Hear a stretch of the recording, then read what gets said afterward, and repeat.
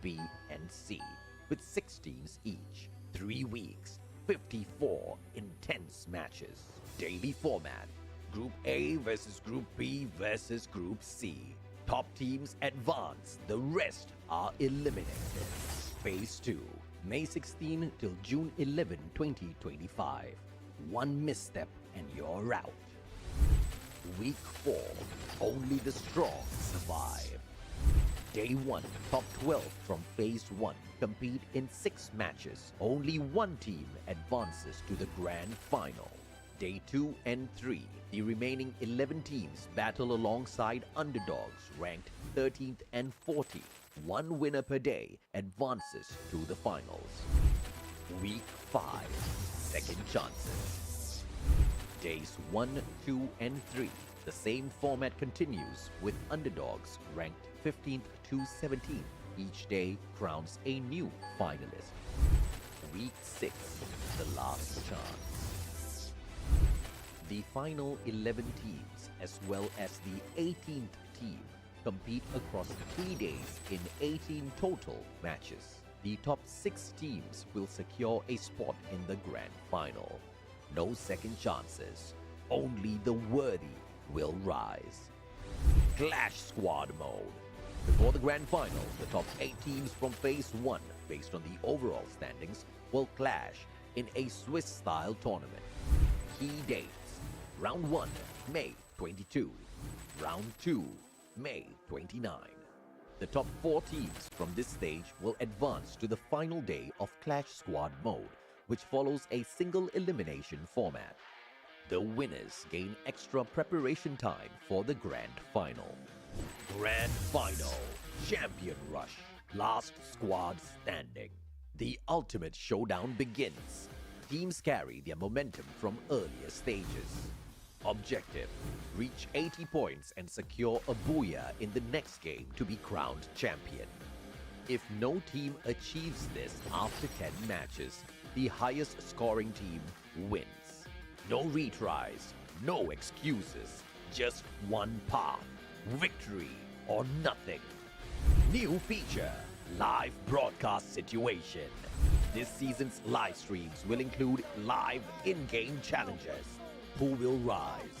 Who will face punishment? Don't miss a single stream. More than a game, it's your legacy on the line. Will you survive or become a legend? Challenge your limits.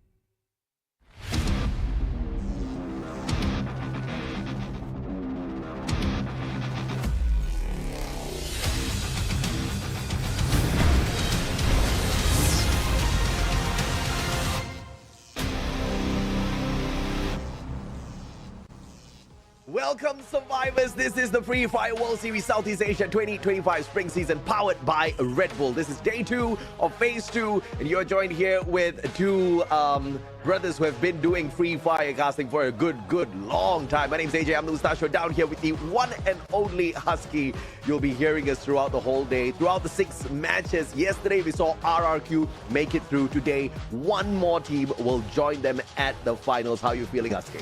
Feeling great, right? All the way from 2021 until right now. First season of MCP Major, right here until Free Fire World Series Spring 2025. We have the introduction of a new map, Solara, to really finally spice things up. You know, no more spinning the roulette to see what maps we get. Everyone gets a fair shot on unique maps every single round.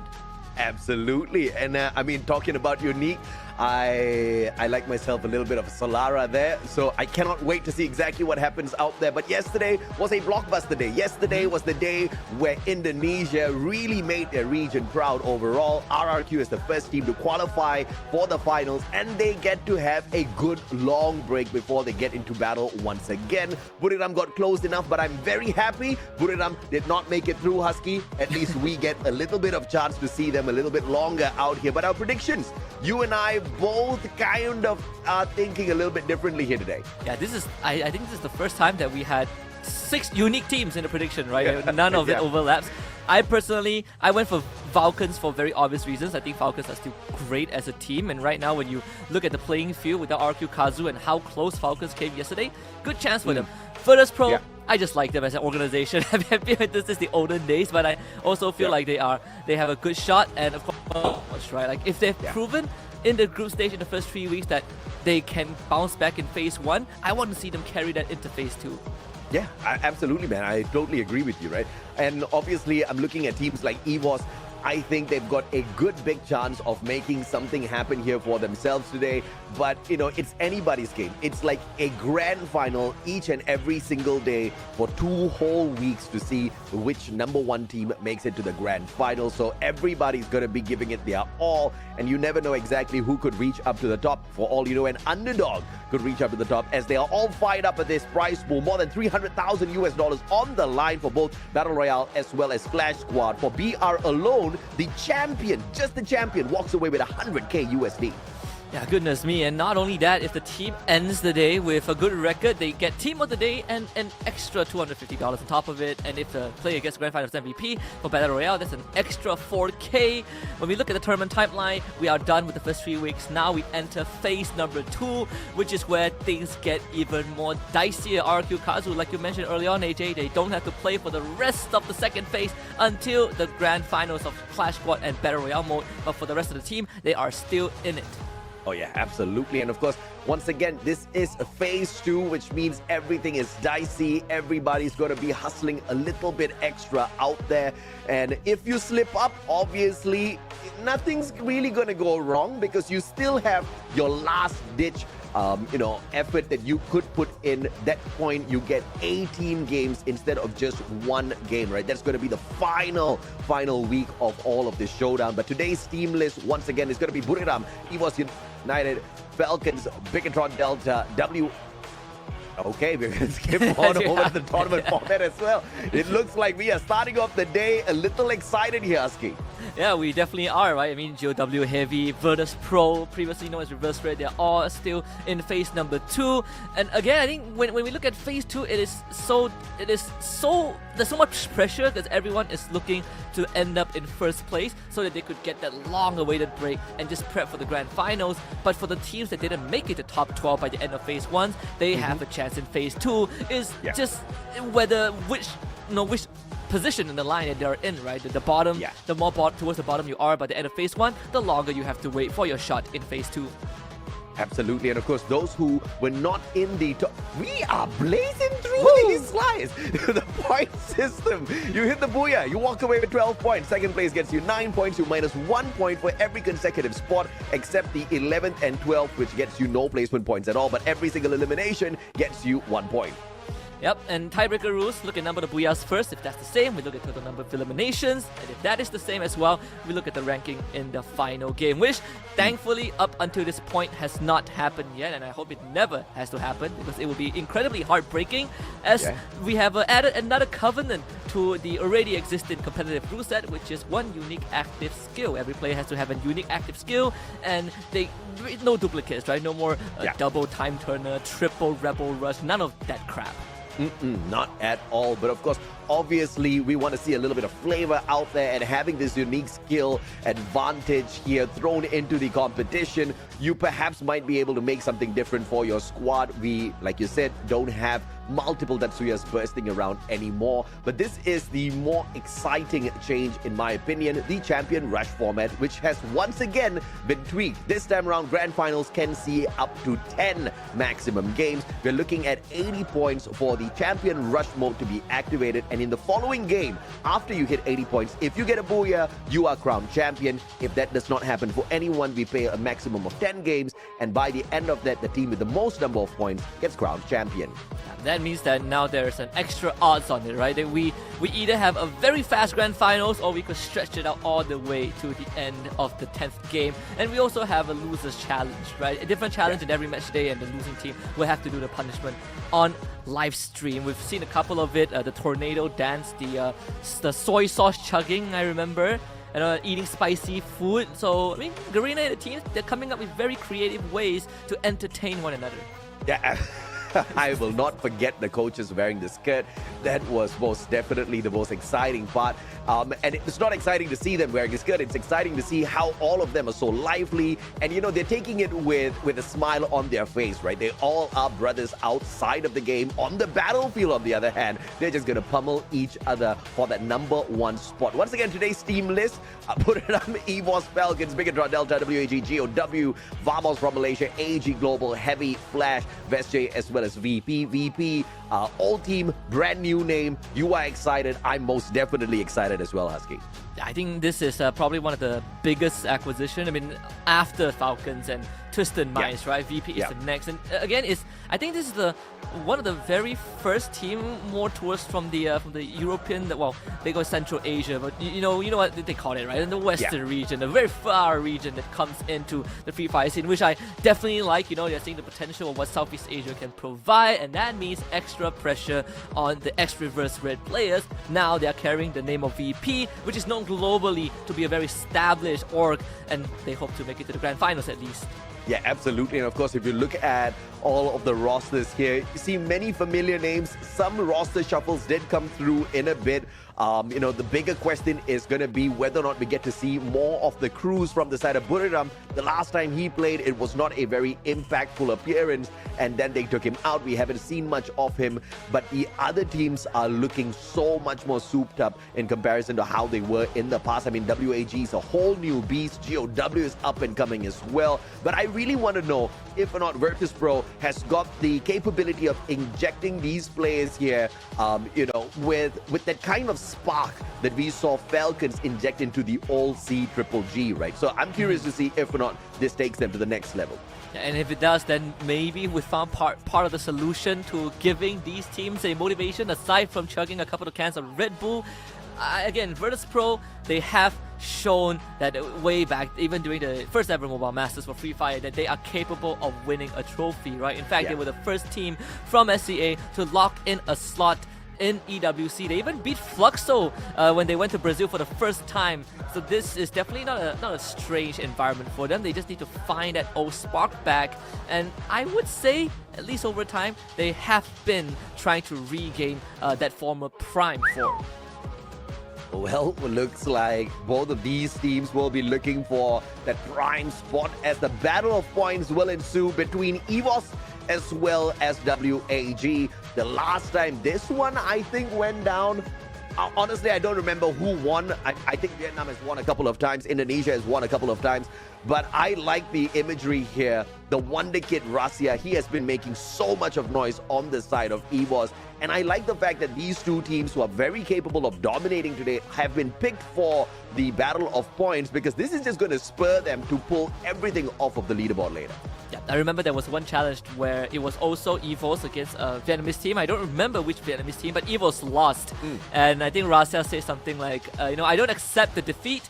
Well, today he has a different chance, right? Up against Xbor, also another prime sniper player from Vietnam, who has really trailblazed, his reputation on the battlefield. He has been really showing that he is not just the up and coming, he is the second coming of the Vietnamese sniper regime. So today, it's going to be a very exciting one between these two.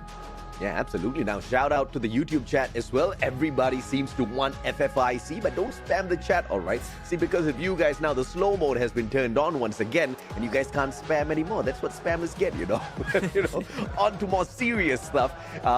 Not saying that FFIC is not serious. I want FFIC as well. So you guys go on throwing that into the chat, or for all I care, the whole day long, I will indulge it to you guys, right? But the question is, who's going to be able to dominate here today, Husky? It's not about the second, third, fourth, fifth spot. It doesn't matter. All that matters today and for the next 4 more days of this phase 2 knockout stage, it is going to be who gets that number 1 spot and that early qualifier, my friend.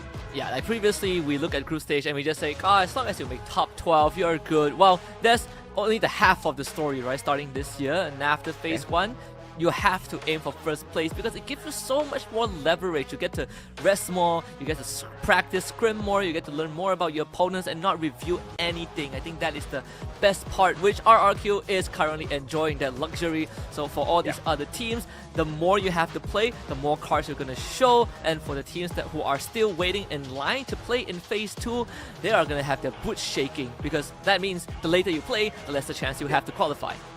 Yeah, but, I don't know, right? Because we're going to take all of the top dogs out of the race, and then we're going to leave all of the ones who could not walk away with the number 1 spot, which basically means, teams that are a little bit more convenient to deal with. And then you throw all of them into 18 games, and you get the top 6 qualifying into the finals. I think this one has gotten a little bit more crazier but easier. Speaking of crazier, we've got Solara, baby. That's going to be in game number 5. And unfortunately, we don't see the randomizer for game 6 anymore. But thanks to the all-new super randomizer at the start of the day to shake up the random sequence of the maps, I'm still a happy kid. Yeah, I think finally we don't have to roll the dice. We don't have to look at the random map and be like, wow, now 6 out of the 12 teams have a better chance of winning, right? We take away all of those random odds. Now it's pure skills and understanding. Top 3 teams on the map for Nextera. We got Evos, Divine, we got WAG, we got BRU, and Evos Divine obviously leading the pack with a massive 26 points yesterday, followed by WAG. Yeah, and this is the insane thing, right? If you look at the points accumulated in phase 1 as well, you're looking at Buriram actually being the number 1 team, followed by EVOS and Falcon. Massive number of points have been picked up here.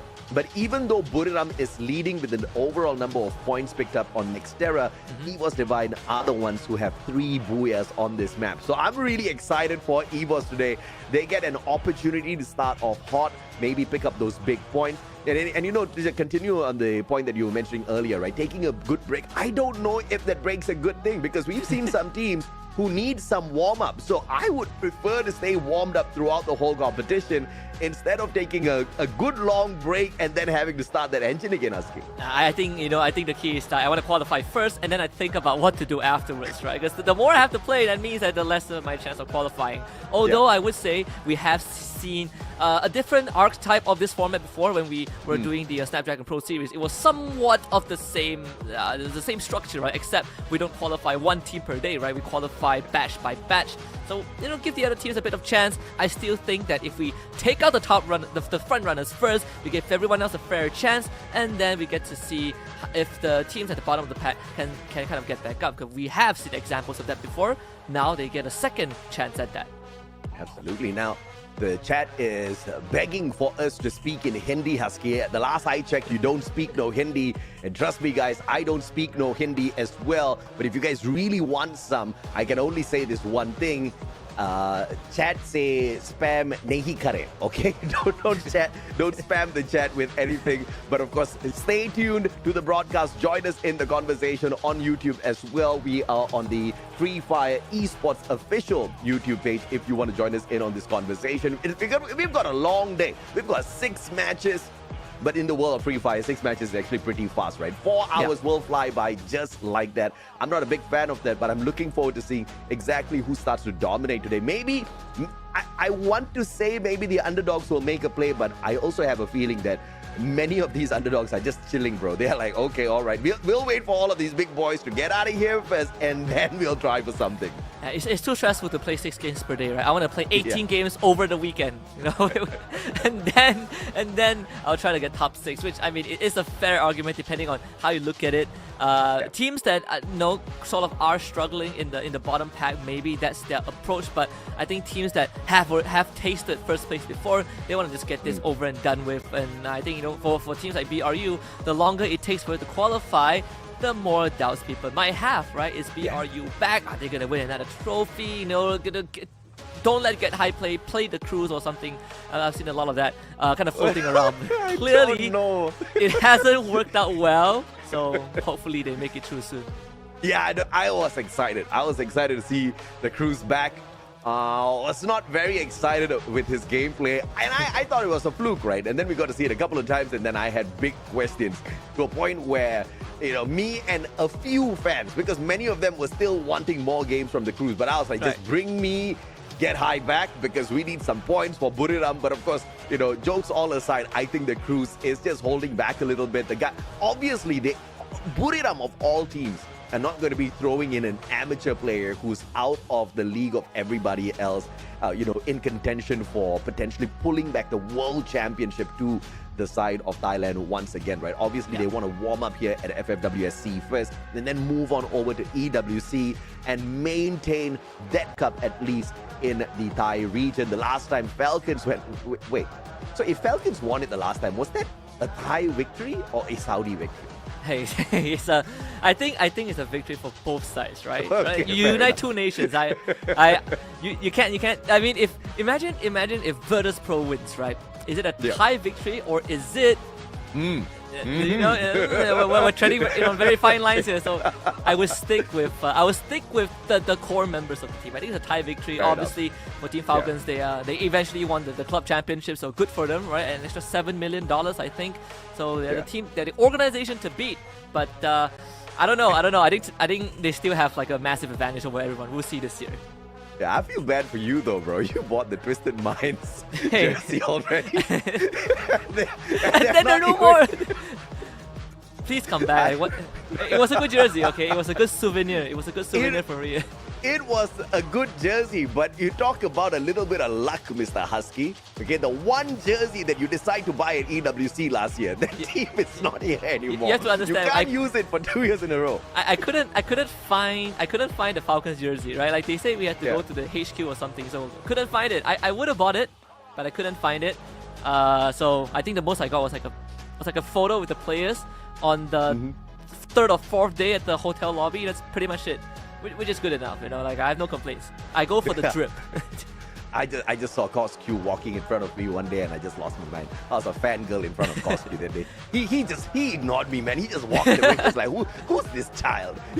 They couldn't ignore, like, it was me, Cloud, I think Ovi, I think like a few of us. They couldn't ignore us because we were in the same lift, and then you know, old man Cloud is a lot more of an extrovert than I am, so they basically took the Falcons kids hostage, made them line up and take a photo. I mean, EWC last year was a total blast, right? Because we got to be in the same place with all of these pro players, and they were most definitely a delight to have conversations with. And it was good to be in the same room, as you could feel the energy from all of these players from across the world coming there for one good reason: to dominate and call themselves the champions of EWC. Falcons were able to do it with such a phenomenal, insane fashion. And that was the most shocking thing, because nobody expected them to do it. They were all expecting maybe Fluxo, they were maybe expecting Buriram to get it done. And this is exactly what we want to see here at FFWS as well. FFWS Sea, especially with this phase 2 thing, every day now for this next 5 days, it's going to be a grand final sort of a day. So I don't know, man. I'm just looking forward to these teams, making me excited. I think chat's getting bored waiting. Husky, I'm getting bored waiting as well. The match is about to kick off in a little bit though, guys. So you guys just continue being a tad bit more patient, all right? Yeah. We should which actually a lot of well, not a lot, but I remember some people were like, wow, we have a lot of downtime. It's good to learn about some history, which reminds me when people were talking about Fluxo, right, the year before Magic Squad, which was like majority of Fluxo members, they won 2023, and then going into EWC, people were looking at them as the top contenders, including us, and then that was actually their lowest point on an international stage, right? Like Fluxo did not show up at all, and then they proceed to win 2024 back in Brazil, which was 2024. Yeah. So it was one of the craziest like 2-year run for the roster, and the best part was that someone was saying that, hey, Husky, don't cry when Brazil wins. I'm like, well, I cry when Brazil win because I wanted them to win, right? They finally won. It was a happy moment. So, no, I cry when everyone wins. Like, what do you think? I don't swear allegiance to no one. Okay, maybe Brazil, but yeah. No, Husky. The first part of the sentence was correct. We swear allegiance to absolutely no one. We're just here for the fun of the game. We celebrate regardless of who wins because we, the casters, always win. Whether they qualify for the finals or not, we qualify for the finals. We will. We are the one with the full attendance every single time. I mean, beautiful opportunity here for once again Vietnam to prove themselves. Flash has been a little up and down. We haven't seen that full-on consistency just yet. But if they could be one of those teams that qualifies here into the finals from the 6 days that we have in this phase 2, I would be fairly excited, Husky. Did they just pour talcum powder on his teammate's head? What was that? Good interaction from the Indonesian team. Just just having some fun before the game starts. I mean, I remember like last week, was it week 3? I did was it day 2 in Neptune, and it was one of the days where there were 0 Thai interviews, right? Because the only Thai team playing that day were CRM and BRU. And there were no Booyahs, of course. They were basically outnumbered by every other region, and we had no interviews from MISA that day. It was an Indonesian and Thai affair. Hopefully that changes today now that we have more of the Thai squads in the lobby. I like how you said there was no Misa, but you did not mention Yunsul at all. Are you guys having a fight? No. What, Yunsul was there, right? No, we had Yunsul, we had Conchita Caroline, we even had the old mans from Malaysia. we just didn't see Misa because there were no Thai teams getting a Booyah. I remember Vamos got the last Booyah. Which was the exact moment you tuned in. No. Yunsu might not remember me, but I remember her, okay? She texts me.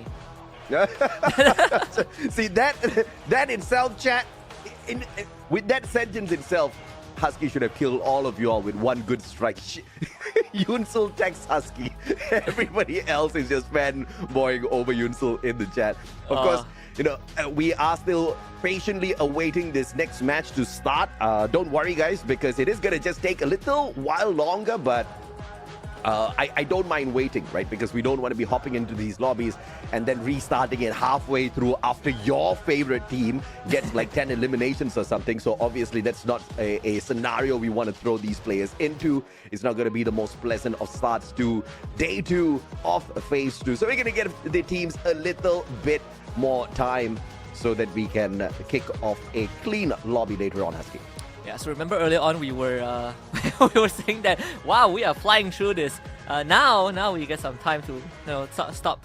Let's kind of slow down a little bit. And for these players, again, I think me and Neptune we went through this a couple of times. It's a way longer day for the players than it looks on screen. I think a lot of people don't realize that they have to come early, they have to set up, they have to run scrims before they play the official match. So prior to the upcoming 6 matches, they probably have played a couple more before this. They still have to do challenges afterwards if they lose. Yeah, it's insane, right? It's like a full day's work. It's not just playing video games for 4 hours and then you call it a day. The life of a pro player is literally that. If you want to be a pro, you got to treat it like office work. In fact, it's even a little bit more strenuous than office work. You don't just spend 8 hours in the office working. You're working in the office, you go back and you're still training. You're always on your phone. You're always, just hopping into Clash Squad, hopping into Battle Royales, trying to dominate as much as possible, keeping those fingers flexible because, I have not been a ardent fan of Free Fire for a long time as a player. I have been casting for many years, but as a player, I can tell you, bro, this game takes so much of skill. My God, I am still so low ranked. I don't know what to do, Husky. Yeah, not to mention when they added Clash Squad into the format, right? Now you need to train for 2 different modes. I am horrible at Battle Royales, so when I get my hands on Free Fire, when I started playing, I can tell you it was not pleasant at all. It was I was so bad. I was so bad at the game. I'm glad I'm doing this job. I'm glad I get to see people play the game, because if you put me on the battlefield, no way. I'll finish last every single round. Well, we're going to be starting things off here at Nextera, and it looks like the flight path is going to be extremely kind to all of the teams out there. And you know, we've many a times heard people in the past saying, oh, Free Fire, you've got auto aim in there. It's not a legit first-person shooter mobile game. And I'm like, you have no idea what you're talking about, because if your reflexes are not fast in a good game of Free Fire, you are toast, bro. I went into battle. I am still very low ranked, okay? I had just landed on the map and I got headshotted right back. Thank goodness I got to revive instantly. I dropped back and I died, okay? That's been life for the past 1 week for me, Husky. No, it happens. As someone who has 0 proficiency in any kind of shooting games, I relate to. There was this period where, you know, I was like, how do people do the claw grip? Tried it for 1 week. I'm like, my fingers are not made for this. I can't do it. It's too much. Well, let's see if Heavy can get this done. Just as their brothers GOW are getting it done up against Falcons. 2 players on the side of Falcons now have been extinguished by the team of GOW. In the meantime, we're still keeping an eye on Heavy and Bigatron Delta. The setup is here, and it looks like GOW has got enough guns to take a decent fight, but they don't have enough medkits on them. But the thankful thing here is neither does Bigatron Delta. You can see both teams just waiting for the other to make a mistake. Fires with the flank onto the right-hand side. And that is still going to be a delayed push coming on through, because Koja with the FGL and the shot will force Hans back. And that's the opener as Kyong finds Mufasa. Hans dropped as well with the P90. A good trade back by Koja, but Bigatron Delta, patience game to eliminate Heavy early. That is what we call perfect execution, right? First of all, they lay down 2 layers of glue wall to kind of take space, right? Like early game, glue walls are so powerful. They take space away from Heavy and they just pounce. So great wipeout for BTR, 4 points for them at the start. AG Global also finding knockdowns for themselves, but actually no confirmation. So a bit unfortunate as Chinoy needs help, but help is not arriving. Saifa needs to somehow win this 1v1 around the doorway. Saifa loses it. Guns just better at the trigger. So that's going to be AG Global ending up losing 2 members. Yeah, Saifa just did not have the right gun to spray there. If it was a SMG or assault rifle, could have been a little bit different. And just made it a little bit too easy for the West J player, Saka Srivijaya, getting 2 kills off of the team. Now GOW up against Falcons, and it looks like Falcons have made a little bit of a recovery play here as they brought On Fire and Peanut right back into the game. But GOW still on the hunt, and that's what I'm talking about. What a headshot from... That's how I die all the time, bro. And the best part is, you get shot, and people ask you where, and then you can't give a good answer, right? You just say there. There. Somewhere. There. You see that tree there? Oh, look at that. That's what always happens. Dude, I tell you, headshots in Free Fire, whoa, they hit like a truck. On Fire now, bleeding out on the ground. And Bigatron Delta showing up from out of nowhere. Kororo, 400 coins in hand. GOW on pursuit from the back. And there are no vending machine that Kororo can reach just yet. And good to break that line of sight. He takes a good corner. 93 HP. No line of sight. And 1 insurance buyback. Falcons will stay alive for a little bit longer. Yeah, really saying his graces with that revive. Still early in the game. They have time to readjust. What a shot from Raja around the corner. Picking Demon off, and that is going to be the 2nd point for Vamos. Off to a fantastic start. Tun now will take on the challenge. Oh, he fights a headshot on the June, but of course backup from Vamos is there. GOW left all alone. At least Tun will be left all alone. They should be able to take care of him fairly quickly. Yeah, now GOW has pushed Falcons around quite a bit already. Vamos going in for the hunt. Up top, 3 players at the same time. Tun, no way this man survives this. Tries to shoot back up against 4 players. There was no way he was going to get much from that. Tan just gets flattened as Vamos now picks up their 3rd point. Fantastic start to the round. Dinoculus just to make sure that wherever they are trying to go towards has no one there. Twin bridge, and that will be the case, right? They check the building right across. There's a vending machine in there. Perfect for Vamos to start spending these coins to get some to replenish the inventory. WAG on the other hand will might receive a visit from AG Global, who just got out from a very scrappy engagement with Osaka Srivijaya, and now they have to face up against WAG. Yeah, I mean, Husky, if you join us then... Oh, my lord, these headshots! My goodness me, how many will we see? And this is what just makes these boys so lethal. Each and every single pro out here just capable of this mastery in terms of finding that aim straight to the head. One shot, their players are down. I mean, how are we going to see less headshots out here or what? Or B now finding the connection onto Avex. Good shield circling around, Trogon in hand, but gets stacked up. Good blue walls built up behind him. Barricades himself for a little bit. Uses that medkit, jumps right back out, and it looks like Vasaka Srivijaya will toast this boy out as EVOS Divine gets tortured by their own brothers from Indonesia. Oh yeah, no room to breathe at all for EVOS Divine. VESJ starting off hot. You said that headshots in this game hurts like a truck. Well, last I checked, no one has survived a headshot in real life. So I'm glad the players get to come back after getting headshotted. You know, like the most they do is they get down on their ankle, on their knees, and they're like, I'm hurt. Please get me back on my feet. Which, to put into context, is a lot more forgiving WAG against Flash. Absolutely, man. Krillin. Oh, grenade launcher in hand. Oh, what a glue ball by ABCD. Blocking a majority of the damage. And he's like, nope, I'm out of here. He backs away. ABCD now. One good glue wall to play around it. Cyrus right in front. Allen dropped onto the ground. A good pickup coming on through. And Zom gets traded out instantaneously. Shin behind the glue wall. Cyrus M590 in hand. And Cyrus with a long shot. Finding the connection as well. Team Flash being toasted by WAG. Well, good teamwork and target selection from WAG, really understanding how to isolate their targets and take them down. Allen gets revived in the process, but WAG has secured 4 points already. Team Flash will aim to back off, and there's nothing much that ABCD can do. Cyrus and Krillin on his tail is a double up. ABCD playing around a couple of glue walls, only to be gunned down by a Trogon. WAG finds their 5th point. Yeah, on top of everything else, they also had the electrotherapy running at 2v1 ABCD. The first person to start the engagement on the side of Flash and the last person to get taken out of that equation. But a good revival coming on through to keep the team alive for the time being. Heavy still being the only team eliminated so far. Buriram now up on top of the roof. WAG in a lot of trouble. The boys don't even see Buriram flying on in.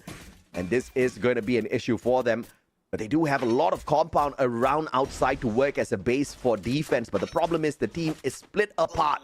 And it looks like Buriram's not going to keep them apart from that roof. They will get down to their level and start playing a little bit of a game here. Yeah, because there's a vending machine, so perfect time for them to also start kind of stocking things up. VP showing up on the north side, and WAG still hanging around the vicinity at Boxing Ring. I want to see how VP sets this up, right? Because if you want to play that long range, this building, this boxing ring is kind of a no-go. You really don't have much entry point to look at as a sniper like Sami. But behind them now, there's Vamos, there's GOW. It is starting to get crowded. Now, Delena better be careful because she's about to lose 3 casters who are going to become pro players soon.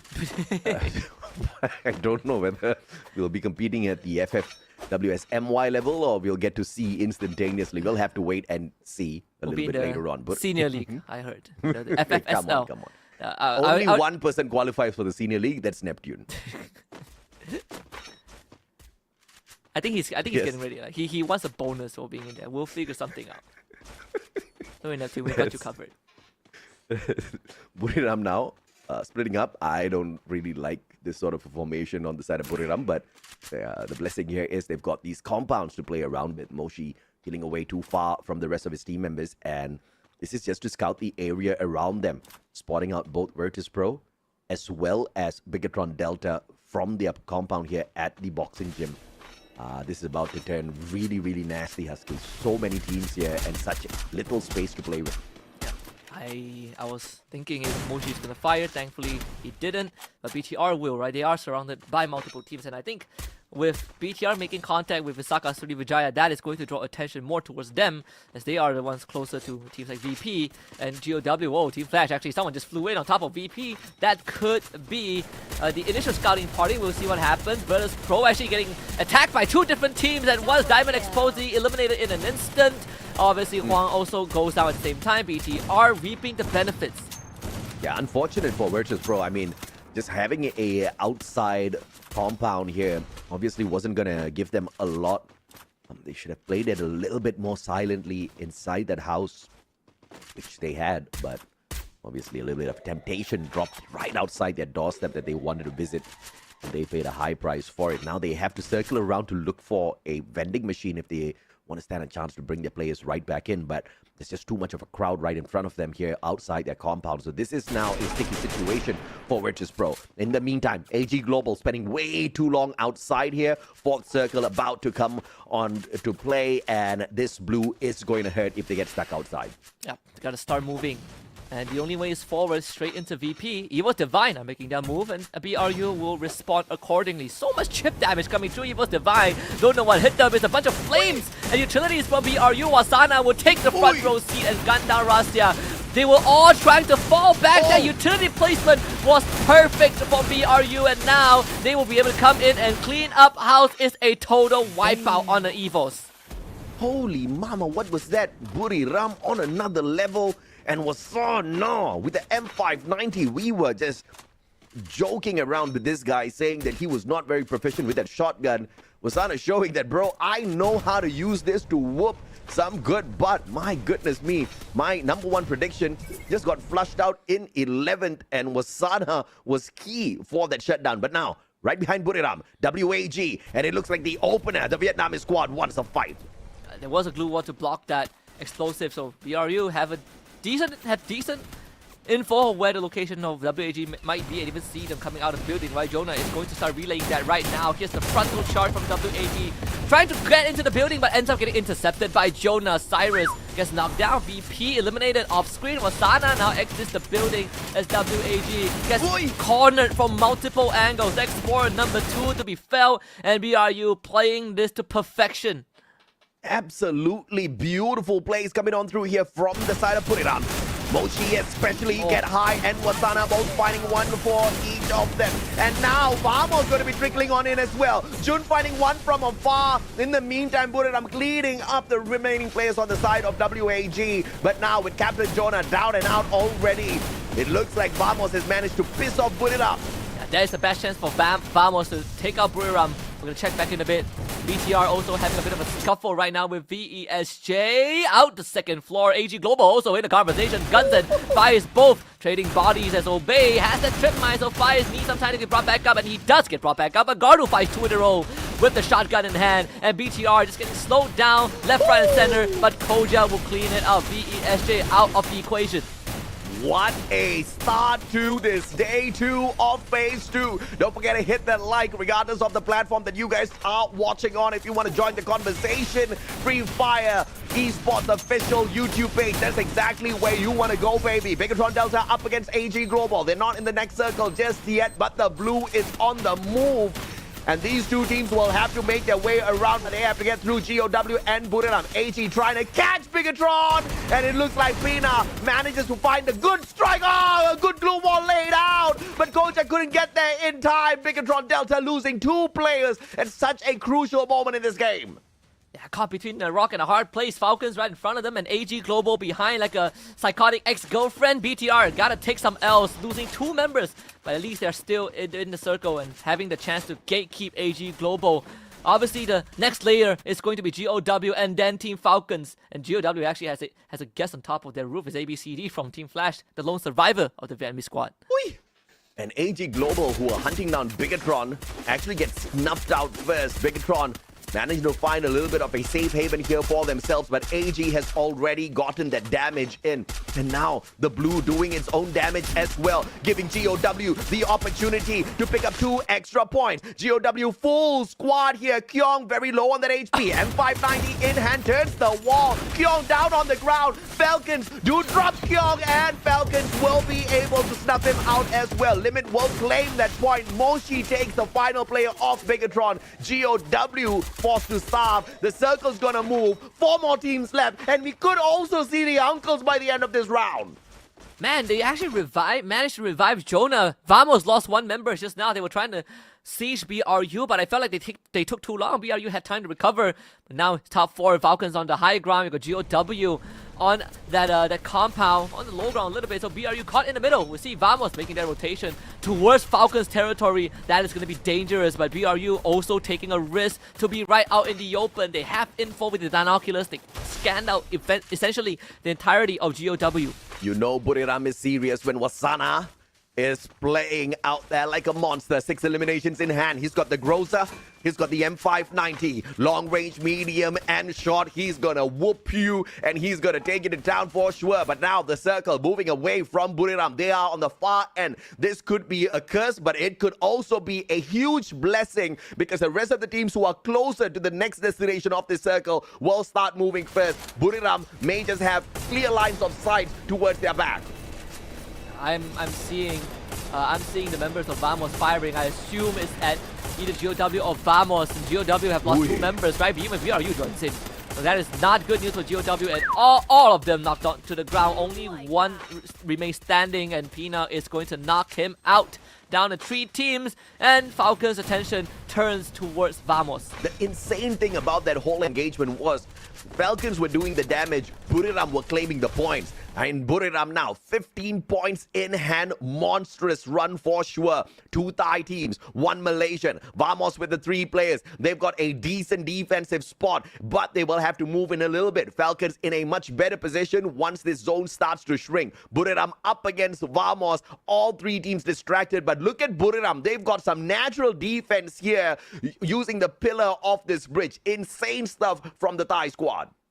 And not only that, right, they might be able to stay away from Falcons and Vamos, but Limit's position is absolutely perfect on top of the bridge, or on top of the highway. So he gets that vantage point to see if Vamos shows themselves, if BRU comes out into the open, they can take them on. And Vamos seems like it's a Hail Mary attempt. They are going to make the decision to run straight into BRU and take on that fight 3v4. It might be insanity, but Raja is making it work with the help of Keroro. Wow. And BRU just gets run down by Falcons and Vamos. But Falcons, they are happy that Vamos did the dirty work, because they just come in and swoop for the booyah. Game 1 goes over the Falcons. But dude, respect to Vamos in a fair fight. In fact, it was a 3v4. Vamos outnumbered by Buriram, but Vamos put them in their place for sure. A fair fight. The time turner was there. The pressure from the blue was there, but both teams were under pressure, and the Malaysian squad dealt with it better. So exciting to see this new breath of life in Team Vamos. But of course, Falcons with the high ground as usual, taking advantage of situations like these, and that's exactly how they became your very first EWC champion in the world of Free Fire. We knew that Falcons have the highest chance of winning out this round, but I didn't expect it to turn out like this, right? BRU having to face off this pressure when Vamos ran straight at them. BRU ended up exposing themselves. Look at Limit, he's free hitting everyone. Obviously, some of the shots through the glue wall, but it was BRU's body who ended up taking majority of the damage from Falcons, and at the end of the day, Limit cleans up house, but Vamos got the job done anyways. Yeah, absolutely. And of course, unfortunate for Vamos that Falcons were at that prime position to snuff them out right after a heated battle. Vamos could not have enough time nor enough cover to make any bit of recovery completed before taking on the fight up against Falcons. But that's exactly how the cookie is going to crumble in all of these Battle Royale matches. You need to find the best spot for yourself, and there's always going to be a little bit of RNG sprinkled all over the battlefield. This time round, the extra bit of luck was on the side of Falcons, but you can also call that luck a conjured luck, right? Some manufactured luck on the side of Falcons. They chose to maneuver themselves to that high ground, which could be risky sometimes, Husky. Yeah, it definitely could be, but overall, I think even if Falcons got the Booyah, which they did, BRU is probably still going to end up with more points. Yeah. They had, last we checked, like 15 eliminations. I'm not sure if they were able to get any of the bodies of Team Vamos. I don't think they did. I think most of them went over to Falcons. All of them went over to Falcons. Yeah. But either way, right, still good run for BRU, Vamos, and Falcons alike. Yeah, absolutely. Now, all of you guys, don't forget to hit that like as well. We're going to look into to reach 2,000 likes before the end of game number 3. I think that's going to be tough, but with you guys and your support, it's not going to be difficult at all. So do hit that like arrow, guys. What are you guys waiting for, right? Christmas, it's going to come soon, but it's going to take a little while before we get there. We got to see the grand finals of FFWS Sea. We got to see the grand finals of EWC a little bit later on as well. But of course, jokes aside, we have got the interview coming up shortly as well. And to start the day, we're going to be bringing you guys the one and only Misa. You mentioned the name earlier on as well. And the way these Thai teams are so heated today, I think we're going to see a lot of Misa Husky. I think, just to make up for the days that we didn't get to see her and not BRU, but if the Thai teams continue to dominate like this, it is going to be the case until we go all the way to the grand finals, which at this point, I think even if you are new to competitive Free Fire, you have to start getting used to the fact that Thai teams are overall still dominating almost everyone in the league. Yep. But it's good to see that the other regions are putting up a good fight. And in this case, Vamos really making everyone proud. Yeah, I mean, some people in the chat, they're like, oh, Falcons took advantage of this spot. Yeah, I'm sure you've played a good game of Battle Royale before. You have to do that in a game if you want to hit the Booyah, baby. But of course, now we are about to hop on into the interview segment. We'll be back with you guys in a bit. Let's head over to Misa. Welcome everyone to the interview session, and right now I'm here with Falcon Limit ครับ Alrighty, the first booyah of today. How are you feeling right now?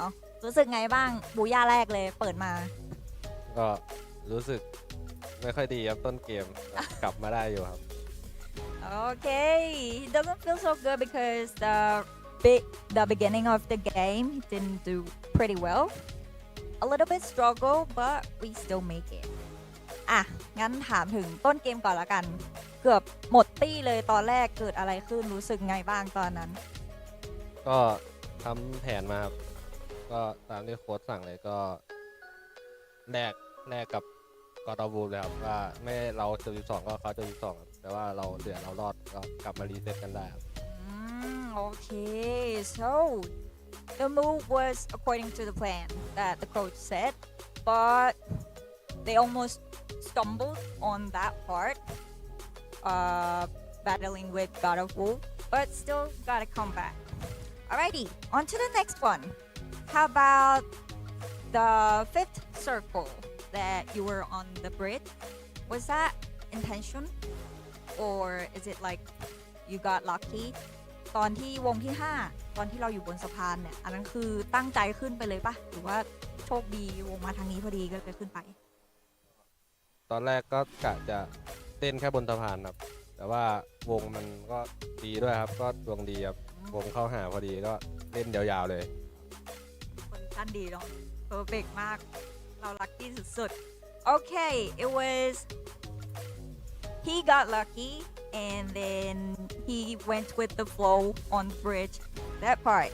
That's why we got the booyah for today on the first game. แล้ววันนี้เราจะเข้าแบบแกนไฟนอลเลยไหมที่แพลนไว้ ก็อยากเข้าวันนี้เลยครับ อ่ะ ขี้เกียจมาแล้ว ลุยเลยวันนี้ต้องได้ I asked him if he would like to go to the grand final today and he said yes he would love to because he doesn't want to come here anymore.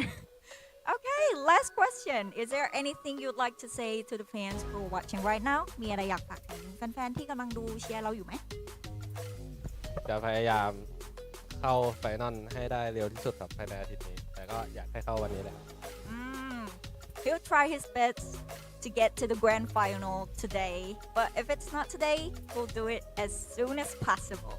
Okay, thank you so much for this interview session. Now let's get back to the shoutcasters. Bye. Bye, Misa, and hello, the rest of you guys out there. That's Limit X7. If anyone doesn't know him yet, FFSI MVP Grand Finals from E Arena, and it's good. I also wouldn't want to come back to the studio if I can qualify for the Grand Finals directly. So good on Falcons, right? They are 1 game in, 5 more games to go, and they've set themselves up for success. This is step number 1. Absolutely. But of course, that's I think it's beautiful that you mentioned we've got 5 more games to go, baby. It's not just about that one match, which means Falcons needs to dig deep. Falcons need to find some special thing within them to bring out this consistency in play. But they also, as they bring out that consistency in play or finding that final circle, they need to put more points on the table as well. Falcons almost got snuffed out by GOW. They are very lucky they didn't get taken out so early on. It was Limit, the survivor, initially that went on that whole run, reviving the squad, actually buying just one player back and then continuously finding coins, bringing back the full squad for Falcons to continue playing, and then of course to go on, get the booyah, be the MVP. So great day, great start here for Limit, but it's not going to be the only game. Clearly, with all of this chaos, so many teams are hungry to find that #1 spot today, Husky. It's so important. I think the stakes have never been so high prior to a grand finals. Again, I did mention before the format changed, everyone is just looking at top 12, but now top 1 actually matters a lot. And Limit, with that MVP performance in game 1, has given Team Falcons that momentum, right? 5 eliminations with that Iris, 3,430 total damage, 5 knockdowns on top of that. Yeah, absolutely. I mean, crazy game. And you know exactly why he was able to find the final player of Vamos as well. All thanks to the Iris.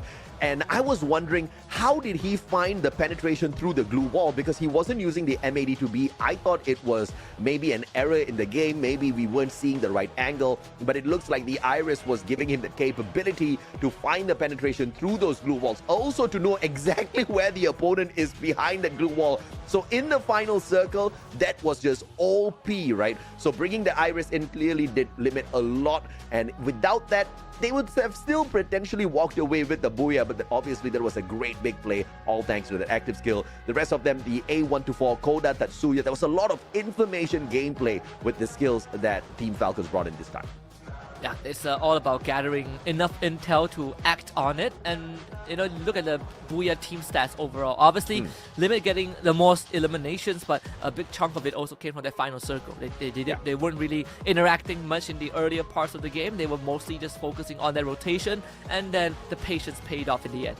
And they got 4 points more than Buriram because Buriram didn't even get the second spot, all thanks to Vamos wiping them out in the 3v4 battle. Once again, props, hats off to the Malaysian squad for being able to pull that off. It would have been very exciting to see Vamos pick up the very first booyah of the day. But look at this, man. As anticipated, it is going to be Buriram who climbs over Falcons to take the #1 spot because of how lethal they were. 7 eliminations out of Moshi, 4,767 on the damage, and get high walking in with the 9 assists as well. This was a big game for Buriram.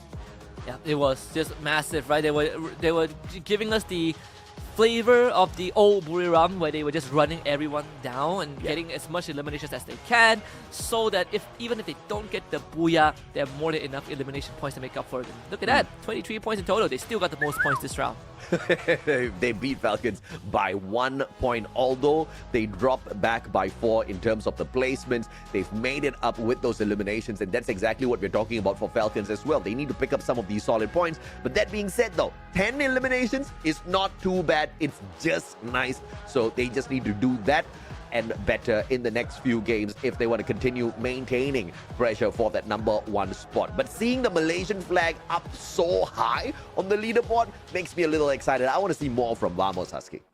Yeah, I think they have a great chance to achieve that, right? Especially when they have the support of Samsung Galaxy S25 Ultra, which is one of our sponsors as well. It's equipped with the Snapdragon 8 Elite Galaxy processor. It's featured an enhanced Falcon engine, improved ray tracing technology to deliver outstanding performance along with a smooth gaming experience and lifelike graphics. And on top of that, great AI technology. They revolutionized what AI is all about. You want to crop people you don't want out from your background and get a good scenery shot?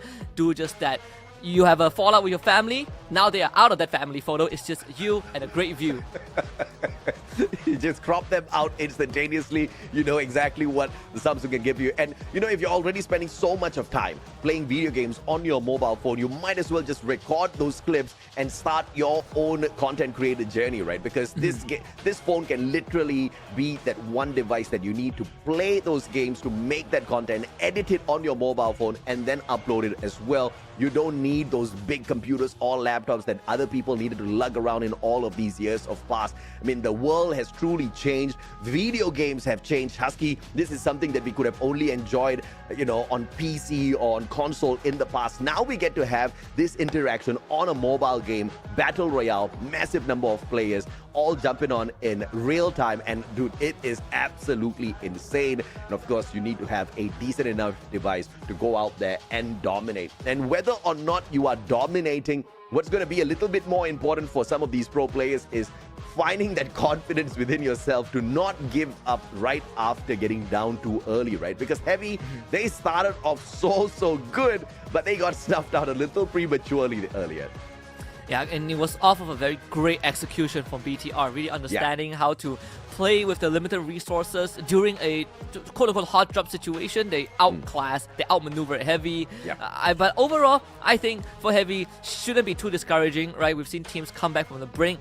Teams have in the past give up like the first 2 rounds and then came back swinging anyways. BRU, it was a very good example where they would drop rounds and then still end the day in first place. So I think, moving on to the next map, Heavy, let's see where the drop spot is. I think only on Nextera that they somehow ended sharing Intellect Center with BTR, but for the upcoming maps, I don't think that's going to be the case. Yeah, I mean, fingers crossed for their sake, because they cannot sustain another battle like that. On these hot drops, it's all about the RNG. It's all about what you find. I mean, even if you find a decent enough gun, whether you have a med kit along with that gun, whether you find a glue wall, which is one of the most important resources, because if at all Heavy had maybe just 2 or 3 glue walls, I think they could have repositioned very easily and then played a much better game, because those glue walls would have allowed them to move into a different area of the compound, find a little bit of extra loot and play that survivability, but that just did not go their way. And Bigatron Delta, they had a much bigger space to play around with initially, and they played the aggressive game, right? They had 2 players on the side of Bigatron, keeping an eye on the Heavy players, taking those shots against them as well to make sure they don't get out of the defenses. And the other 2 were kind of busy looting before they came in there for the flank. So yeah, great execution by Bigatron Delta. Overall, fantastic stuff from Indonesia. But of course, the highlight of EVOS getting wiped by Wasana alone in a 1v3, that was next level stuff. Yeah, that one is still kind of fresh in a lot of people's mind, right? I think sometimes people forget that BRU, once they get aggressive, they really are unstoppable. And there was even this whole saying back in the days when BRU was arguably untouchable, where the only way to take them down is if you have 3 different teams shooting at them. And thankfully, it's gotten better over time. Now you just need 8 players instead of 4 to deal with BRU, but still, right, they can be very adaptable in tough situations. We've seen them make use of situations where teams would have gotten eliminated, but not BRU. Yeah. But it's good, right? It inspired a lot of other teams to get better at the game, and right now BRU, they are not as comfortable as they were because teams are catching up. Absolutely, man. We've got 4 teams, by the way, from Vietnam playing in here today. 4 teams from Thailand as well. And obviously that means there's not a lot of room for the other teams to climb up, because we know exactly how aggressive these 2 regions have been in the past. But of course, Indonesia shows up with quite a number of strong teams as well. Bigatron Delta, like what we saw earlier on, they didn't get a lot of those eliminations, but they didn't get many placement points, but eliminations wise, they did pretty fancy, right? They got more eliminations than Team Falcons, which obviously puts them as a strong contender for maybe the top 3 today. But once again, we are only looking for the team that can walk away with that number 1 spot. Yeah, that's the most important thing. Again, for the very first time, if you finish first, you literally get a free pass into the grand finals. Obviously, we saw VP just now and VESJ. Both of them having not too great of a game 1, especially for Virtus Pro, who seemingly had a great position to work with until an uninvited guest from Team Flash dropped on top of their roof. And then suddenly it started getting messy, right? They ended up attracting BTR, and BTR ended up taking them out. So VP didn't get to play the game the way that they wanted to. Hopefully in game 2 that changes. Yeah, absolutely. And this is a opportunity here for some of these teams who maybe don't want to play the qualifier but just want to sharpen their skills, maybe some hot drops. Because what's the worst case scenario? You don't qualify, so what? You still have the final week of phase 2, where you've got 3 days where the final 12 teams will compete and the top 6 teams will qualify for the finals.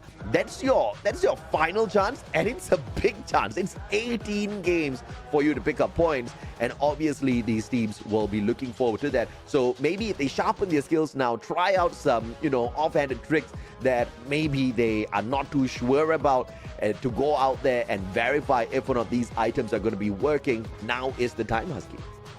Yeah, I think if there is any good time to really, test your skills, I think phase 2, ironically, is the best place to do it, right? That's assuming you don't make it through in the first 2 weeks.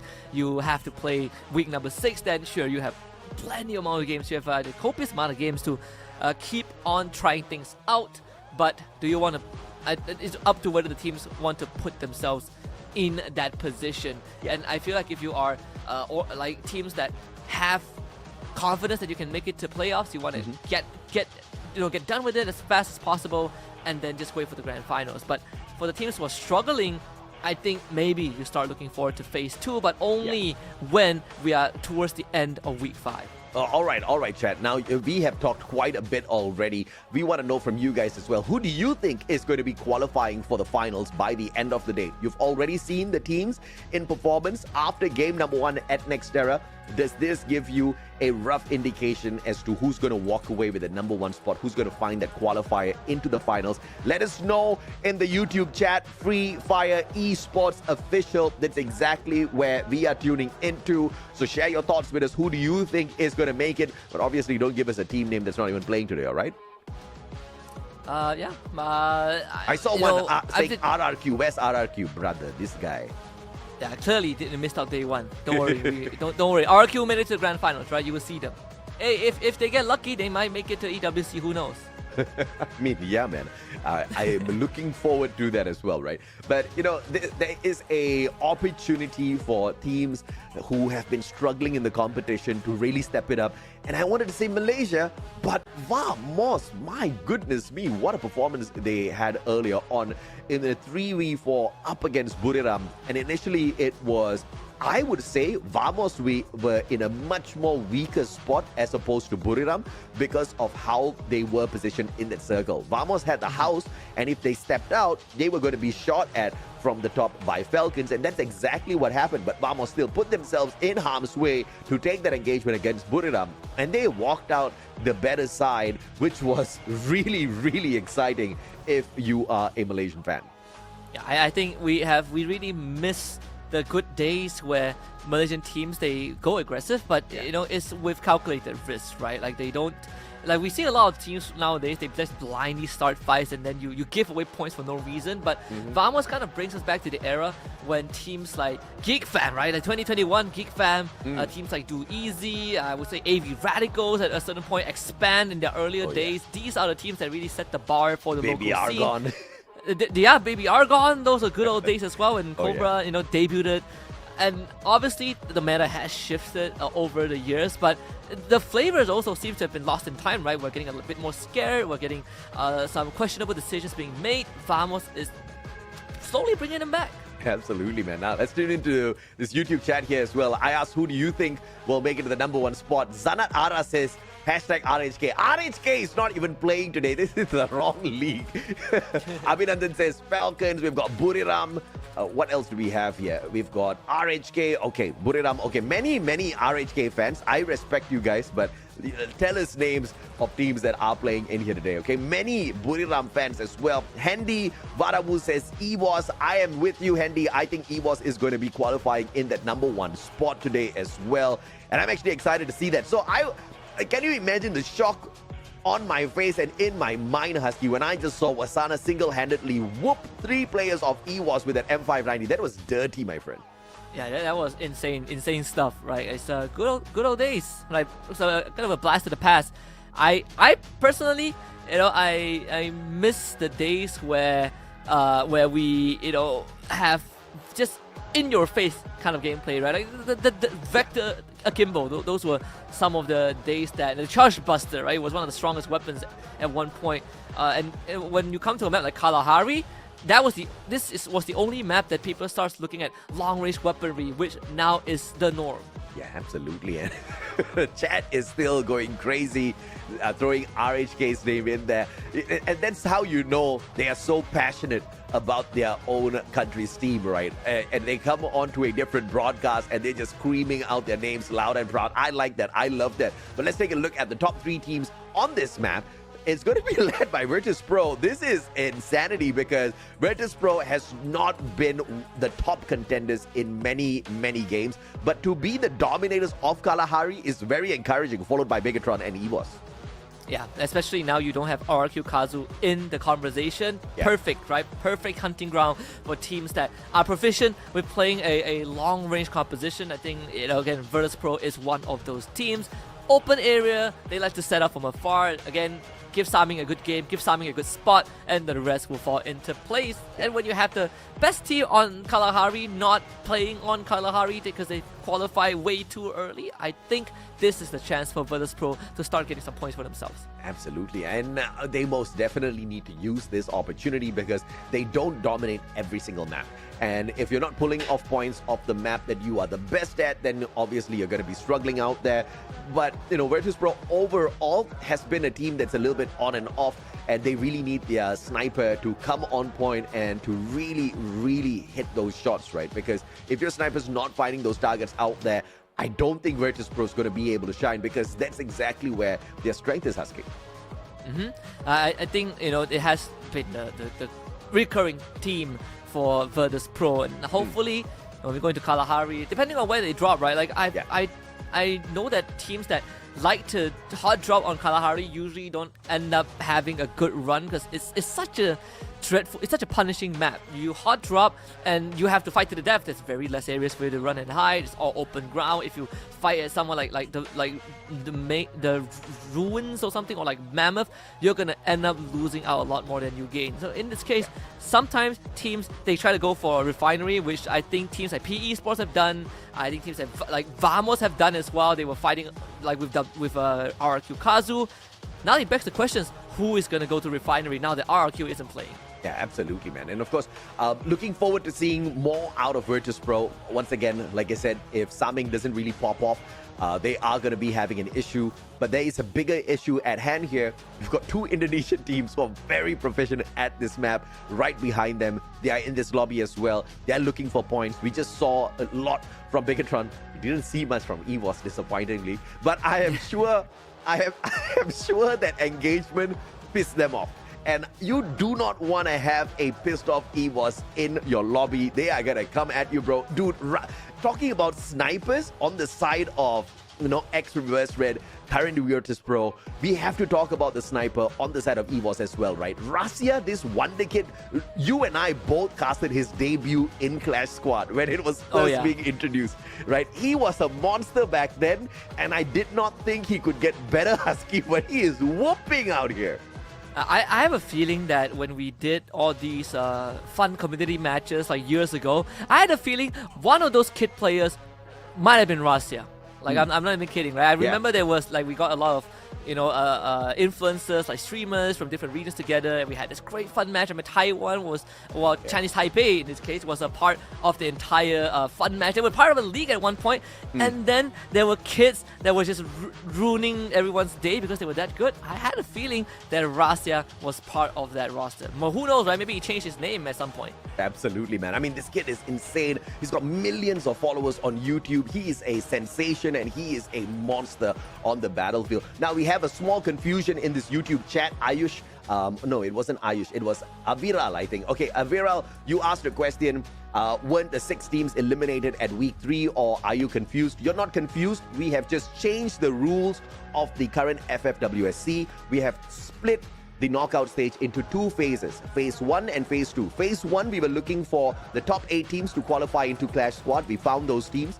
The top 12 teams will do battle on day 1. That was yesterday. The number 1 team will make it directly to the grand finals. That's why you don't see RRQ playing today, because RRQ is already qualified for the finals. They will not be playing. So since we now have 11 teams, we take the 13th team, we add them into the list, and then they do battle. Today, the number 1 team will go to the finals. Again, we are left with 11 teams. We will add another team from the bottom 6, and that goes on for 2 weeks. And on the final week of the knockout stage, we will have the remaining 12 teams do battle. Top 6 teams after 3 days of games, 18 games in total. The top 6 makes it into the final. So every day from today onwards is going to be like a grand finals. These teams are going to be giving it their all, which just makes me so much more excited for FFWS now. I do think that it took us a while to understand the whole format, but just the gist of it, every day we promote one team to the grand finals as long as they finish first place. We'll do that for 6 days straight, and then the bottom 12 will fight it out in week 6, and then we get another 6. And this way, we don't have to eliminate the bottom 6 so early, right? We literally wait to the final day before going to the grand finals to eliminate the bottom 6 teams. And I think that's amazing. I think we get to have so much more airtime for these players. If they're not dominating, at least they're sharpening their skills. If they're not sharpening their skills, at least they're having some good fun out there, participating in some daily broadcast challenge and, you know, just making some extra content for themselves for their social media pages. Either way, this has been a really, really fun broadcast from the start, and we're just halfway there in terms of the knockout stage. So you guys have been very patient here with us on YouTube, on the other platforms as well. Thank you so much, guys. Just trying to sort out the technical issues in the background before we hop on into game number 2. We know it can get a little bit boring sometimes listening to Husky, but don't worry, I'm here as well. I agree. Like, not everyone is a fan of history. In fact, I'm not a fan of history. I hate history a lot, but now I'm the one that is giving history lessons, right? I mentioned like Chinese Taipei briefly, and I think about it, and I'm like, wait, LGDS. That was one of the teams that I missed the most. You know, like people make fun of them while they're the bottom feeders, but hey, like coming from a region that didn't really have much to work with, I think LGDS actually gave us quite a very unique take to Free Fire, because they were one of the few teams that really put a lot of focus into utilizing utilities, right? They make the best out of grenades. They make sure that their glue walls are utilized perfectly compared to us brutes in Southeast Asia who only likes gunfights. LGDS showed us that, hey, there's another way to win fights, and that is true resource management. Yeah, absolutely. Now, of course, there's a lot of question as to who's going to be qualifying in here today and what's the repercussion of qualifying as well, right, Husky? Because if you qualify too early, then you're going to be sitting back. You don't get to participate in a lot of these games, and then you go into this sort of overconfident mode, I can say, right? I mean, you had the opportunity, you topped everyone. You know, if you had just 6 games to become champion, you've got the quality to be champion. You've already done it. And now this overconfidence could also play against some teams. And I know RRQ is very happy that they got to be the first team to qualify, but it would be good if they can actually take note of what has happened to Burira many a times before, dominating the first ones to qualify and then not having the championship in their heads at the end of the day. So even if you do qualify, you can't get too cocky just yet. Yeah, I think it really is kind of like the duality, right? Like if I qualify early, and sure, I have a lot more time, but is it what I want? Is it a good thing? I personally still think it's a great thing because you got plenty of times to prep, but historically, even across other game titles that, you know, I'm pretty sure everyone watches other game titles as well, including you and I. Sometimes teams that, for example, go through lower bracket, right, they play more games, ended up being a lot more fleshed out when they come to the more important games. Yeah. This could be the case for Free Fire. We've seen teams that go through the ringer come out on top just because they already warmed up, as compared to teams that still needs time to get the engine started. Yeah, absolutely. Now, we're going to take a little while more to start this next game, so I think I'm going to jump into a ranked Clash Squad match with Neptune. Husky, you want to join us as well? I don't know. I can't carry you. I can guarantee you that from the start. No, I don't think I can carry you either. I think all of us would. I think none of us can carry each other. So, yeah, I don't know. Like we need a 4th guy, right? The 4th guy is gonna carry us. Like that random dude. Delena, yes. Delena's a monster. She played a couple of games with me, and she said she was going to carry me. I was like, yeah, you're going to carry me. I'm a gamer. I stepped in there, I was getting whooped. I kept getting knocked, and this woman was picking me up off the battlefield time and time again. Yeah, she's a heavy carry man. Oh, looks like we are about to look at the top 8 teams that have qualified for Clash Squad. So this is something that we were mentioning earlier on as well, right? In the first phase, we were looking for not just the top 12, but the top 8 teams, Husky, and these teams will be playing Clash Squad soon. Yeah, and Clash Squad is just, it happens a day before the Battle Royale finals. Is for extra prize, obviously. But teams that don't make it, it's fine, right? Like, I think, again, this adds a different layer. If you're in top 8 for Clash Squad modes, obviously you also have to prep for the Clash Squad mode as well. And if you're not in it, you can just focus on the Grand Finals for Battle Royale itself. Oh yeah, absolutely. And of course, extra money on the table, obviously, and it's great to see many flags. It's a little disappointing to see the Malaysian flag not a part of these flags. Vamos missed out on Clash Squad by just a couple. In fact, they missed out by 1 point. They tied with on that 9th spot, but it was hard. And it was a little disappointing as well because, you're a fan of the Malaysian teams. I think I am very used to being disappointed. That was. Yeah, I mean, you know what they say? They say that, once you hit rock bottom, you can. The only way is up, right? So, Vamos, we're going on an upward trend. So I'm taking it one step at a time, right? I don't want to get my hopes up too high, and then they disappoint me. But so far, they have not.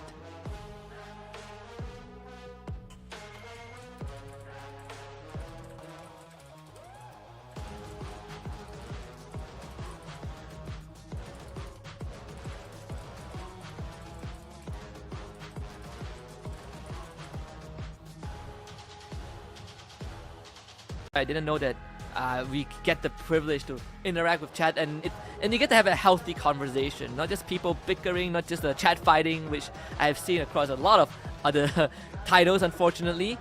So let's see. I mean, so far we're getting some pretty good inputs, right? And we also get to see there are actually a lot of viewers who have been around earlier than we have, right? They remember the old days, the Corinthian, the era of the Corinthians even.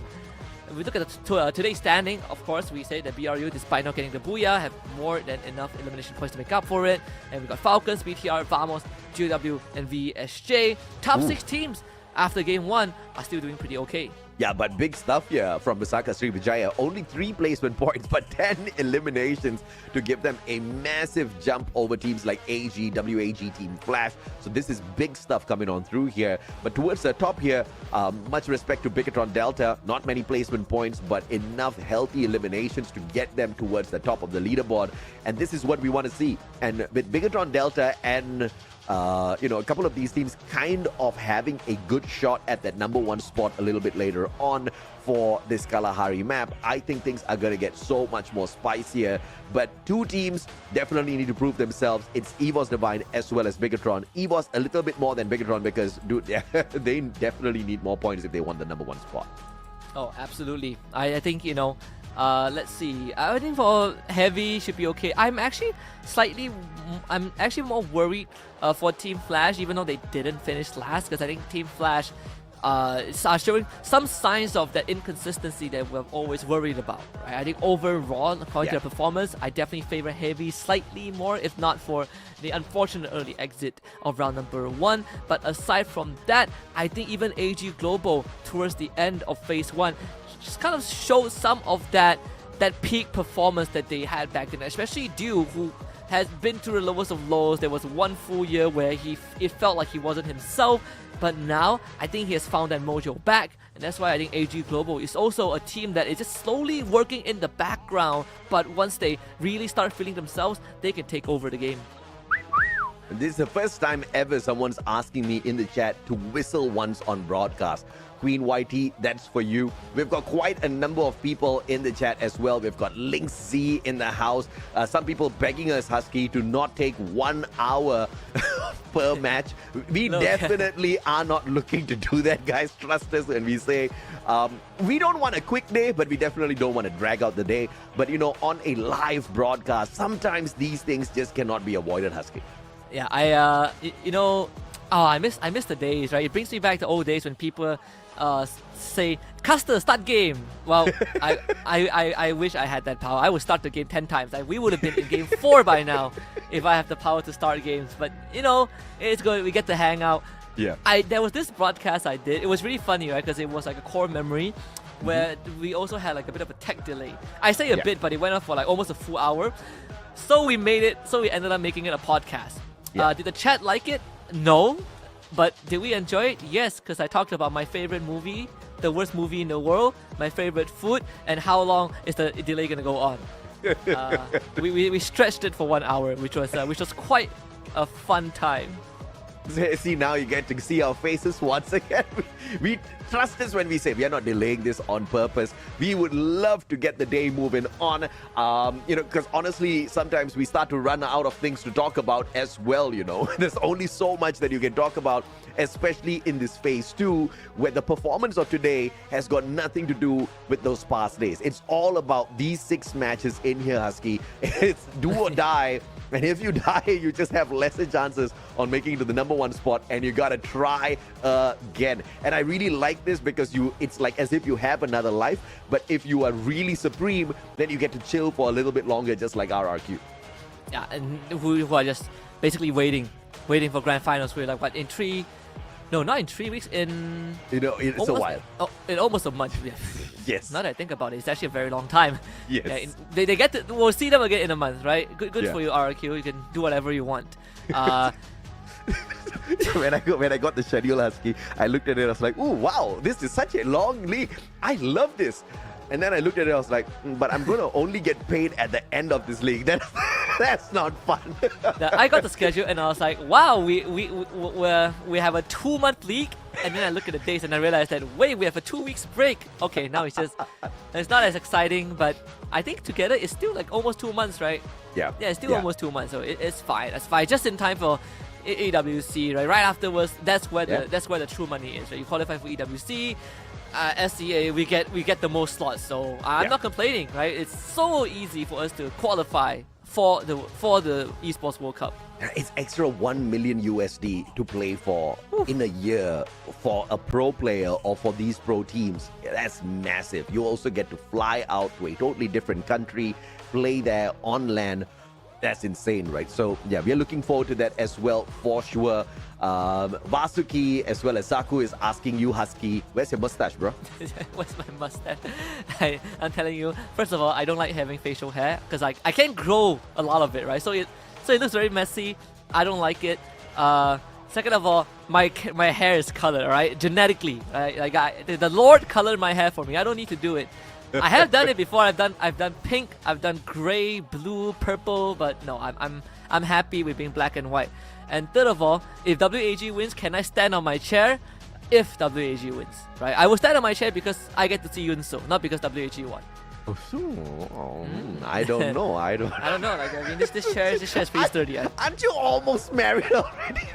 Am I almost married? No, I'm not yet.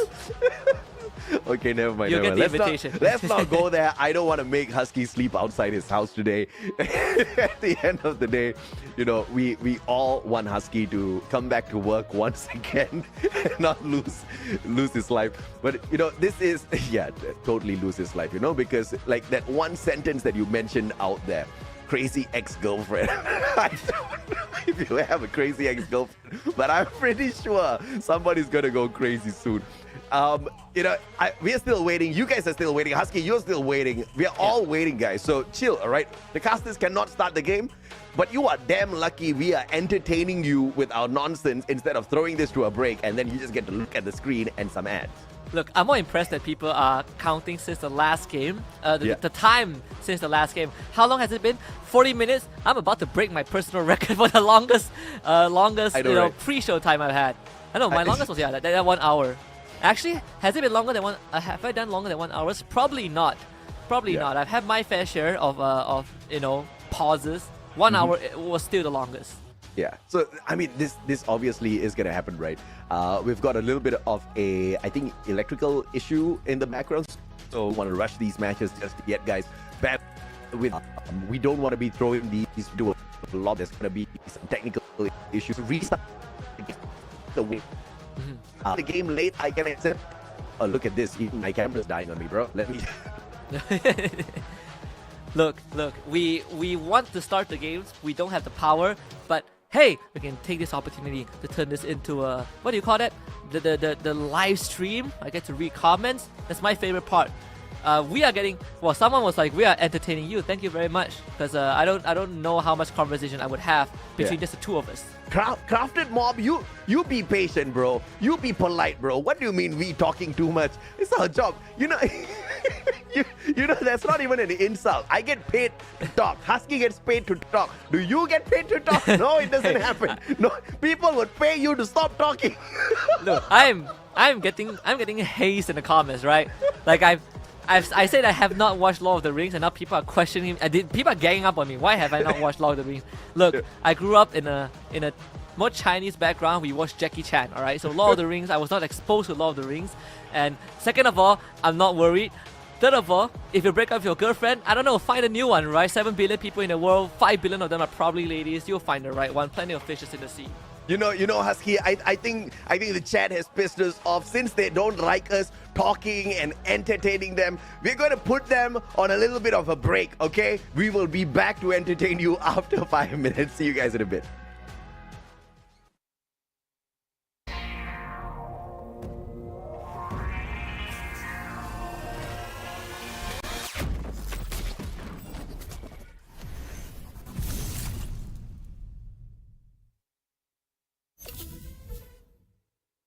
In the ultimate test of skill and strategy, only the strongest will survive. Welcome to the arena where legends are forged. To claim victory, you must challenge your limits. This season's special features. This tournament introduces exciting new challenges, unique team skills, fan-picked active skills for Clash Squad mode, champion rush format, randomized map order, total prize pool $378,000. Warriors will battle for glory and the ultimate reward. Tournament format. The tournament features 2 competitive modes, Battle Royale and Clash Squad. Battle Royale, 18 teams, knockout format with 2 phases. Clash Squad, 8 teams in a Swiss stage format. Both modes culminate in a grand finals where champions are crowned. Knockout stage. This is where the battle begins. Survival gets real. Phase 1, April 25 till May 11, 2025. 18 teams divided into 3 groups, A, B, and C, with 6 teams each. 3 weeks, 54 intense matches. Daily format. Group A versus Group B versus Group C. Top teams advance, the rest are eliminated. Phase 2, May 16 till June 11, 2025. 1 misstep and you're out. Week 4, only the strong survive. Day 1, top 12 from Phase 1 compete in 6 matches. Only 1 team advances to the grand final. Day 2 and 3, the remaining 11 teams battle alongside underdogs ranked 13th and 14th. 1 winner per day advances to the finals. Week 5, second chances. Days 1, 2, and 3, the same format continues with underdogs ranked 15th to 17th. Each day crowns a new finalist. Week 6, the last chance. The final 11 teams, as well as the 18th team, compete across 3 days in 18 total matches. The top 6 teams will secure a spot in the grand final. No second chances, only the worthy will rise. Clash Squad mode. Before the grand final, the top 8 teams from Phase 1, based on the overall standings, will clash in a Swiss-style tournament. Key dates. Round 1, May 22. Round 2, May 29. The top 4 teams from this stage will advance to the final day of Clash Squad mode, which follows a single elimination format. The winners gain extra preparation time for the grand final. Grand final, Champion Rush, last squad standing. The ultimate showdown begins. Teams carry their momentum from earlier stages. Objective: reach 80 points and secure a booyah in the next game to be crowned champion. If no team achieves this after 10 matches, the highest scoring team wins. No retries, no excuses, just one path, victory or nothing. New feature, live broadcast situation. This season's live streams will include live in-game challenges. Who will rise? Who will face punishment? Don't miss a single stream. More than a game, it's your legacy on the line. Will you survive or become a legend? Challenge your limits.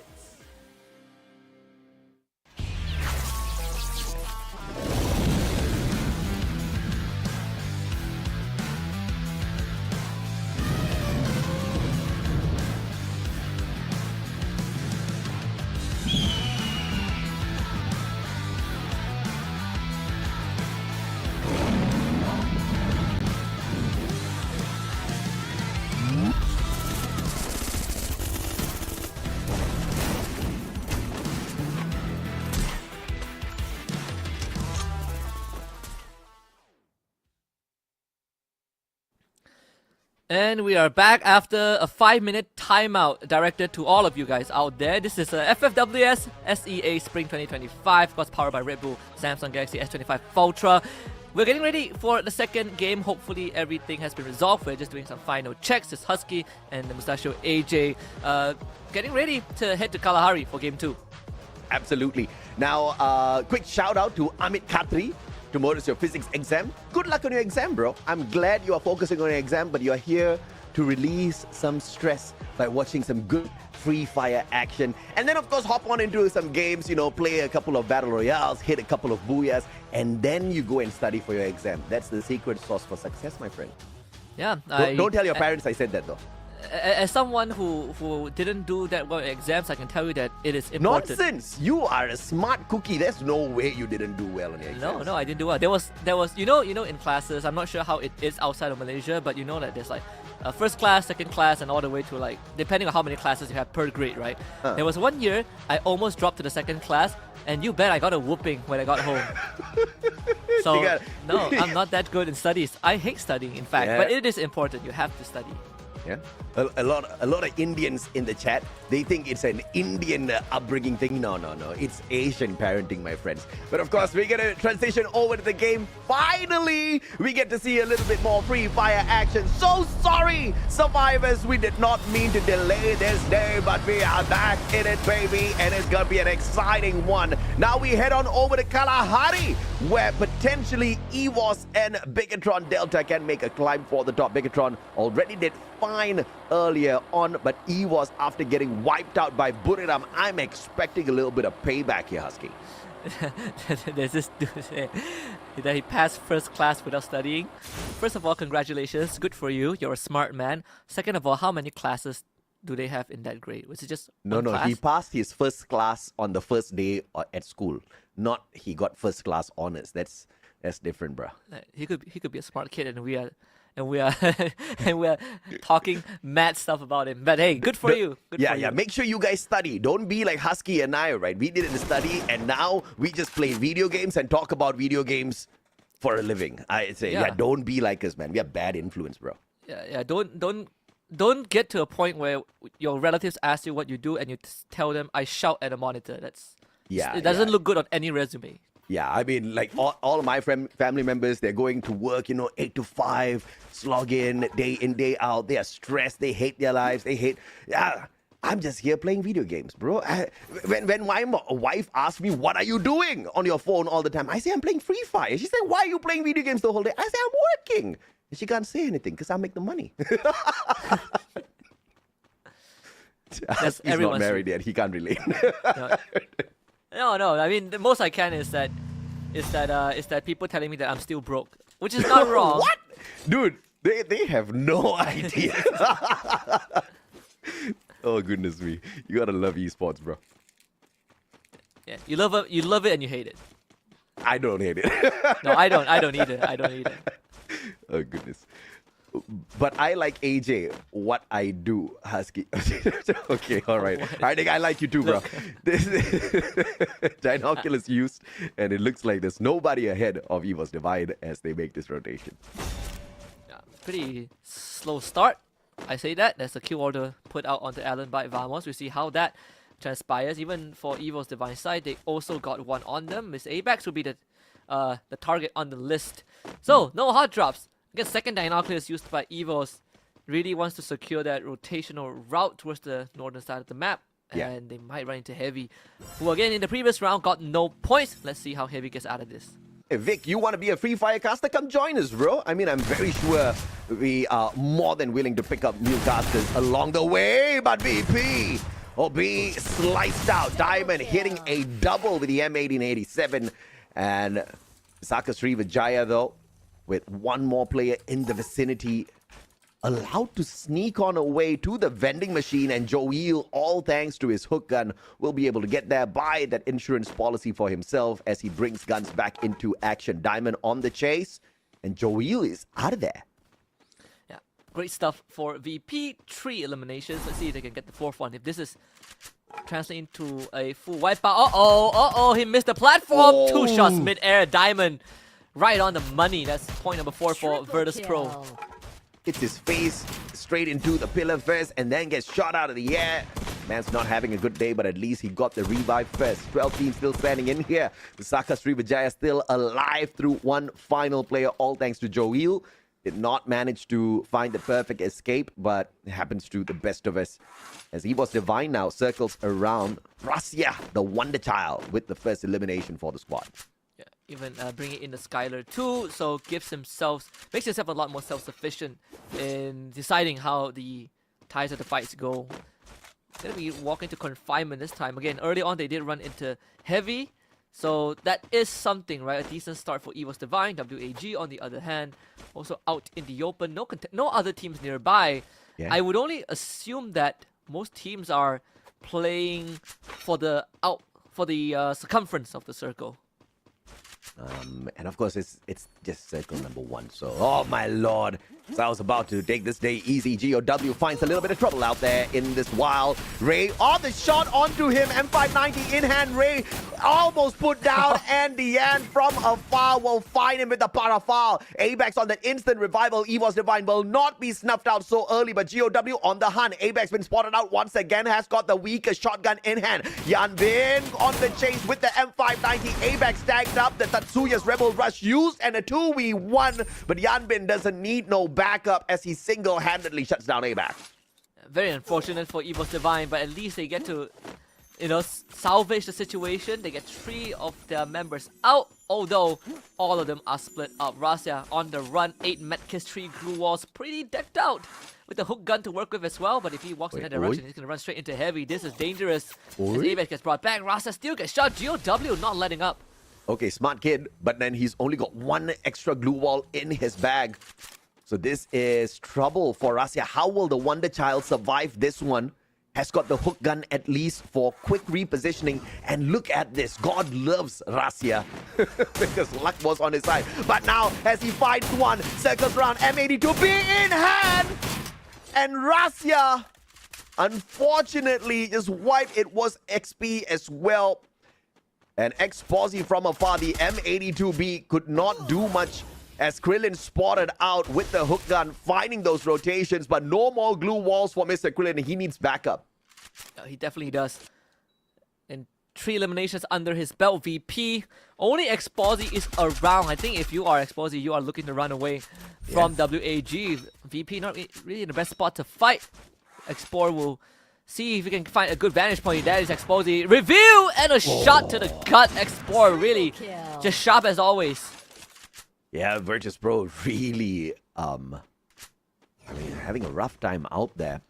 Very curious about the acquisition as to how that kind of panned out. But now WAG up against Visaka Srivijaya. Krillin, my goodness, the ballsy move. M590 shoots the leg, doesn't get the knock, and pays a big price for that guy. Returns on him with the Trogon. And now a little bit of a one-up here. Krillin taken away already. Joel from the far, and look at this glue wall by Cyrus.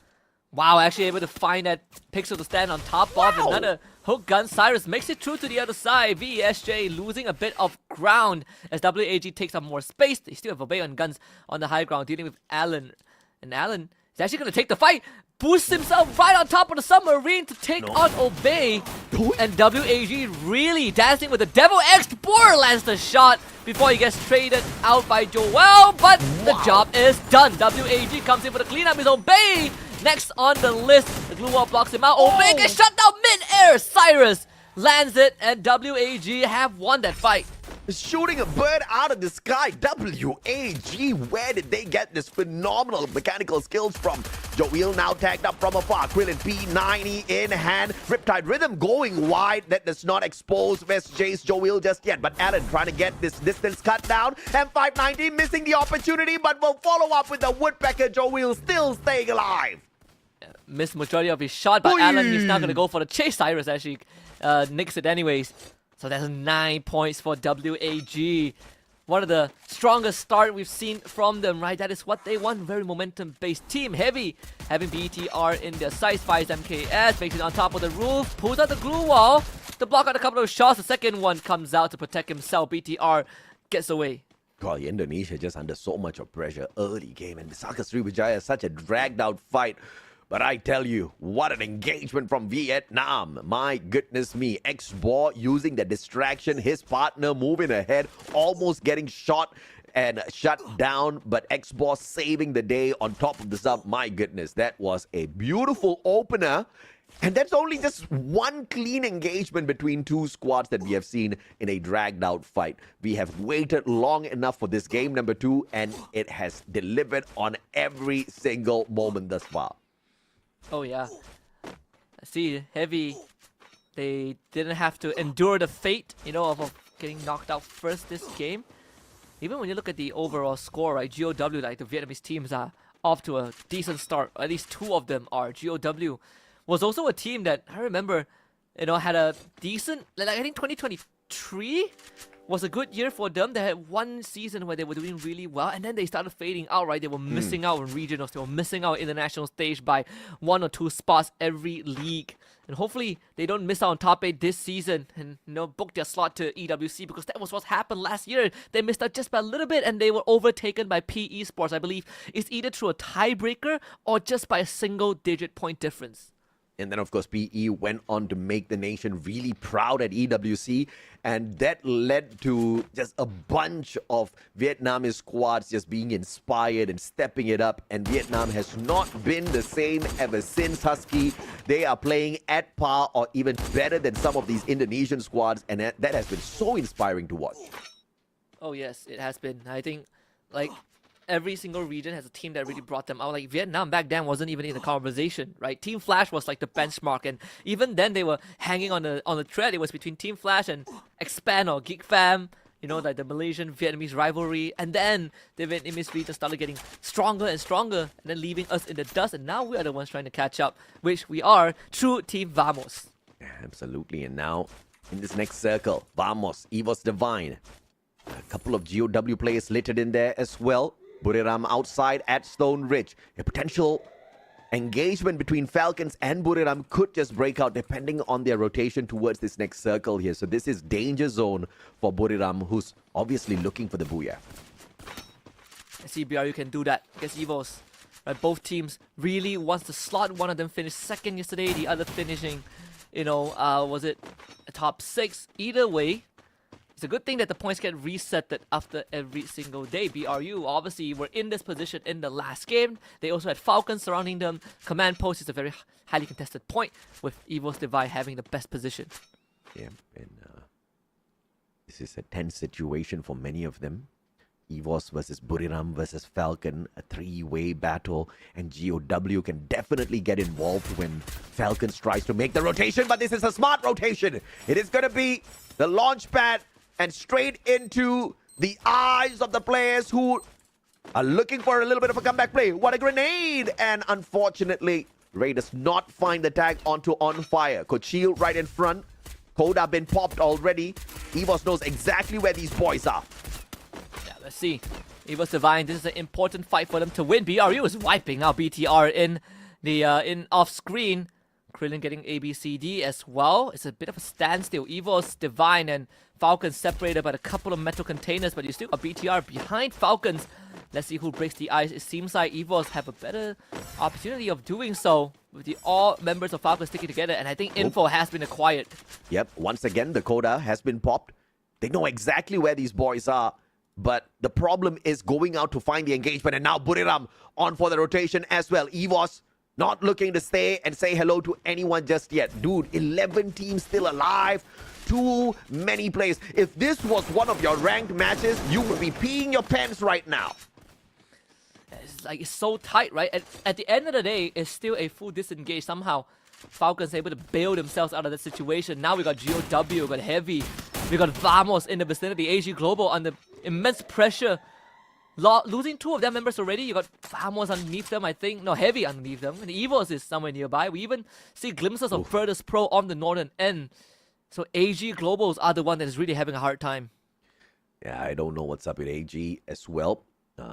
Some of these teams really not really cutting it in terms of the pressure that we need to see them bring out. Cypher in a sticky situation. I'm not liking his position because he can be shot from the left-hand side if Falcons makes that long rotation towards the right. Down at the bottom though, Falcons under a lot of pressure, stuck in a tight little spot as GOW comes knocking down on their doors. But a great rotation made as GOW takes the upper floor. My goodness me, Falcons. That was almost a rough fight for them, but both teams now steering clear of each other's sides. Oh, yes. So full disengage again. GOW obviously having a decent spot to work with. Falcons only want to get on the second floor. WAG actually getting wiped off the map. And that is really going to start hurting the chances considering the start to the round that they had. Yeah. Falcons taking fire, taking shots at BRU. They did knock down Moshi earlier on, but no confirmation.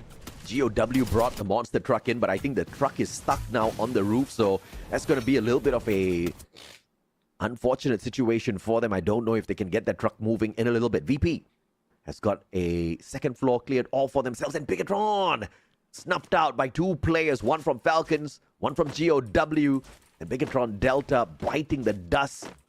9 more teams left in here. 17 seconds, and I tell you, this is just going to be pandemonium as Falcons once again gets into a little bit of a tussle with GOW, and what a shot from Buriram from the back, right outside, and GOW caught in a tight little spot. This is game over for the Vietnamese squad.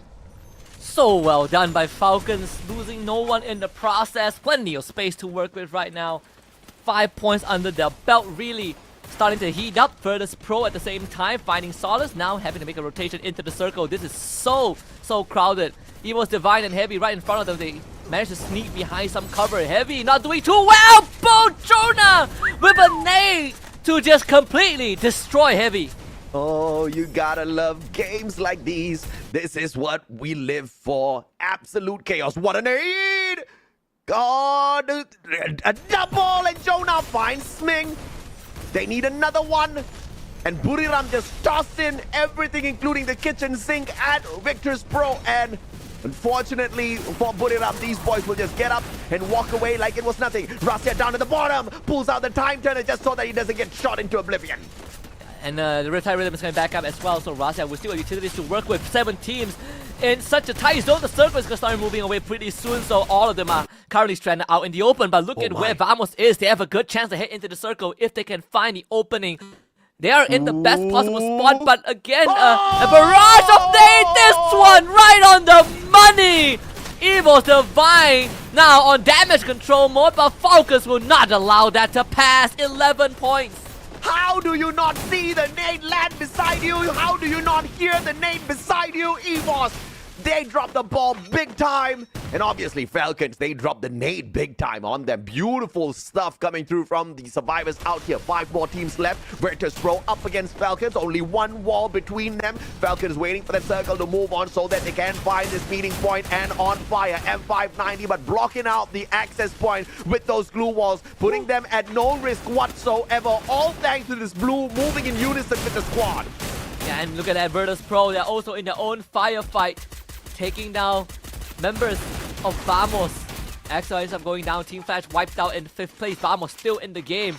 Early on, we see members of Vamos actually crippling the members of BRU, and both of them down to just one. This is going to be an almost guaranteed all-tie affair. BRU out in 4th place, Falcons on top of the roof, Virtus Pro in the building, and Vamos hiding for safety. Jun in the corner, all on his own. Viva la Malaysia! Vamos! 2 games in a row, finding the final circle. Man, I don't care if Vamos has got 0 eliminations on their side. I am excited to see this version of this Malaysian squad. Now 4v4 between Thailand. It's Virtus Pro up against Falcons. Falcons on the roof. They've got a monster truck to play around with as well, but the circle's gonna be so tight. I don't know what they're gonna do with that monster truck. Even for Team Falcons, their position, again, is slightly better than what Virtus Pro have, just because of the coverage. On Fire and Pina on top of the roof, and now Limit is going to join them. But they still have that Karoro, right, as insurance policy. If Virtus Pro ever tries to take on a fight, they have multiple angles to watch out for, and that is the scary part. And not to mention, Jun being inside of that building could be that X factor that stops VP from getting a potential win if he finds that perfect timing to backstep. You see, you guys are bored when you wait for the game to start. I am bored when we get circles like these. I just want somebody to take an elimination, but everybody's gonna be waiting. Virtus Pro making the first move, and this could just be a genius move. They are about to catch a freebie here on Fire. Wants a little bit of backup, but Virtus Pro not fully committing on this maneuver. They back away once again.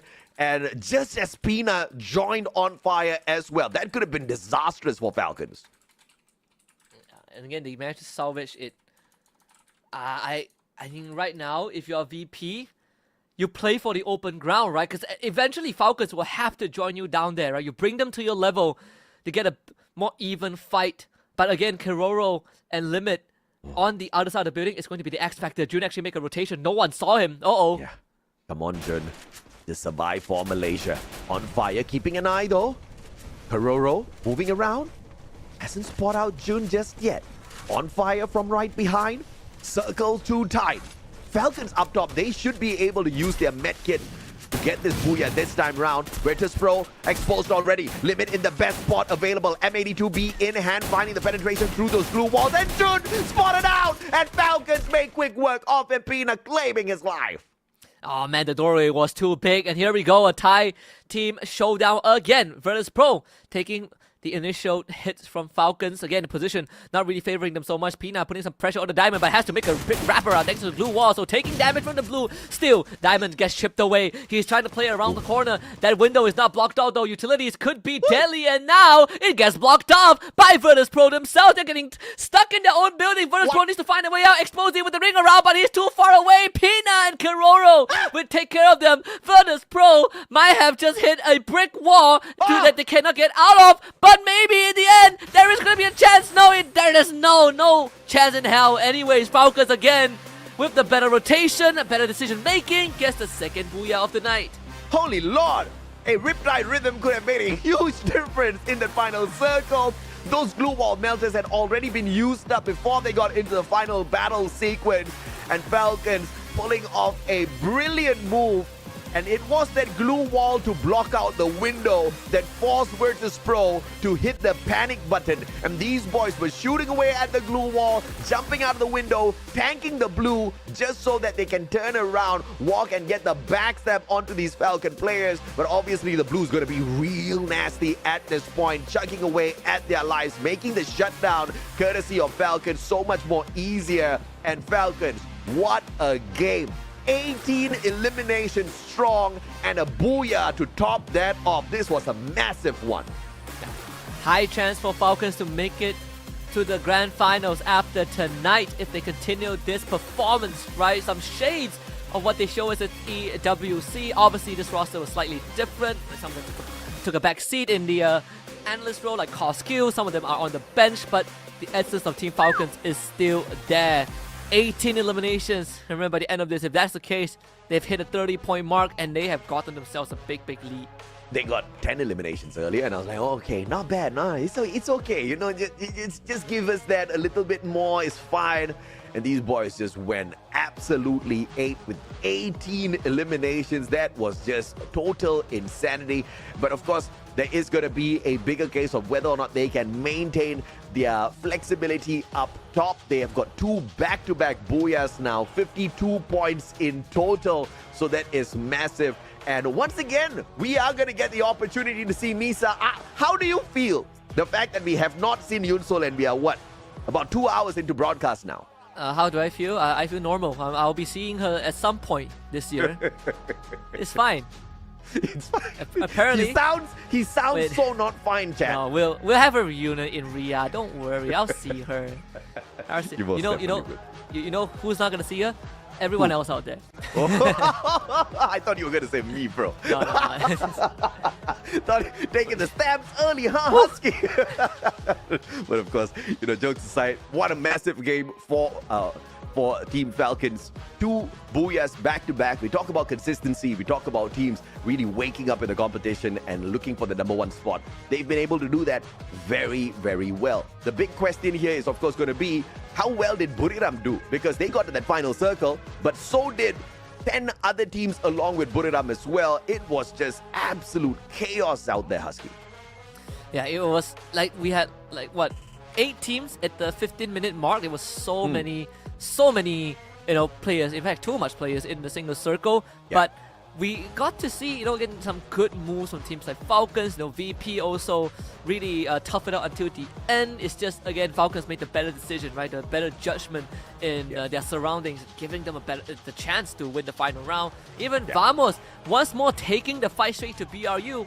Obviously, Vamos didn't know that was BRU, but to make the decision to kind of make these active moves, I think we are seeing Vamos really starting to learn. Well, we get to see Misa once more and talk to the same team again, so let's throw it over to the Thai broadcast with Misa to talk to Falcons about that win. Welcome back to the interview session, guys. Another booyah from Team Falcons. And right now I'm here with... แนะนำตัวเลย ครับผมฟอคอนพีนะครับ พี่นะ So this is the first time that he got interviewed. Did your coach train you about this?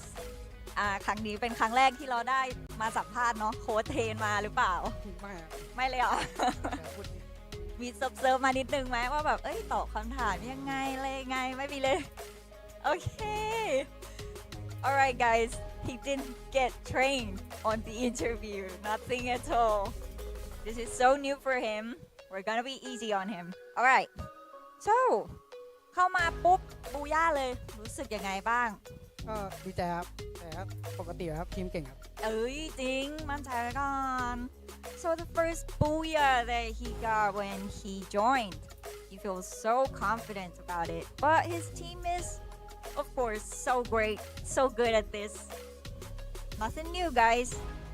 So แล้วบรรยากาศในทีมแบบอยู่กับโค้ชอยู่กับเพื่อนๆเป็นยังไงบ้าง ก็ดีครับทีมก็ไม่กดดันครับ น่ารักไหมเพื่อนแบบน่ารักอะไรอย่างงี้ไหมจอยๆไหม ก็เล่นก็สนุกดีครับ So I asked him how about the environment in his team because he just got in. How about the coach? And he said he's really enjoying everything because people are so nice. His team is so good. Alrighty, guys. Last question. Is there anything you'd like to say to fans since you just got in here? มีอะไรอยากฝากถึงแฟนๆไหมเพราะว่าเราเพิ่งแบบเข้ามาใหม่อะไรอย่างนี้อาจจะมีแฟนๆที่เพิ่งมาดูเราเพิ่งมาแบบเชียร์ ก็ฝากเชียร์ผมนะครับยังไม่ค่อยเต็มร้อยครับยังปรับตัวก็ฝากเชียร์ทีมด้วยครับได้สมบูรณ์ครับวันนี้เอาแชมป์ครับ ลุยเลยวันนี้ต้องได้ต้อง to the grand final แล้วใช่ไหม Okay so the last question guys he said that please keep on supporting him and keep on cheering him he'll do his best it's not his 100% yet but he'll get to the grand final today thank you for the interview session now let's get back to the shoutcasters bye บอกมือด้วยบอกมือ I have never seen an MVP in so much fear. Pina, he was so nervous on his first interview, but I am loving it. And I think Misa said something so important here, Husky, that Pina is joining a squad filled with champions already, right? Filled with just absolute titans out there. But in the midst of such titans, if this guy can still be added to the roster and come out and perform like a beast, it really shows exactly how good Pina is. I know we will be seeing him many more times out there together with Misa on the interviews. No, 100%, right? Like at some point in time, all of the players on Team Falcons have won a tournament, right? FFSI for Limit, EWC for the rest. Yeah. So to be able, like you said, join a team, that for Falcons to look at him and be like, you should join our team, is a huge honor. And I mean, he's delivering, right, on his very first debut, his very first season at least with the team. And it's not like he came in at the start, right? This is a halfway thing. And he's definitely filling in the void. He's matching what Falcons want to bring to the table pretty well as well. And if they qualify to the grand finals, that's already a great start to his career. I wish they have a good chance of qualifying after the first 2 rounds. Back-to-back MVP for Mr. Limit X7, once again running the Iris with the AWM as his main weapon. We also did spot him later on in the game pick up a M82B as well. I hate these snipers that run a double sniper setup. They have got no lag between their shots at all, especially when you play like Limit. Iris giving him that extra information. You've got the extra info from Koda as well. A124 to disable your opponents, and on fire Satsuya to rebel rush into them and just absolutely crack the code with the M590. Falcons have figured out the winning secret here, and I don't think anyone has found a counter strat to them just yet. And the funny thing is that you could still get Riptide Rhythm if you are lucky, right, from the ability cards. But not only that, they were like, okay, we have Riptide Rhythm destroys glue walls, but what if we just shoot through the glue walls with the Iris, right? It does the same thing. And this time, unlike game 1, they got a lot more eliminations. If mathematics serves me right, that's 18 eliminations. So 30 big points for round 2. Pina with 5 eliminations, 6 assists, 9 headshots. My God, this guy was just another level. But of course, key player highlights list. Limit once again stealing a double for himself with a damage and assist. But Jonah sneaking 1 away for the side of Buriram with the eliminations, which makes me... The tournament in 3 rounds in the grand finals, right? 3 out of 6, he won it halfway through. And then he got the finals MVP. Then right now, seems like he's back to that form with Falcons, 30 points for them, BRU getting 18, and then VP, 16 points. Not bad.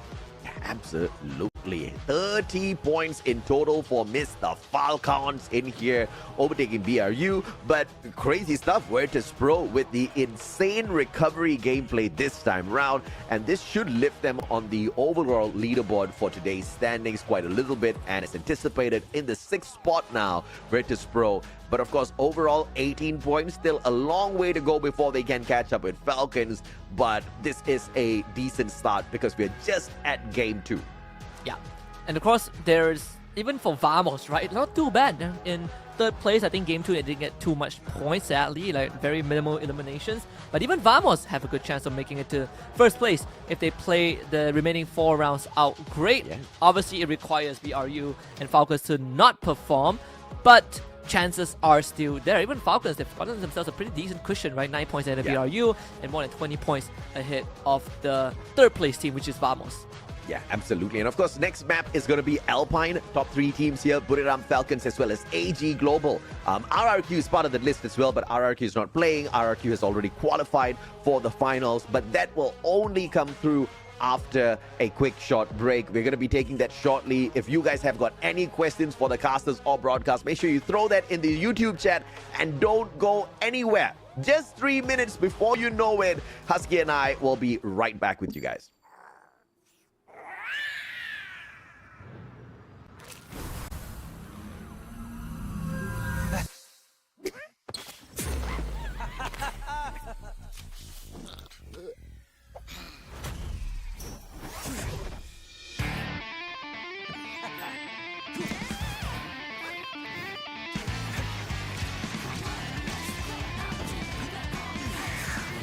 Hello, Krisa.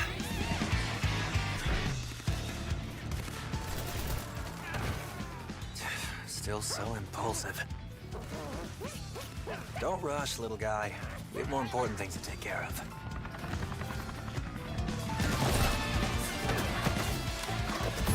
Oh, come on. What a hassle.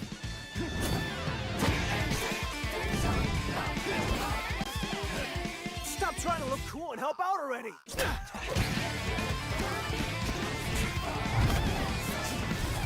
How many of those do you have?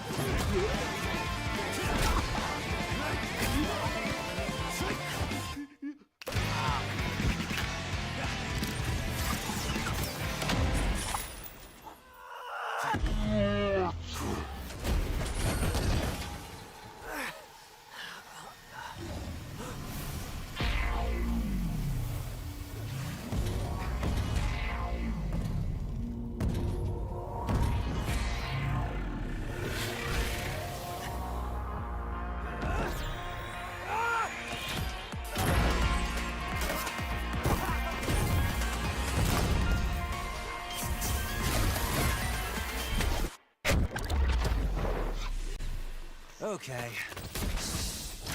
Time to save the day again!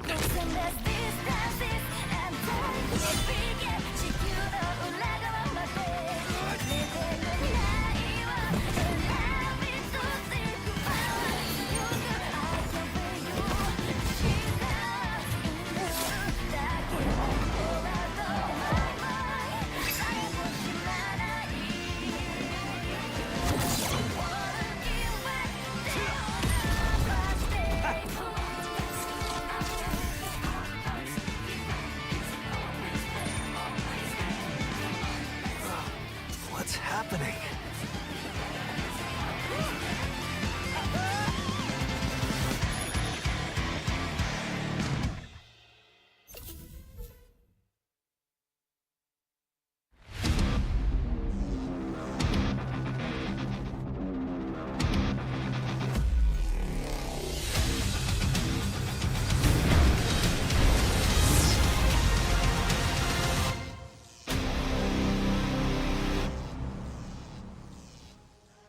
Welcome back, survivors. This is the Free Fire World Series Southeast Asia 2025 spring season, powered by Red Bull, the official energy drink partner for both spring and fall FFWS Sea 2025 seasons. This is day 2 of phase 2, and it is as exciting as ever as Falcons have picked up 2 back-to-back booyahs. My name is AJ. I'm the Mustachio down here with the one and only Husky, your casters for the day.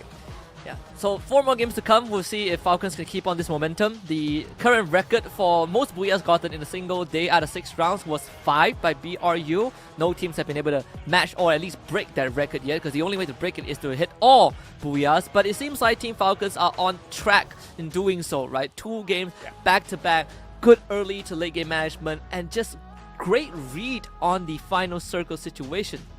Yeah, absolutely. And obviously, they created their luck in the first game with that high ground. They created their luck again in the second game with the high ground. I don't think that's a coincidence. Limit was being very humble in that first interview where he said they got lucky. There was nothing lucky about the spot that they were in. We've seen this move coming through from Team Falcons many a times before. And usually in those rounds, and Falcons have very much on purpose hidden away all of their capabilities all throughout the knockout stage at phase 1, right? We did not see them as ferocious. Now they're really showing us exactly what they're capable of, and it's actually pretty scary. They might just walk away with this whole thing.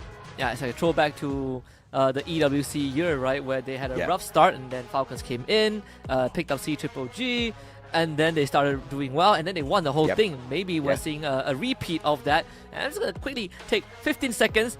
For some reason, I'm getting interrogated a lot in the comments. First of all, I'm not married. Second of all, did Peter leave Falcons? And if they did, I have no idea why. Third of all, I'm not caster of the year. Fourth of all, my parents gave me the marriage talk, but I don't care because it's my love life. And yes. All right. And he's waiting for you. So, questions and end of questioning. And of questioning. But of course, I am pretty curious as well in terms of the whole roster maneuvering here for the side of Falcons. I think the same question that Chad has been having throughout this whole time, I've been having as well, because Peter was my #1 player on the side of Falcons. Oh, yes. Guys, even I don't know what happened to him. Okay, I'm just waiting for information. But of course, I have done nothing to find out. I have just been curious. You guys have been asking me. I have been asking God, I guess. I have not done anything to find out. I'm not curious as well, right? Because yes, I did like Peter. I really liked what he could do. But dude, this new roster and this whole edition of Pina doesn't really make me miss Peter all that too much, Husky.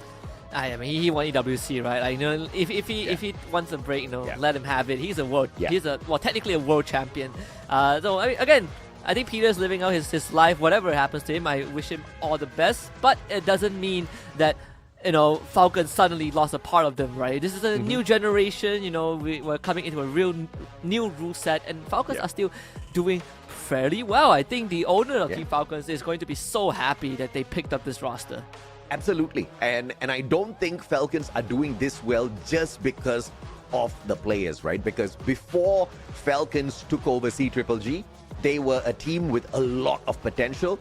After they took over, after they added Limit into the roster, it's just been a totally different version of the squad altogether.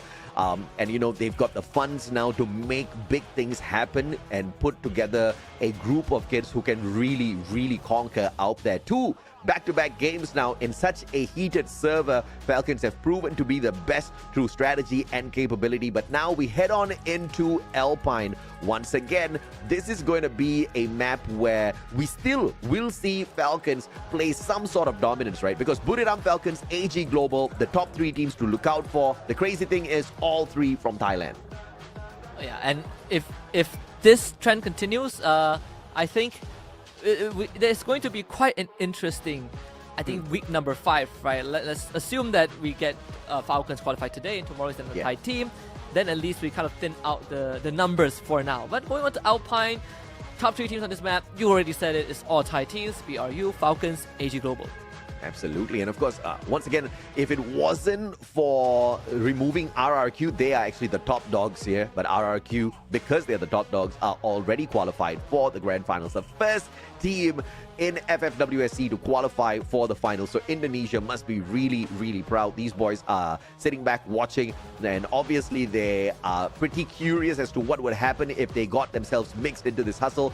I am quite curious as to what's going to happen to RRQ with this extended break, whether or not that impacts their performance negatively in any way, Husky.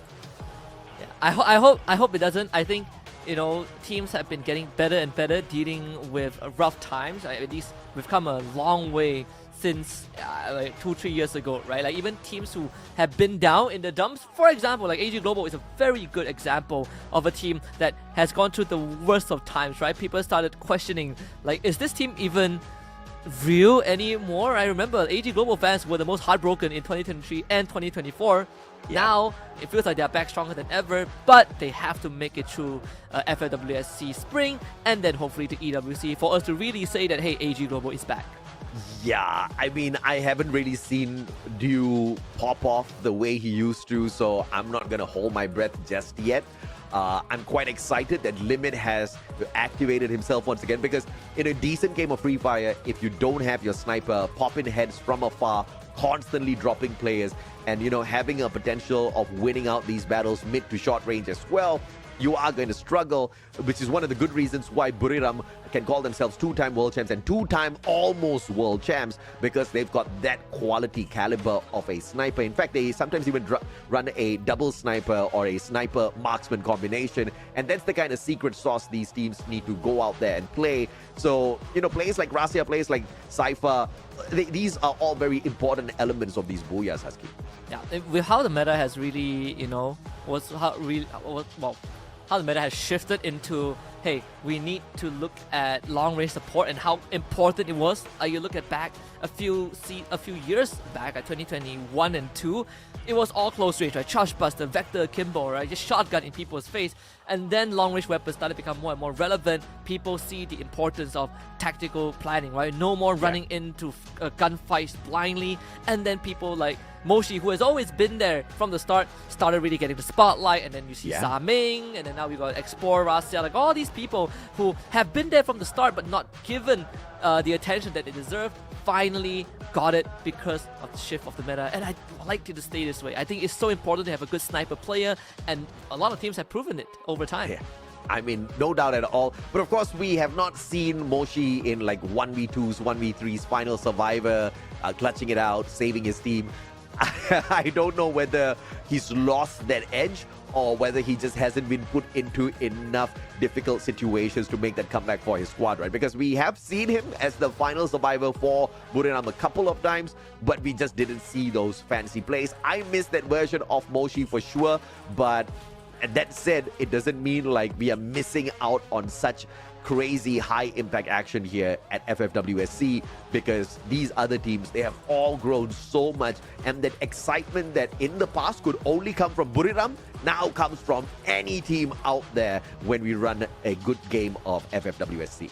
Yeah, it took us a few years to get to this point where BRU is no longer the team that we rely on to uphold the standards of SEA or the global Free Fire, right? Like Brazil as a region, after the Corinthians, obviously SEA took over, but now they won 2 global championships back to back, right? We cannot count them out anymore. In fact, some might even argue that they have overtaken us. But I think that is still up to be debated. At least we have a contender, right? At least we're not just looking within SEA, we're looking outside to the Latam region, and even within ourselves, we have a lot of teams that can take over that mantle. So, you know, with that being said, the 4 or 5 years has been great, right? We're going in the right track. Absolutely, but I don't think it's a debate, Husky. I still think we are better. Carol Bombshell would disagree, but Carol, SEA is better than Brazil. I don't know. We gotta win. We gotta win this year first. They won 2 years in a row. They're gonna use it on us until we get the trophy back. Yeah, for sure. I mean, but you know, the Fluxo plays a freaking phenomenal. If this was not an official broadcast, I would swear right now on broadcast. Fluxo plays a damn good game of Free Fire, and it's not all-out blazing dominance. That's not what Fluxo is about. Fluxo is about those crucial moment clutch plays, those monstrous games that wins out the competition, and then one Riptide rhythm and nobody else brings the Skylar into the... That's the kind of team Fluxo is, and you gotta love it, bro. I mean, Brazil lives and breathes Free Fire for a good reason. Yeah, they have teams that play as aggressive as our teams, but then you have teams that are so tactical like Fluxo. You look at the games that they play, they don't fight, they wait until like what, the 10-12 minute mark, and then they spring into action and they make it work. The closest team we have that does that, probably RQ Kazu, but they're not here, which means more chances for everyone else. We're going to be heading into Alpine for Game 3. Let's see if a non-Thai team is going to step up. And just like how they wait, you guys have waited for quite a bit already. We do apologize for this slow day, but we do promise you that the action that you will be witnessing in a little bit will not be slow at all as we head on into this map of Alpine. Big enough, but tight for some healthy engagements very early on. Begatron Delta, AG Global. Oh my, what's happening here? Flash, Falcons, WAG. It's about to be a party, Husky.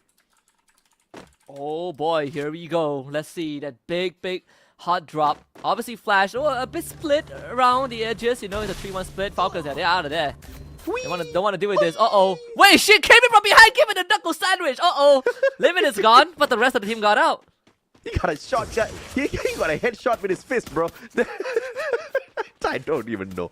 This is a beautiful opportunity for Visaka Srivijaya as well. P90 in his hand, but why would you jump straight into this fight? Deanne has got the vector, can't go for the Punisher just yet, thankfully. Guns had the Thompson in hand for that backup, and Visaka Srivijaya recover very, very quickly, and now Begatron Delta setting in a player to this mix as well, but Tan quickly puts Kyong down, and this is a very rough start for the Vietnamese squad of GW. Let's see if Falcons can get out of this. I mean, GOW definitely could not. It might end up getting wiped out, and that would be horrible. DSJ gunning out for Tan. Gets the double revive before he goes down. Clutch in the end. GOW lives on. Absolutely, and this is a good play overall for GOW. 12 teams still kicking it as a heated battle, as anticipated as usual from Alpine, breaks out on that super hot drop. I don't even know exactly what they were planning, but Wang, yep, this man's not going to survive this one longer. Brilliant. Oh, he shoots back. I thought he was going to get him. And Huang deleted instantly. Team Flash loses one as well. So WAG getting things rolling. Virtus Pro with the big rotation out down the middle through carousel. I see GOW flying. I think that was a revive. I think Expo, you saw something. Is it a bird? Is it no? Oh, it's GOW. Boom! Free kill. That's a good one, bro. And Virtus Pro swinging around as Smink finds Done. So one elimination in hand as Tikui walks on in for WAG, subbing in for Cyrus. Yeah, very needed, I think. And I think even with WAG, they're not doing too poorly. I feel like maybe to them they needed a sub and kind of change things up a little bit. It's okay, even for Heavy. Having Harvey in, we have seen him. We've seen him regularly, even back in the older seasons. There we go, WAG. Let's see how this is gonna pan out against Team Flash. It's a vet on vet action. Team Flash obviously more spread out. They have the roof to work with. WAG will have to skirt around the buildings to get into a better position. Let's see if WAG can find a straggler here on the side of Flash. This one dangerously close in the name of Shin. WAG is making this rotation slowly, but vamos! Uh-oh! Buriram looking for a little bit of payback unintentionally. Bumping into Team Vamos, who shut them down in game number 1, preventing Buriram from picking up a decent booyah for themselves. Jundo, ice grenade will tag him up. FGL shots right back towards Moshi, but that doesn't tickle them at all. Wasana moving on towards the back lines. M590, Jun, what would you do that for? Wasana punishes him, and Vamos, there's just no way they walk out of this one.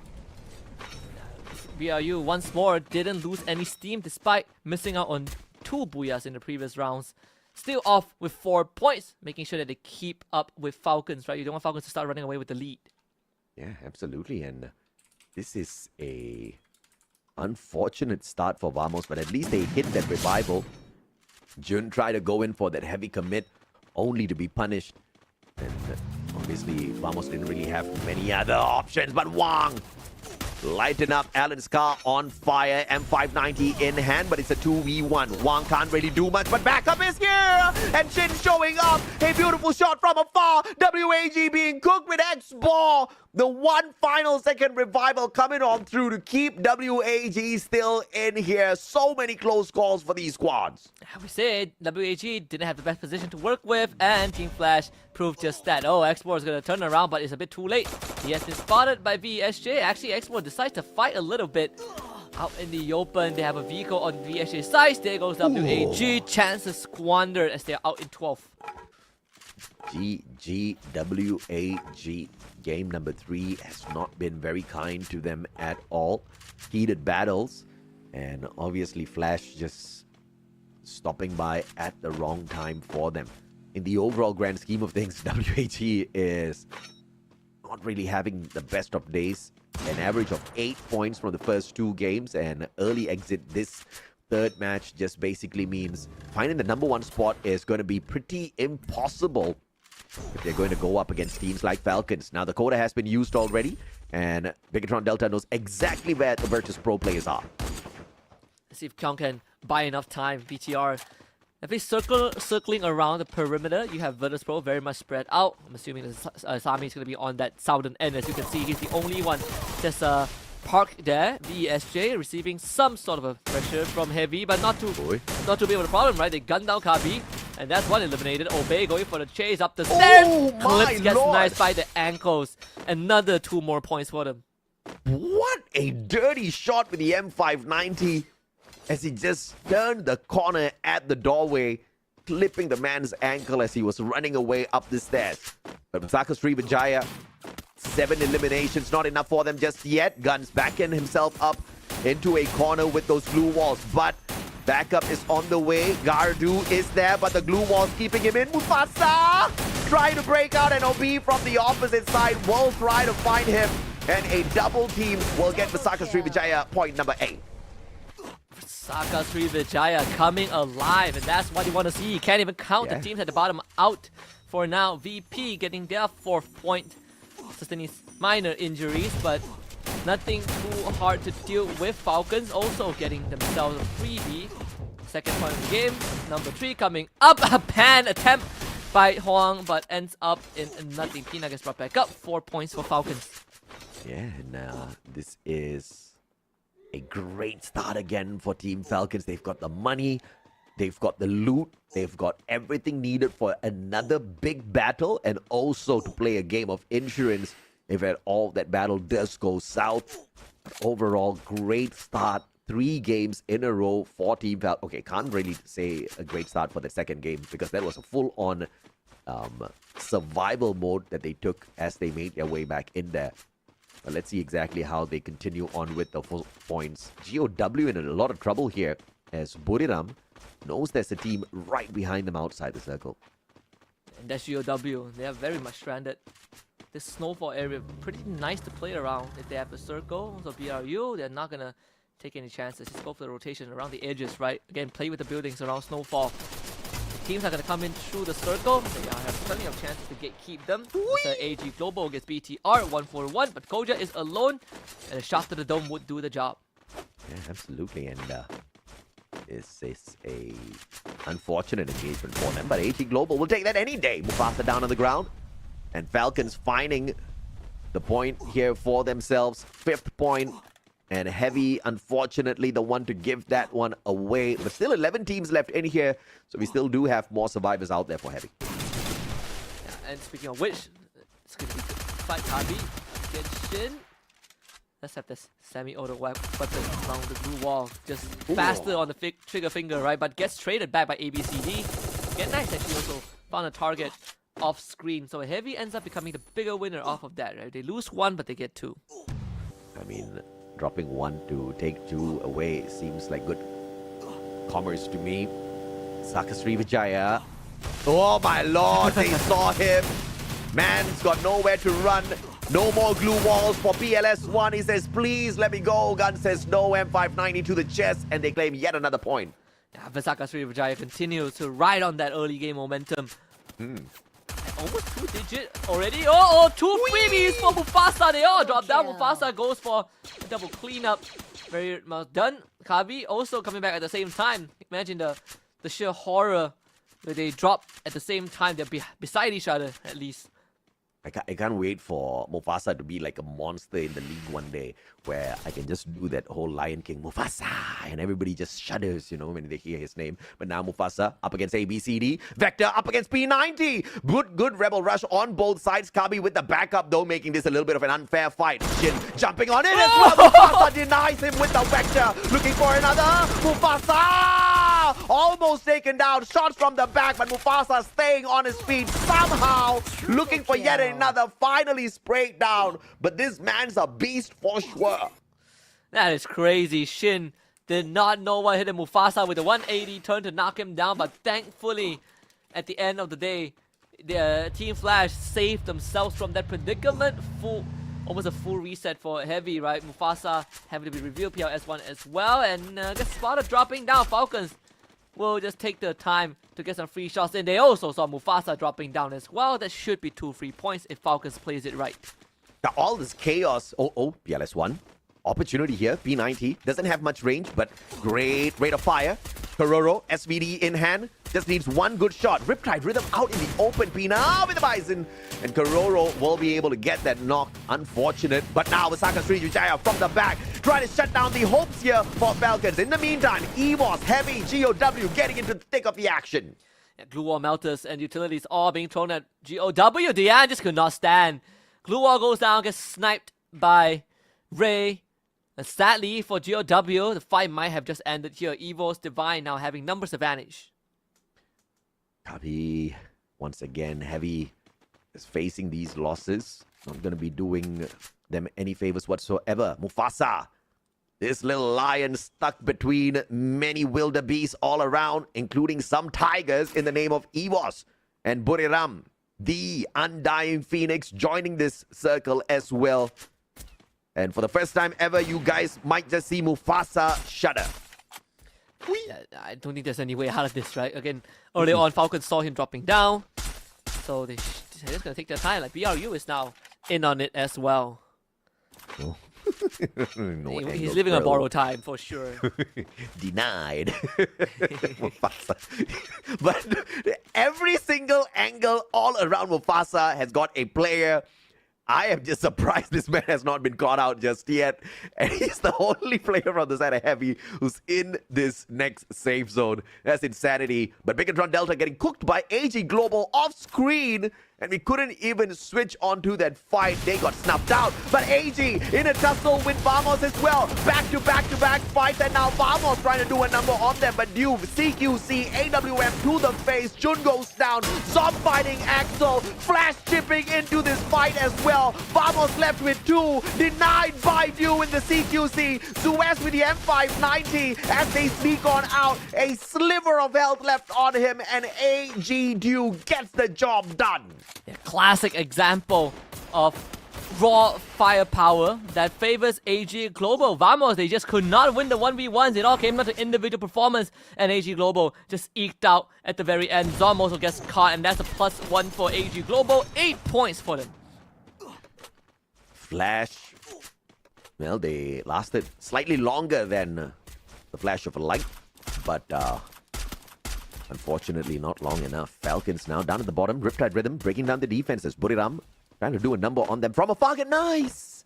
Could not get too far. Limit finding his head on for the bleed out, and Jonah not even looking back to find the steal, and Mufasa is still alive. I think Mufasa, how long can he hold on, right? Dude, he is in such a bad position. Look at it. I beg to differ. He's in a damn good position. This man has been alive for way too long here. I'm curious, how come nobody found his back just yet? Get high, a shot from afar. Nameless goes down, and Virtus Pro now being tortured by Buriram. In the meantime, Esports Divine finding a couple of players on the side of GOW. The shot fine. Riptide Rhythm breaking down their defenses, and Esports having to force back into their little hut here. And AG Global will be at risk as GOW turns their sights over to them. Man, Russia just did not have a good angle to work with, right? Like, yeah, sure, there's no glue wall for GOW, but if you can't get a good angle to engage, GOW is going to get out anyways.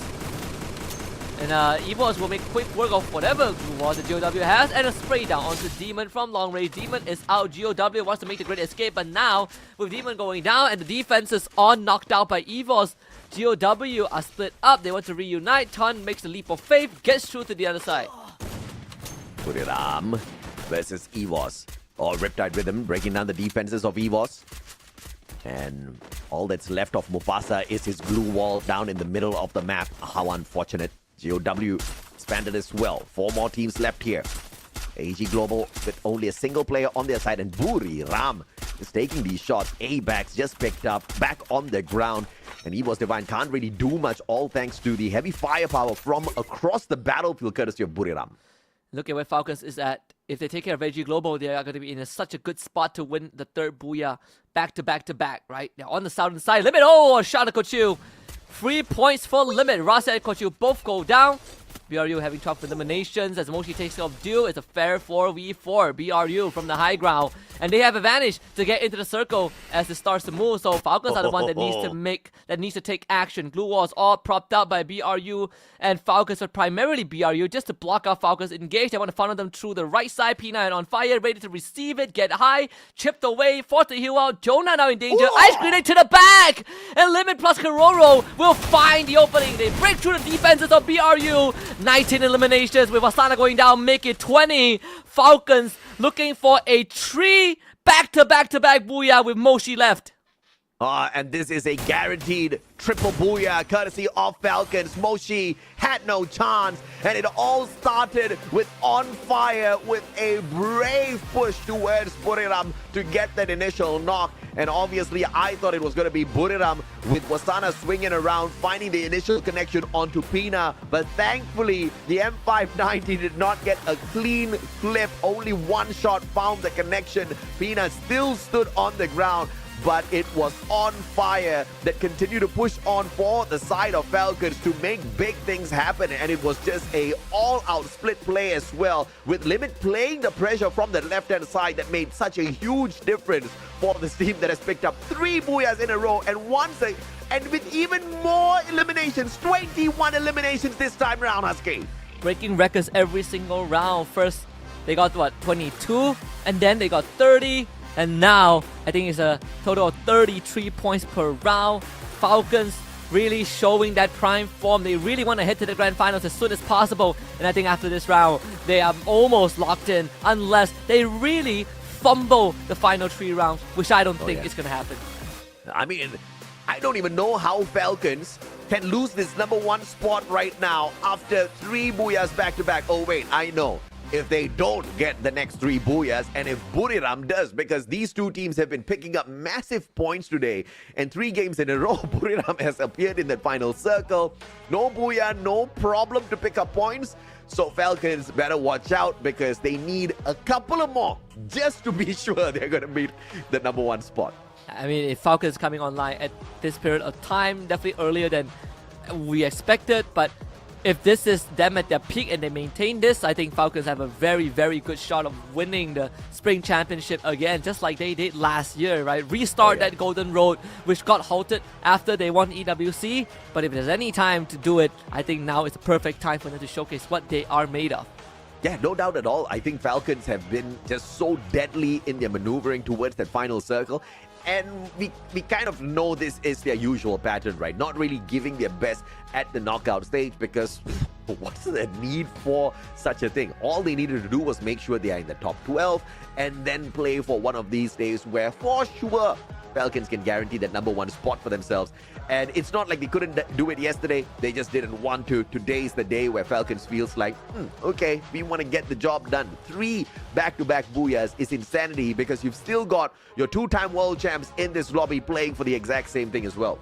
Yeah, I mean, you heard what Limit said, right? They just want to get into the grand finals, so they don't have to come back to the studio to play for the next month. They get to stay at home and do what they want. Maybe they go to the training house, but at least you take the edge off of the competition for quite a while, right? To reset the mental and really prep for what matters. I think they are on the right track. They probably have gotten more than enough points to not worry about majority of the teams, aside from maybe BRU and whoever ends up in 3rd place. At this point, I've only got one question. Are we ever going to get the chance to see Yunsul Husky? Because it seems to be a Misa day today.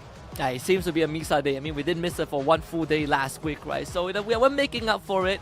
It's okay. I enjoy the interviews overall. Who knows? Maybe we'll get to see the entire Falcons roster if they keep on doing this. The Thai interviews are just way too adorable. I can't take it. These players are so nervous around Misa on top of everything else, which just makes things so much more worse. And it looks like before the end of the day, there's a possibility we might just go through the interview with every single player on the roster of Falcons, right? Because 3 booyahs, I'm sure they're not going to send out Pina or Limit this time around. It's going to be another one. Nobody knows exactly who just yet.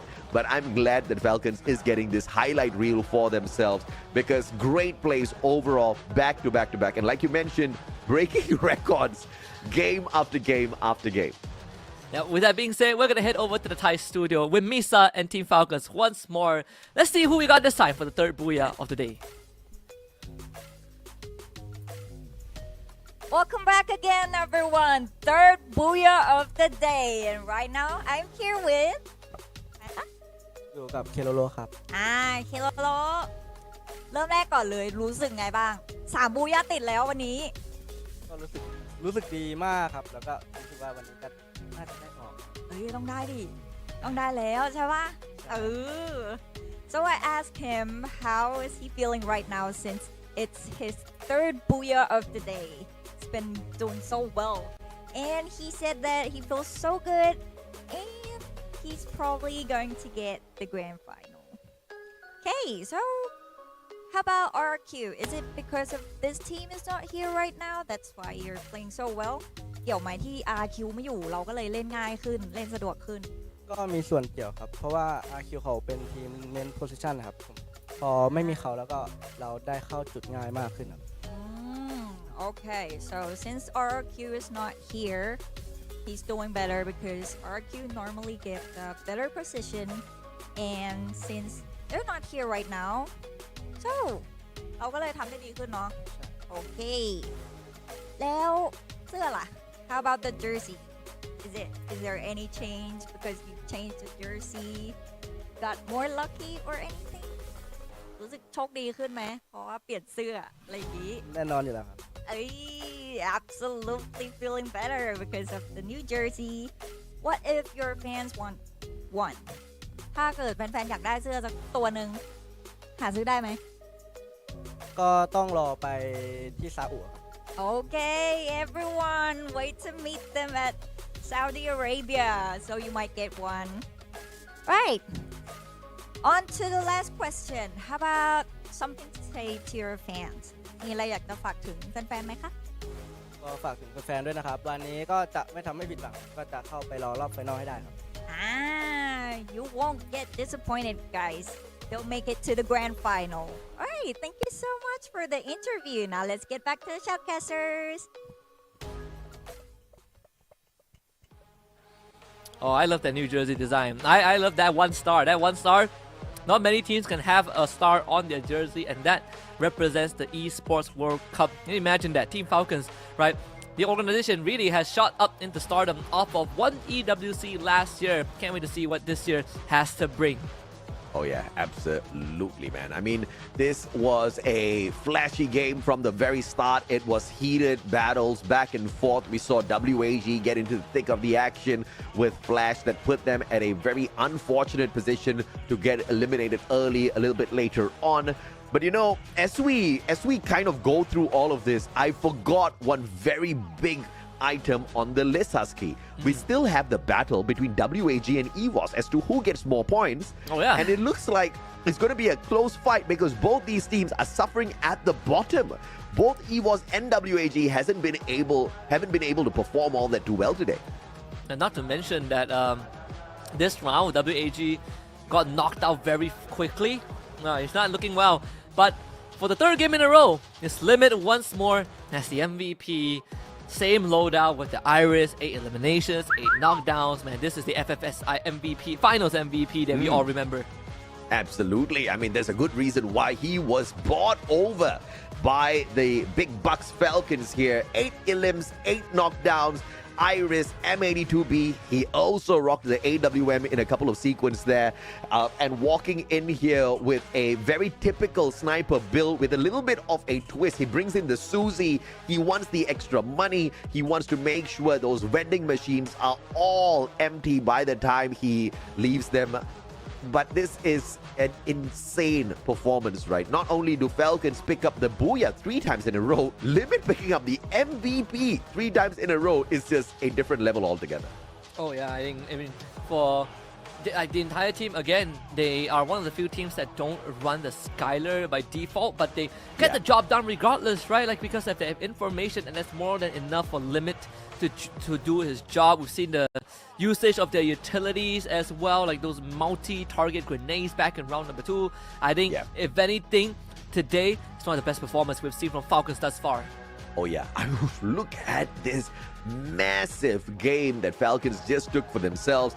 And this is just such a rarity. 21 eliminations plus the Booyah. We've seen 21 elims before, no Booyahs, right? Maybe second, maybe third spot. They kind of get down a little bit too early because they've been getting into too many engagements before the final battle. But we kind of spotted out Falcons early, and we thought after the first 5 eliminations, they were well stocked to take another battle. Not only did they find that, but they found another one, and another one, and another one, all the way to the final circle to meet Buriram themselves and to make this a legit victory 3 times in a row. Limit X7 pulling once again a double highlight, this time with the elims and the damage. ABCD sneaking himself in there alongside that Vietnamese flag for the total 7 headshots highlight as well. ABCD really was trying to save his team this game, right? He was trying to be the savior, but sadly he just got overpowered in the very end. I mean, Limit as always. With this kind of performance, I would be shocked if he is not in the Hall of Fame. But only need less than 10 points to tie up with Falcons. Now need 22 points. The stark difference that Falcons have gotten themselves in just one round is crazy. 2 points. The stark difference that Falcons have gotten themselves in just one round is crazy.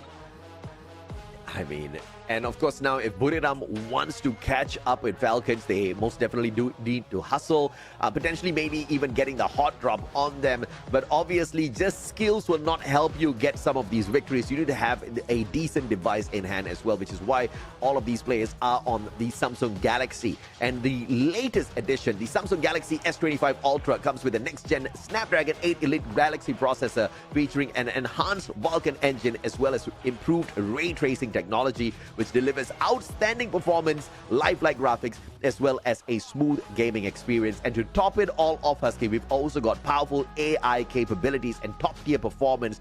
The Galaxy S25 Ultra truly is the ultimate weapon for professional gamers. Absolutely. I think if you want just an all-rounded device, not for gaming, for daily usage, for whatever it is that you want to do in your life, right? Videography, photography, taking notes. It has everything you want, right? Packs a great punch, great battery life, good graphics. Yeah. Technology has come a long way. This is what you need at the palm of your hands if you have the chance to get it. Let's look at the recap. It's just a Falcons day so far. Nothing much to recap. One flag, one brand is Falcons, baby. And we've got 3 more games to go. Just halfway through the day. We understand it's been a long one. Thank you so much for tuning in and being with us on this broadcast all throughout the way. If you've been here, you haven't hit that like just yet, please do like the broadcast. Hit that like for sure, because not only do we want to see you guys here, but we also want to smile a little bit wider, knowing that we are doing a good enough job for you guys to hit that button, right? Looking at the top 3 on this map, though, EVOS, Buriram, Vamos. I like the fact that Malaysia might be in the conversation again. Oh yes, I think, you know, for Vamos, again, they have been slowly but steadily showing us that they have the chops, at least, you know, to break free from the bottom pack, right? They're slowly moving up the ladder, but this is where things start to get very, very hard. When you're in the middle of the pack, the road to the top echelon is going to be riddled with a lot of obstacles, because the teams out there are all so strong. But the fact that Vamos can put themselves in top 3 for Bermuda in of itself is already a milestone. Absolutely. And once again, even in this game, RRQ is actually the top dog. They are not highlighted because they've already qualified to the grand finals. So truly a well-deserving first qualifier to the finals, right? RRQ has been able to outshine everybody, including Buriram on the phase 1 of the overall leaderboard. That if that wasn't impressive enough, they've been able to dominate quite a number of these maps where they usually don't show up on as well. So Indonesia, I don't know what sort of a training regime they have been going through recently, but it's clearly very, very effective, Husky. Incredibly effective. Let's get ready for the next map, because I want to find out if there's a team that can stop Falcons. Some teams came close like BRU, but no teams have managed to definitively stop the Falcons in their tracks. And if Falcons run away with this round, I think it's fair to say that we can send them straight into the grand finals. Let's hop into round number 4, is Bermuda. It's time to hop on in and see also who takes the lead here in the battle between EVOS and WAG. I forgot to highlight that one. On the overall leaderboard right now, EVOS currently sits on the 10th spot with 22 points. WAG sits on the 11th spot with 17 points. One game can make a huge difference, and Team Flash from Vietnam might just do WAG a solid here by taking out EVOS early at Shipyard. It's time to find out. EVOS are going to be the ones to drop first, and obviously with the full team, Flash a bit further to the southern end, so there won't be any contact made. I think good on both teams, right? Again, you don't want to fight. I think Team Flash position is slightly worse for wear, so they don't want to make any sort of engagement with EVOS, which is what we've seen. Falcons also making the smart move to move away from Catalyst, while at least whoever was near to BTR just now. Absolutely. And Falcons not going to engage with Bigatron Delta, as they say hasta la vista, but vamos up against WAG. So where's in a lot of trouble? Allen up on top, XM8 in hand. This gun most definitely is spicy, especially when you do not have much armor on you. Allen versus 2 players. Thankfully, he's got that high ground advantage up against Jun and Raja. Jun has got the Mac 10 with the distance, will not be able to snuff out Allen as quickly. But in a 2v1 situation, obviously, these boys have the advantage. Vamos actually taking it really slow. The Axel might get caught out though. The 2 WAG members, they see the retard rhythm being shot out. That is a big reveal of where the Axel might be, so gotta get ready for this fight. You hear the footstep, 2K instantly Rebel rushes up to the second floor. The Axel ready for this. Thompson right around the corner.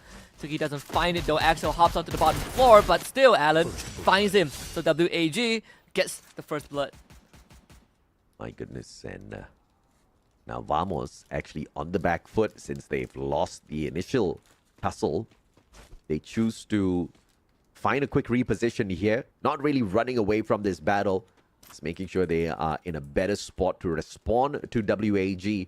as the revival comes through for Team Vamos. And it looks like the player that got brought back in is not planning to hot drop WAG alongside the rest of his team members. Jun, Mac 10 in hand, great SMG and rate of fire. Cyrus with the Vector instead, and it'll just be gentle love dabs. As Joel is found off screen, Alan will be able to find the connection on the grenade here. And it looks like Vamos, their jig might just be up as WAG just comes storming on them, picking on one player at a time. That is crazy. For a second, I thought Vamos had a chance to fight back because of the electrotherapy heal, but it just wasn't enough. WAG very decisive on their moves, winning out the gunfights, and obviously the nade was the icing on the cake. Vamos will have to play from behind. Falcons, though, off to a rougher start compared to what we've seen so far. Retarian comes right through, the glue wall goes down, Limits gets shot. Falcons will be forced to play on the back foot, on fire. Can he at least get something? The frontal shield on fire gets baited out into the open. Tian takes him out. Falcons now will have to slow down. If they don't, they are about to get unfortunate. Oh my lord, get nice. Couldn't even get proper airtime there. Snuffed out by AG Global's players, and PLS1, the final player alive and kicking here for Heavy, but it looks like it's not going to be for too long. And he gets snuffed out as well. And AG Global doing a number on Team Heavy. Yeah, bit of a substitution for WAG2. We got Cyrus coming back in and Krillin getting swapped out for this game. AG Global now on top of the mountain, north of Sentosa. One of the few teams that really love that Sentosa area, right? But the edge of the body of water. Of course, they're going to take the zip line to go to mainland for now. Evos Divine still hanging around Shipyard, but this time with 3 eliminations. Evos Divine. It looks like they are not home. A little bit of a big fight here for Visaka Srivijaya out in the open. Dun's gonna be pressured just a tad bit. Oh, double, triple tags. And the launch pad will get him a safe distance away from these Buriram players. And Buriram's not going to go in for the pursuit just yet. So far, the battle between Evos Divine and WAG. Evos is leading by 5 points. It's 22-17. It might look good for Evos, at least in that matchup, but overall it's not really good, right? 22 points off of 3 rounds, not really something to brag about for now. Let's see if they can get more, right? Both teams off to a better start. This round 4, they haven't really met. VP also making the safe rotation, but Team Flash might not have the same luxury. ECD making that look way too easy. Supplies away with the 520, but GOW about to wreck the party. Zom, ABCD. Oh, the whole squad of Flash is here. And ABCD just fucking away. And that grenade will do on him. Yanbin find the back as well with the Woodpecker. Wang up top, but GOW has already gotten the majority of the damage done already, and they do not want to put themselves at a disadvantage out in the open ground. I think even for GOW, right, they can start spreading out. It cuts Listiwa. They see Shinno, the Vigo driving away. Someone from Team Flash was actually left behind. Let's see if there's a backstab angle. It seems like there might be a bit of a advantage for Team Flash.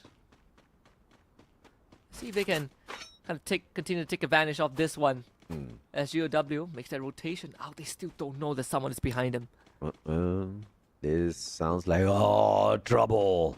Buriram spotting out the players on the side of WAG. And you know, Wasana just needs one good opener. But X-Ball on the left-hand side. All Riptide Rhythm breaking down their defenses. But WAG quickly sidestepping the disadvantage thanks to that Riptide Rhythm. And they will quickly reposition Wasana and Moshi. These two players with that high ground advantage. Finding X-Ball, the FGL, finding the connection. But that's just going to be pushing WAG back a little bit more and forcing Buriram to go in for the hunt if they want these points. Oh, what a snipe from Moshi. That shot was nasty. Do they really want to take the launch pad like that? Moshi sees all of you. Wasana too, trying to run them down. All of them taking chip damage, but they all land safely. Somehow, none of them got shot, none of them got knocked down. WAG really getting lucky with that. A second attempt. Jonah sees this on top of the roof. They know. But now Export turning things around here potentially with the AWM. But Evos Divine up against Virtus Pro. And Virtus Pro just making sure they live up to their name. What a double jump M590 X-Posse Diamond. is absolutely crushing EVOS, making sure WAG finds some extra few point potentials out there. Yeah, giving the bunny hop into the face. Heavy and EVOS on the last legs. Falcons still recovering. So one more player not brought back into the lobby just yet. GOW and AG Global leading the chart. And Falcons still not having too good of a run. In fact, Heavy, the first team to get knocked out. Falcons found a knockout to BTR, but no confirmations. And EVOS Divine with the recovery revival coming on through as well. So the team gets to survive a little bit longer to look for points. Do not get overtaken by WAG, who thankfully is just 5 points behind them. So it's a very close fight for the challenge of the day. Do you happen to know what's the punishment, Husky? No, I don't think I do. Okay, all right. Don't think they mentioned it. Oh, we'll find out later. Exactly. Wait to be surprised. Uh-oh. Global.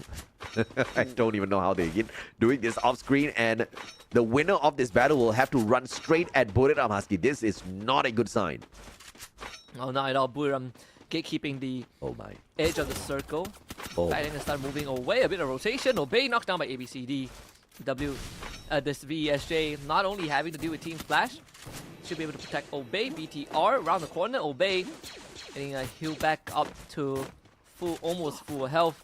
But this is a tough position to be in. ABCD's location now found out by VESJ. So they try to flush him off the roof. But they also got a launch pad out into the blue. They want to reset that rotation. A very risky move, but if done right, could get them out of trouble. Yeah, reset the rotation or catch Bigatron Delta off guard here. It looks like they are flying away from the heat of the battle. Joel getting tagged up as he tries to get away, but will be able to just sneak away at the very final moment. And they're taking advantage of the fact that it's just circle number 2, but in a few seconds though, the damage is most definitely going to ramp up a tad bit. And that's revenge for Falcons, taking out one of the BTR members who caused them so many problems in the early game. And Falcons finally a full reset, but not sure if they expected this. Oh, that rotation, the timing could not happen closer. As Falcons fly away from VESJ, close to the circle, and finally they can stop taking punishment from the blue. But Vamos now against AG. Another tough fight coming up for the Malaysian squad. Round around the corner, Jun under pressure. Cypher now being trapped out in the blue. The glue wall not doing him any favors. Him and Burrows trapped behind. There's a retired from behind. Not sure who dropped that one, but Vamos obviously have more of an advantage. Inside the blue, Raja though gets sniped down even though he tries to go for the aggressive move, and Chinoi from the right, Jun in trouble, wins that fight, but there's a trade. Baruch gets knocked. It's actually BRU that is doing both teams a favor.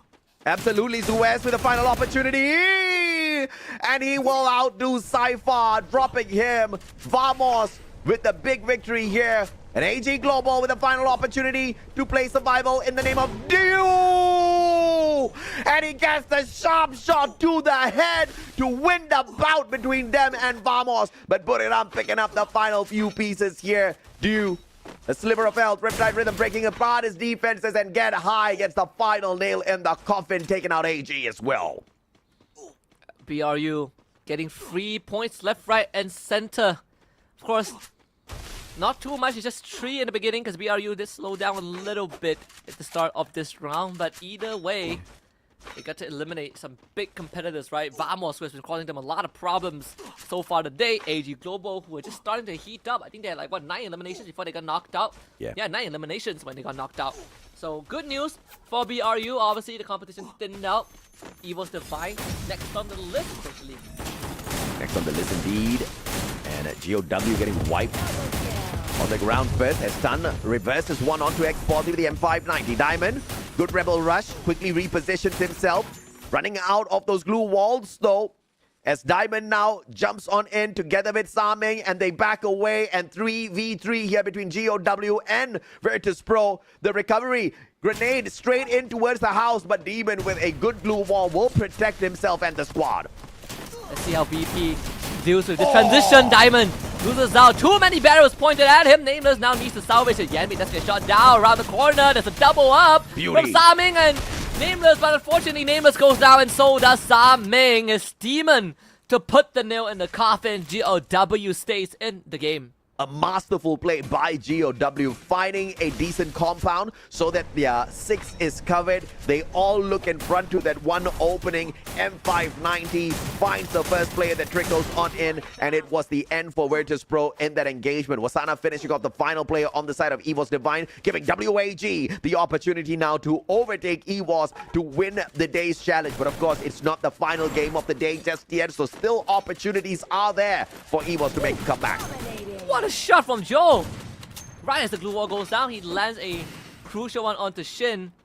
BTR finding Team Falcons again. The Falcon Slayers reawaken, but it did attract the attention of Joe. Should he be able to find himself his 10th point? Misses the first one, but the second one right on the mark. Point number 10 for VESJ. Yeah, don't forget, guys. Please do hit that like. We are looking for 2,000 likes before the end of this broadcast, and you guys are doing fantastically well so far.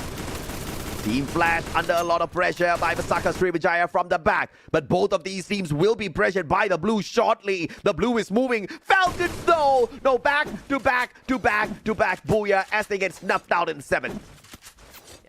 Rough game for Team Falcons. Never really got to recover. BTR was a big proprietor of that. But now it opens out the playing field for everyone else. It seems like Vietnam is having a field day so far. 3 teams remain. Of course, on the side of Indonesia, you got Vasaka Srivijaya. You got BRU from Thailand, who might start a fight with GOW soon. 6 more teams. And once again, it's about to be pandemonium.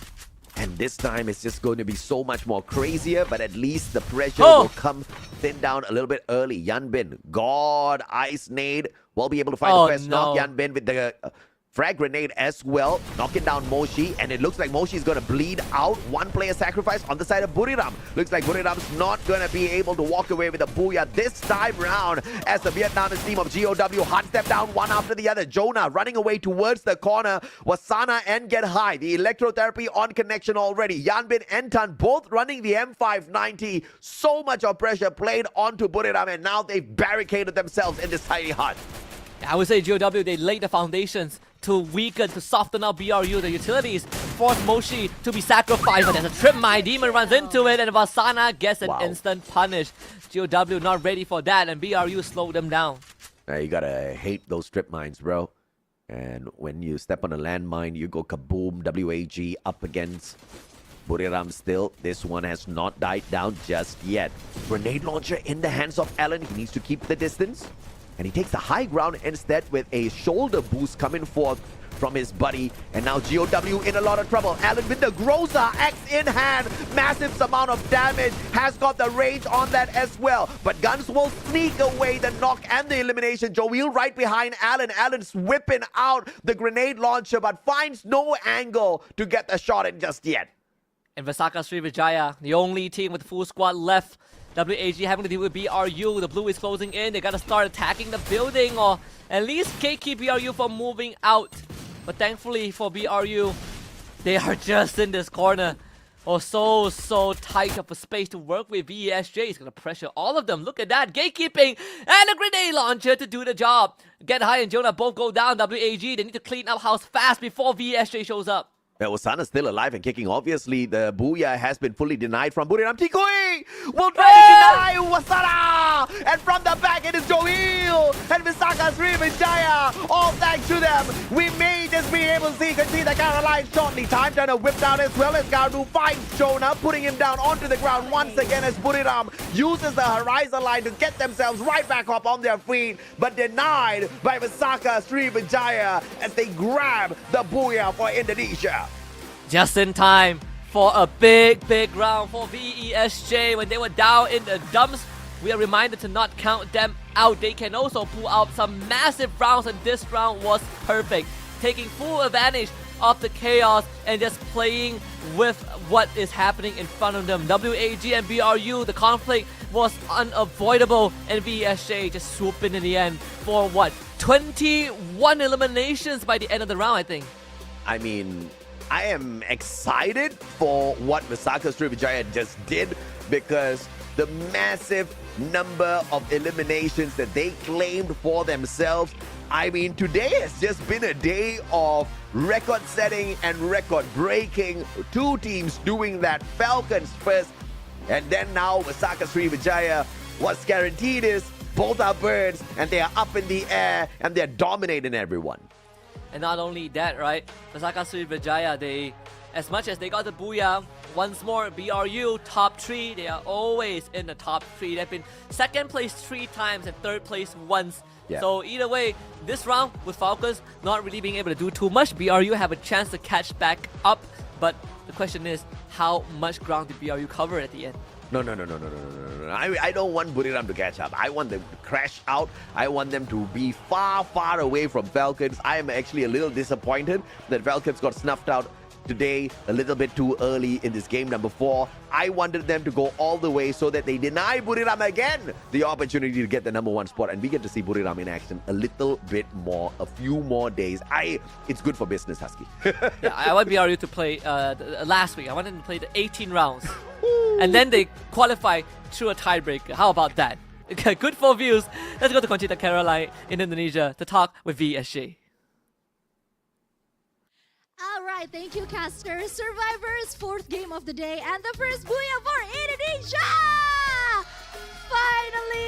Finally, we're here with Joel from Pesaka Sriwijaya. Hi, Joel.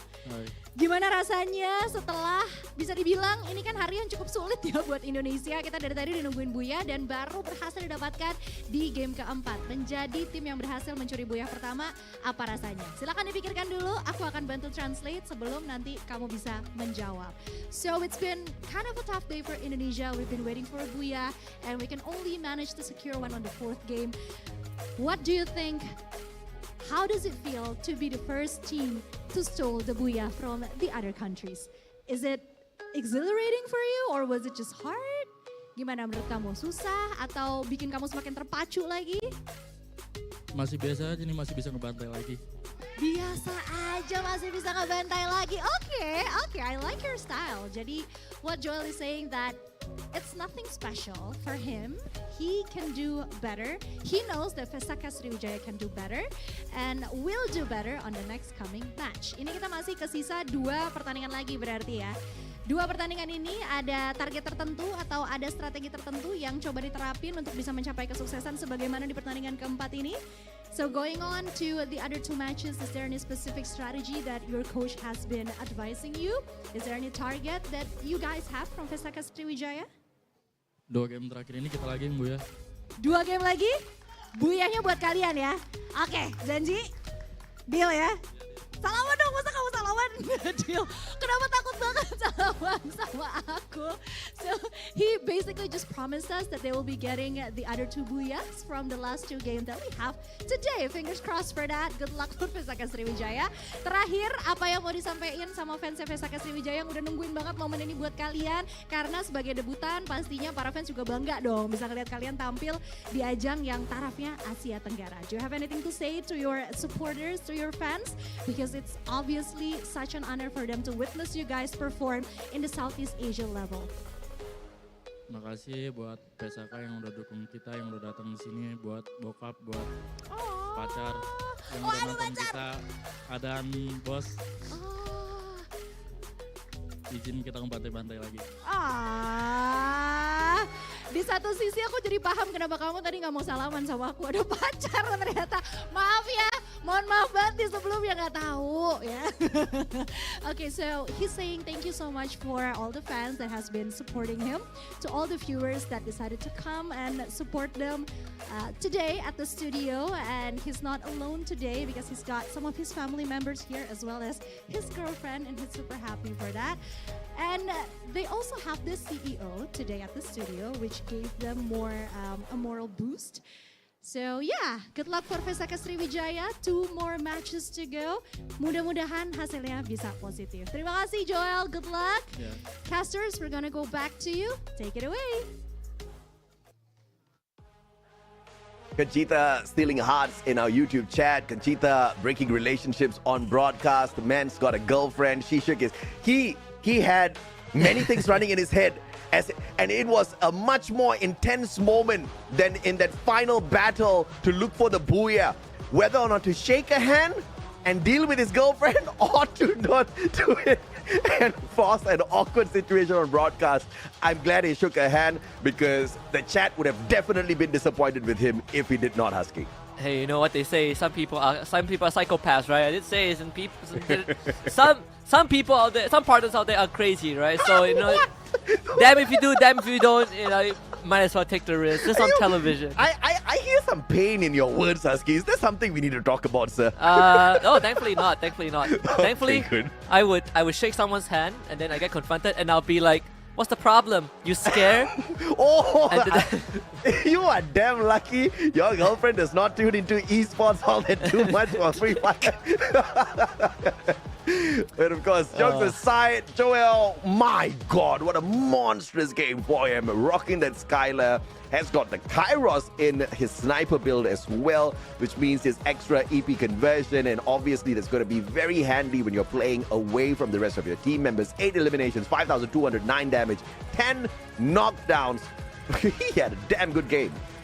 He had, I mean, the best game to date, right? Like even in phase 1, some days are VSA days. Some days you just don't know where they are. You don't really know how to feel about the performance, but today is that day. At least this round is that day, right? Like this is a team with veterans, with up-and-coming players. Like, you mean Gardu, he has been here for, this is definitely not his first rodeo, and even that round we see him, Gardu, and Guns, they really showed up in a more supportive fashion to allow Joel to start racking up eliminations.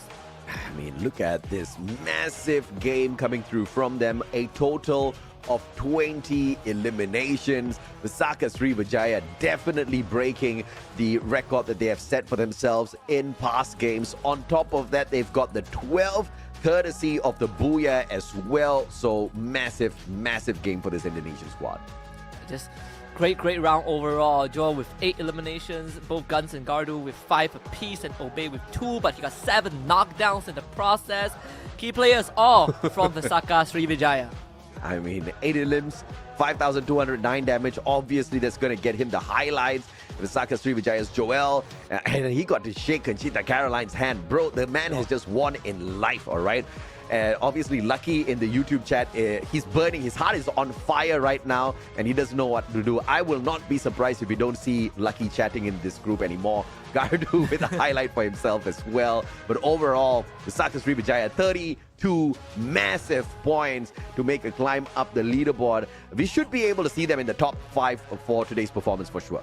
Yeah, for sure. I think if they keep this up now, they are in the running to qualify for grand finals after today. After this round, that is for sure. Of course, the biggest contender, unironically, is still BRU. The fact that they always keep themselves in, top 5 on the game standings, but top 3 in every final circle. That's going to put them closer and closer to Falcons. 13 points separate them, but VSJ, they have a long journey up ahead, even just to catch up to BRU. What is Jackie doing being the data, the stats man in the chat as well? Wow. Pointing out the 13-point gap between Buriram and Falcons. But, this dominance at the top has been very exciting to watch, but I hope Falcons will rip away a couple of Booyahs more. I mean, not like I don't want to see them in action, but they most definitely deserve a qualifier to the grand finals based on what they've been able to do for today. And I want to see more of Buriram, baby. I want to see Solara. That's what I want to see. I want to see how these teams perform on Solara. I mean, we saw it yesterday, right? Like, and this is only once. I want to see more of it, just to get more details, more data on how these teams perform. Because with the mechanics that Solara introduces, I want to see some great drive-bys on the railing. That is something that I look forward to in the next round. Absolutely, man. I'm looking forward to the map. I'm looking forward to more phenomenal Booyahs out there. I'm looking to see exactly who wins this battle between WAG and EVOS Divine. But of course, we're going to take a quick short break. When we come back in 3 minutes, we expect to see everybody still out there. We'll be in a... Hello, Greaser. Stop trying to look cool and help out already.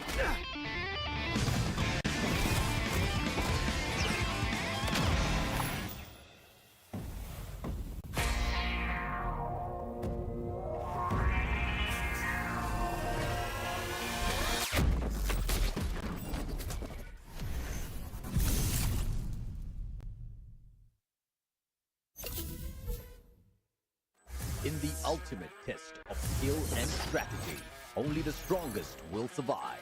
Welcome to the arena where legends are forged. To claim victory, you must challenge your limits. This season's special features. This tournament introduces exciting new challenges, unique team skills, man-picked active skills for Clash Squad mode, champion rush format, randomized map order, total prize pool $378,000 US. Warriors will battle for glory and the ultimate reward. Tournament format. The tournament features two competitive modes, Battle Royale and Clash Squad. Battle Royale, 18 teams, knockout format with 2 phases. Clash Squad, 8 teams in a Swiss stage format. Both modes culminate in a grand finals where champions are crowned. Knockout stage. This is where the battle begins. Survival gets real. Phase 1, April 25 till May 11, 2025. 18 teams divided into 3 groups, A, B, and C, with 6 teams each. 3 weeks, 54 intense matches. Daily format. Group A versus Group B versus Group C. Top teams advance, the rest are eliminated. Phase 2, May 16 till June 11, 2025. 1 misstep and you're out. Week 4, only the strong survive. Day 1, top 12 from Phase 1 compete in 6 matches. Only 1 team advances to the grand final. Day 2 and 3, the remaining 11 teams battle alongside underdogs ranked 13th and 14th. 1 winner per day advances to the finals. Week 5, second chances. Days 1, 2, and 3, the same format continues with underdogs ranked 15th to 17th. Each day crowns a new finalist.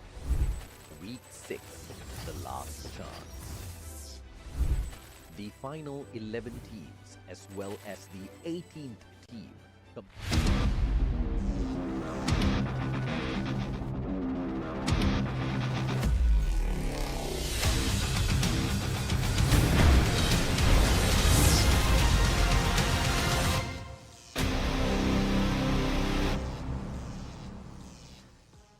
Welcome back to the Free Fire World Series Southeast Asia Spring 2025. This is Phase 2, which means we're in week number 4, Day 2, with me, Husky, alongside the Mustachio AJ. We've got to remind you guys to take a swig of the Red Bull if you haven't just yet. The night is still young, and the teams still got 2 more rounds to go because Solara coming up before we head into the final round. And then Red Bull keeps us all charged and supercharged for some of these players. Keep them in tip-top performance because they are one of our energy drink partners for not just the spring season but also for the fall season. Absolutely. 2 back-to-back seasons, Red Bull. You know we love you. And for all of you guys out there in the chat, we have got a big question for you. Do you like the current format that we are running here at FFWS Sea?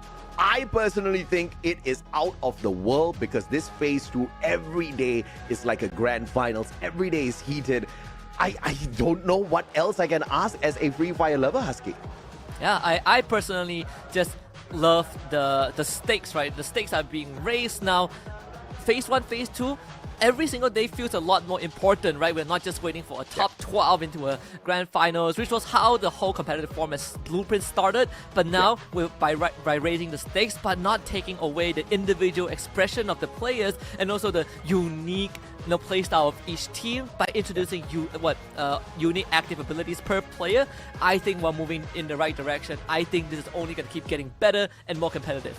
I didn't even think it could get better, but of course Garena just pulled it out of nowhere. But today it has been a high-flying day for the birds in the sky. We're talking about Falcons and Visaka Sriwijaya. First 3 games all ripped away by the Thai squad, and Visaka Sriwijaya showing that Indonesia can pull in the big points as well. And we had a question there just moments ago from Mayank Mandral. Why no random map? Well, because you see, it is the Solara map introduced in here as game number 5, pushing game 6 into purgatory. We are still using the randomizer, but the randomizer will only randomize the rotation of the maps for us instead of making us guess exactly where Game 6 is going to bring us. Now, with Solara in the mix, I am just so much more excited, Husky.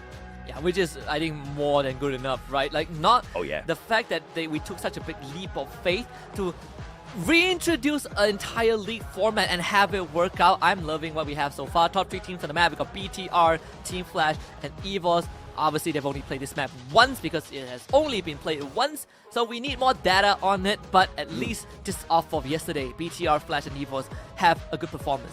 Yeah, absolutely. And of course, today, Solara, I'm excited to see what kind of shenanigans we get to witness out there. I want to see if or not Falcons will run away from Buriram. I want to see if Buriram's going to put up a fight or they are going to pander to my request and not qualify for the finals. I want to see more out of them. I want to see them torture everybody until the final week. I want to see them part of the final 18 games of this phase 2 as well. Just for the fun of it. I'm telling you, no sane coaching staff is going to listen to that and be like, yes, we also want to play every single day. No one will do that. No one will do that. They want to qualify as fast as they can, secure a spot, and then qualify for EWC, right? Which in a way, just make top 8 in the grand finals. If you don't care about winning the whole thing, then sure. I think that's the best way. Also, I want to see if Solara is going to have a region or a specific team that really dominates it, right? Just like how Indonesia has dominated Kalahari for the longest of time. BRU dominating Alpine. I want to find a team for Solara. I've got to get my skateboard out because we got to grind some of those rails out there as well. I am not in love with Solara just yet, but I think it's a damn sexy name. I am still waiting to fall in love with the map. Maybe these teams will get me there today. I haven't seen much of it. Like you said, just that one game yesterday. And I don't think that's enough data. I want to see some major chaos out there as we open up this map. I mean, get me a skewed flight path. Get me some super hot drops out there. I want to see the teams being cooked very early on. I want to see some big teams drop. I want to see Falcons get taken out. No, wait. I want Falcons to qualify today. I want to see Buriram get taken out in the 12th spot as we start off Solara Husky. Yeah, I want that too. I think Solara, right? We even during the prior to the broadcast, the teams they play some practice rounds. I've seen them really pour some cool moves. Again, primarily on the railings themselves. I'm pretty sure Tony Hawk would be very, very proud of what these boys have achieved. We come to an era where you can shoot and grind rails, but I think Solara opens up so many more interesting ways, right? We look at the formation of the map. We have this Delta Isle on the eastern side, but it's not like unlike your islands like Boathouse where you have very less space to work with. Delta Isle actually have pretty decent space to work around, right? You can support 2-3 squads at once. Yeah, absolutely. And obviously, I mean, it's just like Brasilia, right? Even though the compound can hold multiple teams at the same time, it is not recommended if you're looking for some big points because that's just way too much of chaos. I mean, the map still can accommodate no hot drops whatsoever. So that's exactly how I usually prefer if I want to, have these teams have a decent chance up against each other. But today, I just want blood. Today, I want some gore. I want some major chaos because it's an exciting day. I have not casted for a while and I've been dying to see some Free Fire action. I've been playing CS throughout the whole day today. I don't know what is it with the ranked matches, Husky. I can't seem to win at all. So at least I get to see some wins out here. Yeah, like sometimes you just have to take a break. And I'm not gonna lie, not sure if this is just a me thing, but every single time after a cast, I would feel like I can do what the players do. And then I hop in the game and then I realize I can't do what the players do. But hey, it's the attempt that counts, right? Well, it's time to get ready, bring your skateboards out, bring out your knee guards and your braces because it's time to head into Solara for the second time since its debut in the competitive pool. Amen. It's my first time casting a Solara map, so I'm bloody excited about it. Let's head on in there and see exactly. Woo! Do I get a skewed fly? Yes, I do! You ask and you shall receive, Mustachi, yo! Says the gods of Free Fire. And as Flash heads on out for Windmill, there is a heavy potential early drop here that could get them into heavy battle up against Falcons at the Saddle Club. So man's getting his wishes granted very, very early on in the day here. Yeah, Uncle Neptune must be so jealous. He keeps asking for skill 5 path, but he doesn't get any. You ask for it once and then you get it. Oh boy, I mean, well, I guess that's the difference, right? I mean, Neptune gotta learn some tricks from you because we have not been able to make the magic work. But right here, in fact, Falcons off to a good start, right? Plenty of chip damage on the heavy. Pina around the corner. Kabi knows that there's someone there. Puts out the glue wall. A disengage from both teams. Now Pina doesn't have those glue walls to work around with. Mufasa with a knock on to limit. And this is trouble. The sniper did not have a sniper just yet, and that puts them at a disadvantage. Kurodo, though, with the power foul, managing to back away. On fire with the AUG. Will be able to find the head of Kabi and the instant delete as Pina wraps around from the back as well. And the MP40 with a great rate of fire and damage obviously is going to be cooking the players on the side of heavy. Mufasa still alive alongside Get Nice. Get Nice has got the great SMG in hand as well. Bison, but on fire in a 1v2. Get Nice too far behind and the electrotherapy just not working. Bye, heavy, says Falcons early. Oh, Get Nice with the clutch! Before. Wow, the clutch right at the end. Get Nice salvaging the round because that was a disastrous push. They had the advantage with the electrotherapy. They just needed to play together. But Mufasa got way ahead of himself, got completely blasted. But Get Nice pulled it back. So Heavy are not out just yet. What a revival! And you need some fast fingers for that, all right? I go to the vending machine. I'm just looking for the button. Which one do I press? These guys in a split second before being bursted down by 2 players on those shots. Still managing to walk away with those revivals. I've seen some of these flashy buybacks on that pocket market as well. Nothing but impressive when it comes to the mechanical skills of these pro players here at FFWS Sea. And now, yet another big battle about to ensue, this time between Thailand and Malaysia. Team Vamos right in front of us, and AG Global wanting to find a better position first before they get some shots in. And it's going to be at Casa Vista and Aquarium right in the middle. You have a couple of hills to work with and an open area mostly, but you have that high ground to overlook Casa Vista if need be. AG cutting over to where Vamos used to be. I think they caught a glimpse of Vamos, right? Just back exposed. And Dio would have wished he was on that high ground, but either way, he has the weaponry to work with. Demon on the other side, right behind the tree with the rest of GOW. Don't feel bad that you aren't able to get those skewed flight paths, Neptune. I'm using up too much of my life force manifesting these things, okay? And I don't even know if I'm manifesting the right things. You imagine just using up all of your life force just to get skewed fight paths in Free Fire casts. Could have used it to manifest like Vamos winning EWC, you know, but I guess it takes up too much of your life force as a trade back. PLS and Kyong. You sounded so pained as you were saying that, because I know you wanted to say you could use it to manifest for Vietnam to get a booyah so we can see Yunsu. Oh, you're right. Didn't thought of that. It happened naturally. Vietnam has got... you gotta manifest something that is harder to achieve, you know? Beautiful A1 to tag. Gui backing away. Electrotherapy can be popped here, but they are going to be overwhelmed with the numbers as Virtus Pro finds those players. Cyrus, pick up. What a quick pickup coming on through. And X4 with the assist from afar. It looks like WAG may just be able to win this. Saming with a sliver of health left on in here. X4 trying to find the connection with the RGS-50. Saming walking away like it was nothing. But just like that, Virtus Pro now on the back foot has put it up. Ask and you shall receive, Mustachio.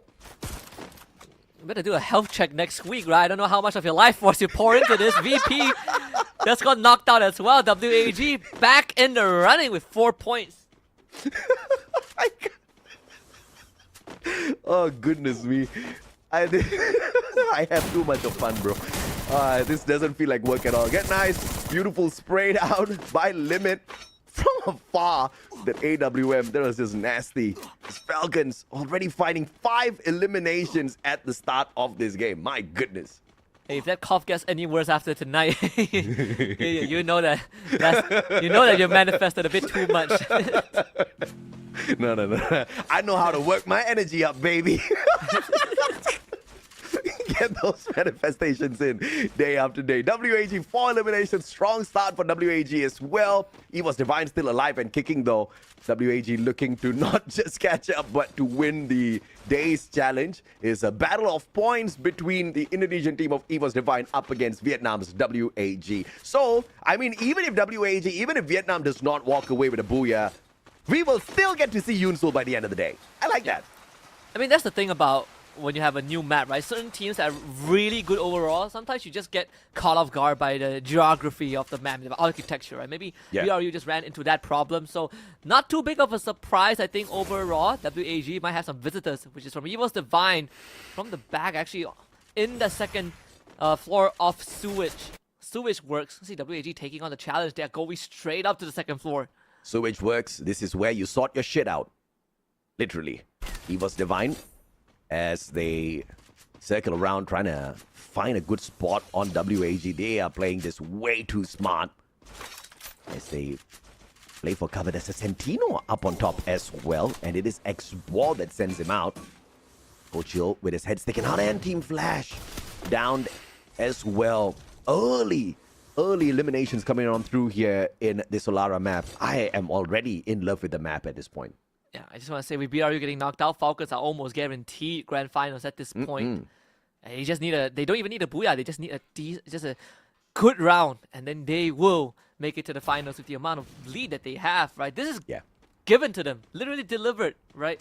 Whether it's manifested or not, Falcons saying a prayer right now. WAG somehow not getting into any contact with EVOS, but they might with AG. I'm not going to mind not seeing Falcons as they find this qualifier. Once again, very well-deserved qualifier to the finals after the triple booyah at the start of the day. I wouldn't mind seeing yet another from them as well. As AG Global drops by, says hello to WAG, and quickly circles around to potentially meet the players of EVOS Divine up on top. But that will, of course, put AG Global at risk here from teams rotating in to find the circle. Shot from afar. AG finds X-Ball and deletes him instantaneously as well. WAG now on the back foot. Yeah, that's pretty careless. X-Ball, I feel like he could have stayed back a bit more. Maybe he wanted to get a better angle, but he ends up putting his entire body out in the open. 2 shots from AG was what did the job, but they did revive him, right? Sewage works, very tricky to maneuver all these metal pipes, even inside the building. Sometimes you could really catch your opponents off guard with all these diverging paths. So as much as we have 3 teams around this area, they might not even make contact. Let's see if or not WAG can sneak away from this one without getting into a tussle, because AG Global has got the clip on them if they walk out here onto the open, and not many glue. Oh, beautiful jump and layout of the glue wall. That's what you call efficiency and resource management, done perfectly well here by WAG. Making a big rotation, but I think they might be forced to fight because VESJ also arrived. GOW on the horizon. Actually, Gardu, he just showed up and Raja takes him out. So this could get very, very messy as Sewage works. Again, with the architecture of this building, plenty of teams could be around here and not make contact at all. I think they all saw the numbers kind of dwindle down in the lobby a little bit too fast. And my God, what was GOW standing around on the ceremony? I don't know what kind of team meeting they were having, but that was not the right meeting room they were using. WAG said, we have booked this meeting room. Please leave right now. 6 eliminations in hand already. Yanbin M590, and he's going to get deleted just like that by T-Queen. Yeah, WAG sees GOW just cuddling together and be like, this is private property, sir. And this takes out 3 of them with 2 great shots from Explore and Tuki. Nice. That's the Santino swap. Explore, repositions. Unnecessary, but he just had to use it. You gotta do it for style points, right? People ask, hey, what is Santino's use? Explore is like, for this. He could have just run, but he's like, I will let my body double do the running for me. This guy better not have access to like Android bots later on. He'll just have the Android bot go to the gym for him, get all of the workout done. But he was divine, looking for some points here. Crucial ones. It's AG Global. finds Rasia on the roof. That puts him down. And AG taking the fight straight up to EVOS. Abex straight down. M590 courtesy of Cypher. Ray circling around. Max 7 needs another connection. And Chinoy denies. Cypher cooks EVOS Divine out. Cooked up a full course meal with that rush. All of them winning their 1v1s. AG Global really showing those close quarter combat. They did lose due, but in that situation, everyone else in that CQC just performed to the maximum capacity. WAG now shows up, coming through the side pipe.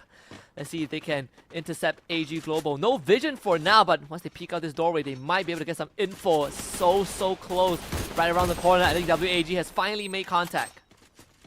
Grenade, courtesy of Allen. Not gonna find Barros. Good sidestep there. But Allen's looking for yet... Oh, what an angle with that nade. Just managed to find the clip.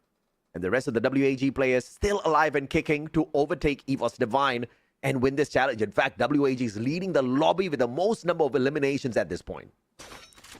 They're make a rotation because staying in that pipe, if you get pincered, if utility starts getting flooded in, it's almost impossible to escape.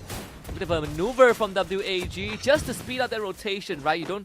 You do get a bit of that maneuver advantage, harder to track you down, heavy, stuck behind the building.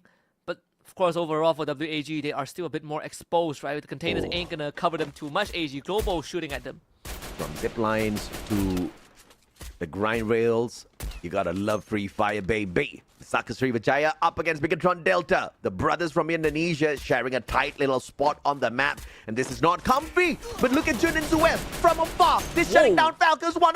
And Jun is going straight in for the fight. And 590 Zuez. Good blue wall to back himself up. Pina strikes down to the ground on fire outside the circle. Trying his best to get away. But Mufasa is gonna be an opportunity for on fire to play a game of survival. But gets denied by Jun. And Falcons will not see a booyah, all thanks to the Malaysian squad of Vamos. Man, they had a good round to really extend the lead, but Vamos shut that showdown as fast as Falcons tried to start it. WAG, they did lose Cyrus somewhere in the process.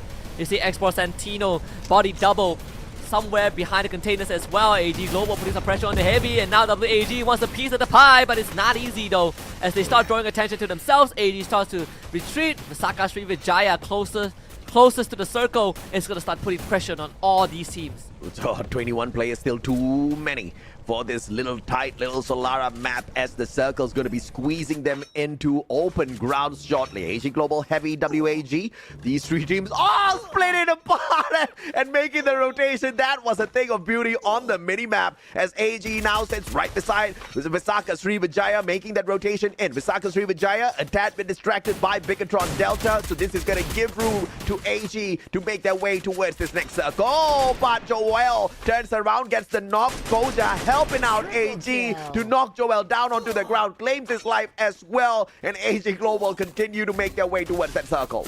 And Barros finding Koja with his hands off the steering wheel. Thankfully, there's backup there to bring him back up, right? Deeks making sure that they play in this 2-2 formation. No one gets sacrificed unnecessarily in the process. AG Global coming in. Vamos on the north side of the circle. In fact, Vamos has a very decent area to work with. They just need a bit of cover, and that's going to come in the form of blue walls. WAG tanking a lot of the blue, but they got to start moving.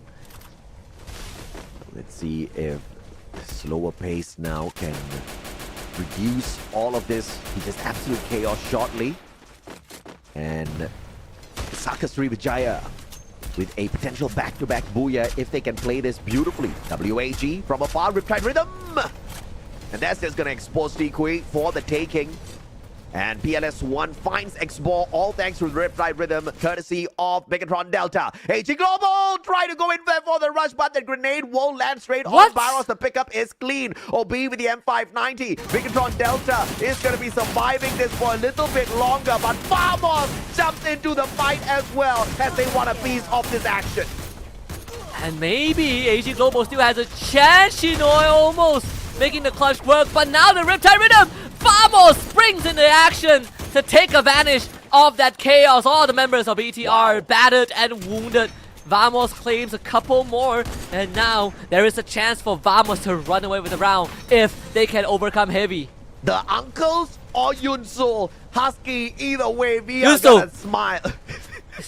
You answered that too fast, bro. Oh, there's more than that.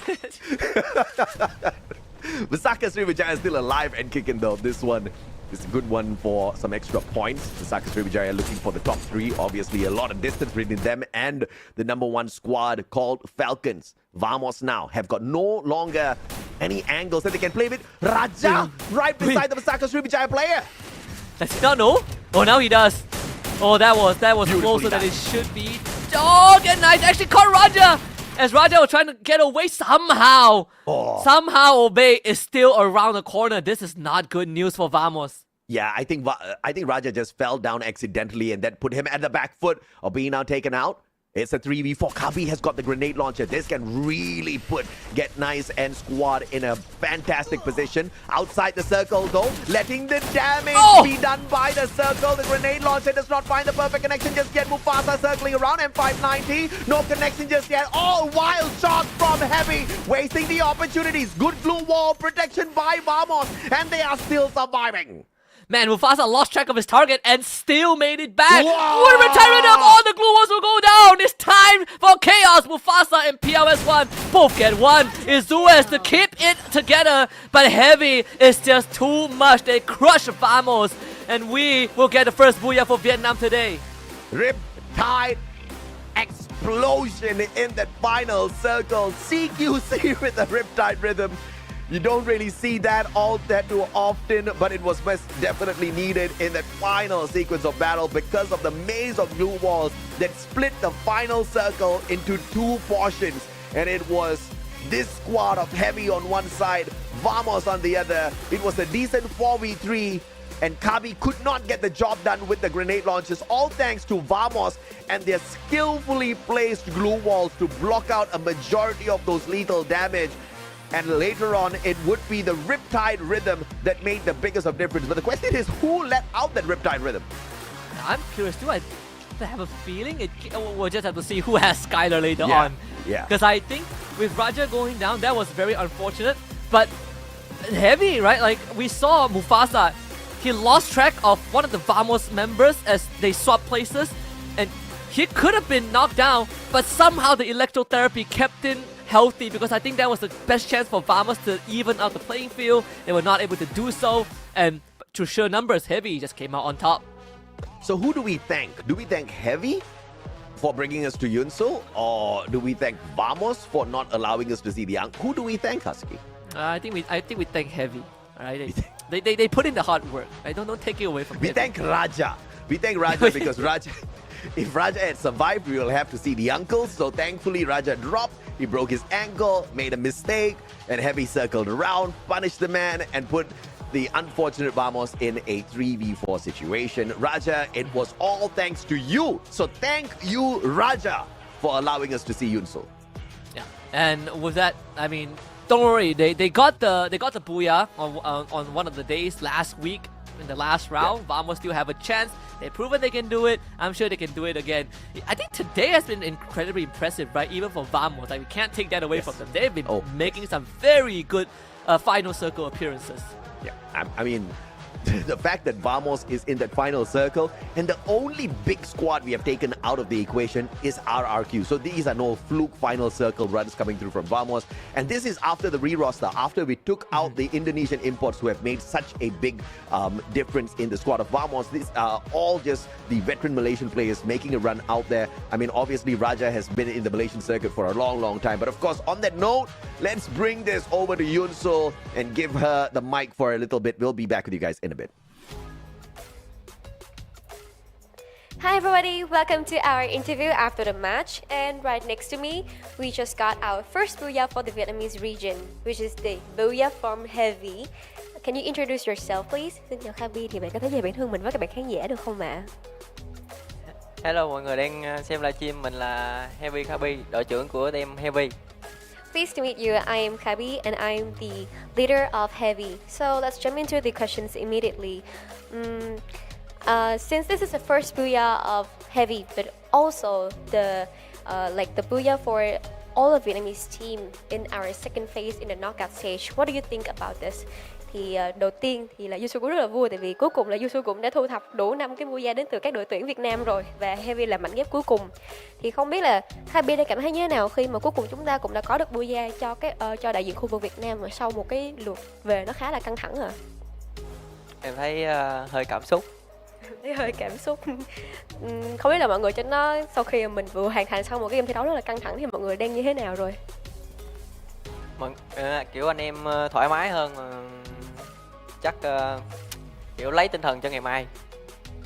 Right now I feel pretty emotional, but overall my teammates, they feel very happy, and this is a game that can shock everybody up, so we can prepare better for tomorrow.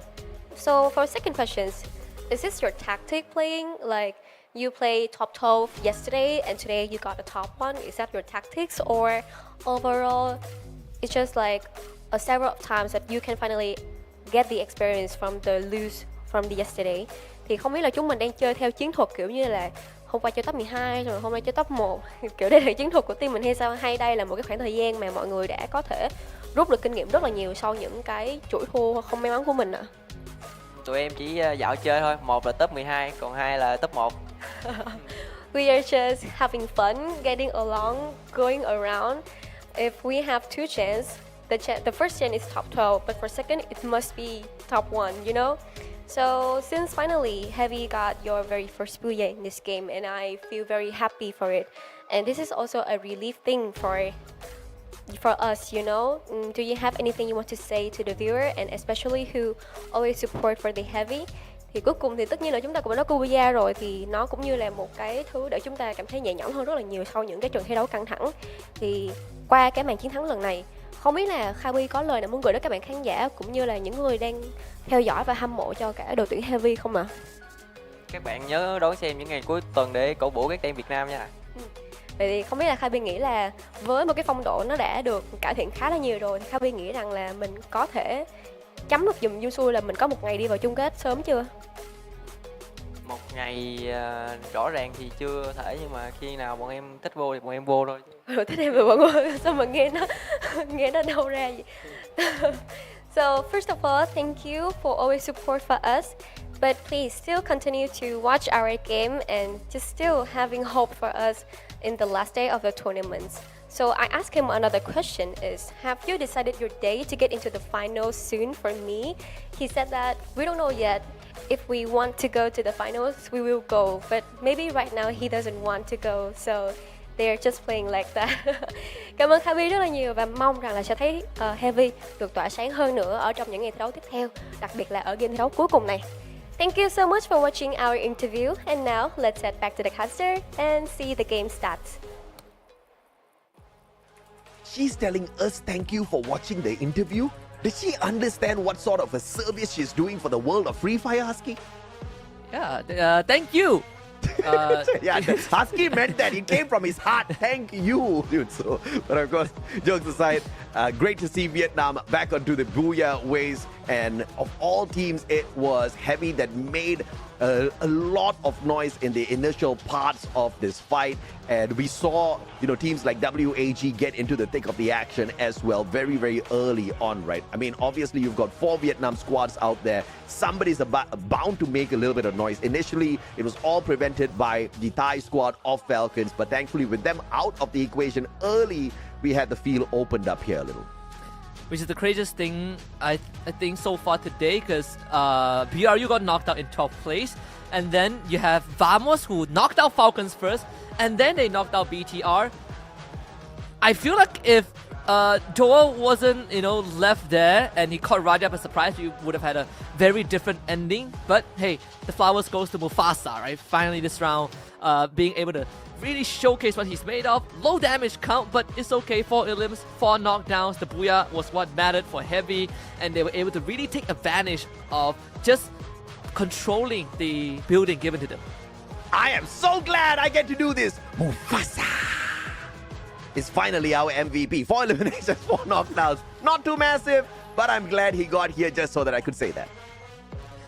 I was waiting for that. I was waiting for you to do that, right? Cannot miss that chance. Look at the Booyah team stats. Oh, it was this man. Wow. 3 Arvon. So it was PLS once with the Riptide Rhythm. We solved the mystery. Absolutely. I mean, 3R1s, obviously Heavy was being very cautious in terms of those rotations, always just using the binoculars, scanning out the area. And it's not like they were shying away from any of the action. They wanted to move in compound to compound, knowing exactly what to expect. And that PLS1 final Riptide Rhythm was the core reason why Heavy walked away with the Booyah. I think if they had given Vamos a little bit extra time without that chaos of the Riptide Rhythm breaking down the defenses, the Malaysian squad would have brought us to the uncles. So it's all thanks to PLS1 and his Riptide Rhythm for opening up that potential Booyah, and of course for the rest of the players for cleaning up the house. I really wonder what was the comms like when that Riptide Rhythm, when they let it rip, right? Like between Heavy, did PLS1 say that he's gonna do it and then get ready for a fight? If so, I do wonder the chaos caused on Vamos and when they saw, when they see that all the glue walls suddenly just vaporized. But they still made it onto the Hall of Fame. 5 eliminations for Jun, almost 3,000 damage for Jun as well, and constellations to Koja for 5 assists. And I mean, this was a great game for Vamos overall. Bigatron Delta finding some sort of highlight here as well, so good on them. But in the grand scheme of things, we still want to know who's winning out the battle between EVOS as well as WAG. We'll find out in a little bit, but based on this game here, 12 points claimed by WAG, EVOS with just 5. Obviously, WAG has now taken the lead. Yeah, and they already started the round with like a 5-point lead. I think it's like 22-17. So this is only going to extend that lead even more. But it's still pretty close. EVOS just one good round and they can bring it back for sure. They can, so Russia doesn't have to take a second L against a Vietnamese team. But for Falcons, right, they didn't get too far ahead. I say they didn't get too far ahead, but it's a decent, 22 points, which is, a cushion to fall back on. Absolutely. And I mean, back to back, I've gotten 2 of my manifestations already, so I'm not going to lose more life force on manifesting Buriram not getting a Booyah. So I guess they can pick up the next Booyah. I don't mind. They can't have it, right? I think you've done more than enough damage to yourself, more than to the other teams. But if you are still missing out on the Samsung Galaxy S25 Ultra, I think you can manifest for this, right? It doesn't hurt to lose 1 year just to get this phone, because it's equipped with next-gen Snapdragon 8 Elite Galaxy processor, enhanced Falcon engine, improved ray tracing tech, and delivers outstanding performance alongside lifelike graphics for your everyday use and, of course, gaming. Absolutely. And I mean, the powerful AI capabilities is exactly what is going to give you that edge out there, regardless of what you're using the mobile phone for, especially if you are into the world of content creation. If you're playing a lot of games, hop on in there, make some good videos of Free Fire, upload it onto your channel. Maybe you can be Rasya, man. Maybe you can have millions of people following your Free Fire journey. That's quite exciting. And the guy's just 16 years old. How crazy is that, Husky? Yeah, like the fact that, once you reach a certain age, you can start competing. And a lot of our competitors are juggling between school and competing, right? And some of them have been onto regional world stage. Some of them probably wins like a couple $1,000s when they just reach the 20s. So it comes with a lot of hard work for sure, right? Yeah. Like, this is not an easy journey. They deserve what they earn. But just the thought of it, right? When I was that age, I was staying up, drinking coffee, doing assignments. They're millionaires, but kudos to them. What were your parents doing when you were drinking coffee at 16? Not 16. No, I wasn't drinking coffee at 16. I was drinking at 18. Okay, legal age for coffee. The legal age for coffee, correct. I mean, crazy stuff, right? Mad respect to Rasya for being able to do what he does. And I'm actually a huge fan of Rasya, mainly because if he's got this level of skill in mobile games at this age, I cannot imagine where he'll be in the next couple of years. Obviously, I hope he has got good guidance around him, because at such a young age, when you're seeing so much of success and everybody is calling you a wonder kid, it can also get into your head. Maybe you start getting a little cocky, a little arrogant, and then you start making some big mistakes out there as well, which obviously is not going to do EVOS a lot of good. But based on how he's performing thus far, I think he's holding his own fairly well out there with the other big brothers around him. It's not easy to come into an environment where skill does a lot of the talking, sure, But then you need to start dealing with the people around you, start dealing with yourself. It's like being thrown into the big boy world a bit too early, right? For being too good at something you do, things start moving very fast. We've seen the rise and fall of a lot of these young prodigies, but we've also seen examples of young prodigies hitting the jackpot and becoming, superstars overnight. Really comes down to the environment that they're put in. I think Russia has a very good organization backing him up. Like EVOS, one of the OG orgs that we have in Southeast Asia. Yeah, absolutely. EVOS are one of the OG orgs, but at the moment they are being whooped by WAG in this battle of points, all right? EVOS today, we at game 5 already, and 35 points in total they have picked up. My math is not mathing in my head. What's the average on that, Husky? Wait, so 535. I think it's 535, 5. It's See, that's why we are gamers, Husky. That's why. 7 points per game, 7 points per average, right?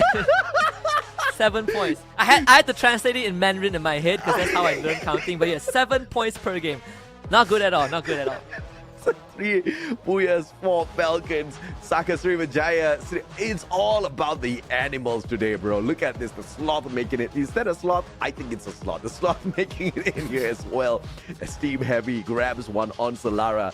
And it is all down to the final match of the day, baby. It's Purgatory. And we obviously have our eyes set on Buriram, AG Global, and Vamos. I've pegged Buriram for getting this next Booyah, so let's see if or not that one comes to fruition. If Neptune can curse BRU, you better be able to reverse that, right? So far, Neptune hasn't really had luck with getting BRU onto the top, but this is I think the second map out of 6 maps that Vamos is in top 3, and they have maintained that position in top 3 on Purgatory, which in of itself is super, super impressive. I cannot believe we both failed math live on broadcast, and the chat. No, I was just a bit slow. I was just slow. I was just slow. I had to translate 3 different languages in my brain. Fair enough. Well, we're about to hop on into the final battle of the day. We hope you guys are geared. Let us know in the chat, who do you think is going to win between EVOS and WAG for the battle of points? And who do you think is going to grab the final Booyah of the day? Do you, just like that Mustachio, think it's going to be Buriram? Let us know, baby, as the flight path drags us on in for a pretty decent one. Yeah, it looks pretty decent, actually. Yep, very fair, very, very, very generous. Right down the middle. So BTR is going to have a field day if they choose to go towards the ski lodge area, which I think they are not thinking about it. So it's a change in that drop spot for BTR. Vamos gets full possession of ski lodge. Lucky with the lines for Delena on the chat. Lucky you. You're playing with fire, my friend. Whoa! Victor Delta up against Heavy here. It looks like Heavy gets the first one, and the second is claimed by Koja and his partner, and the electrotherapy doing them well, but in the 3v1, Koja is going to get burned down to the ground as well. Kyung far away from this battle, but Falcons about to meet him halfway, and Kyung says nope, as he runs right back looking for the vending machine, has enough money to buy back Koja, and this will be the end for him. Gets a knock at least, though. Pretty close, because that was disastrous for BTR, right? They changed the drop spot and they almost got wiped. Vamos actually having the squad there. Oh, exposed to Falcons, but dips back behind the building, taking on Heavy.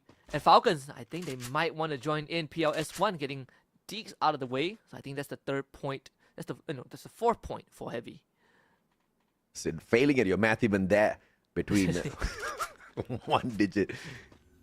Good R1 scan. The binoculars used perfectly. Falcons try to spot out and shut down these players, but Mufasa with the beautiful sprays gets a back-to-back. Jun and Suez down on the ground. Heavy claiming 2 more lives as the Axel tries to get away. Has got a vehicle, but being pursued.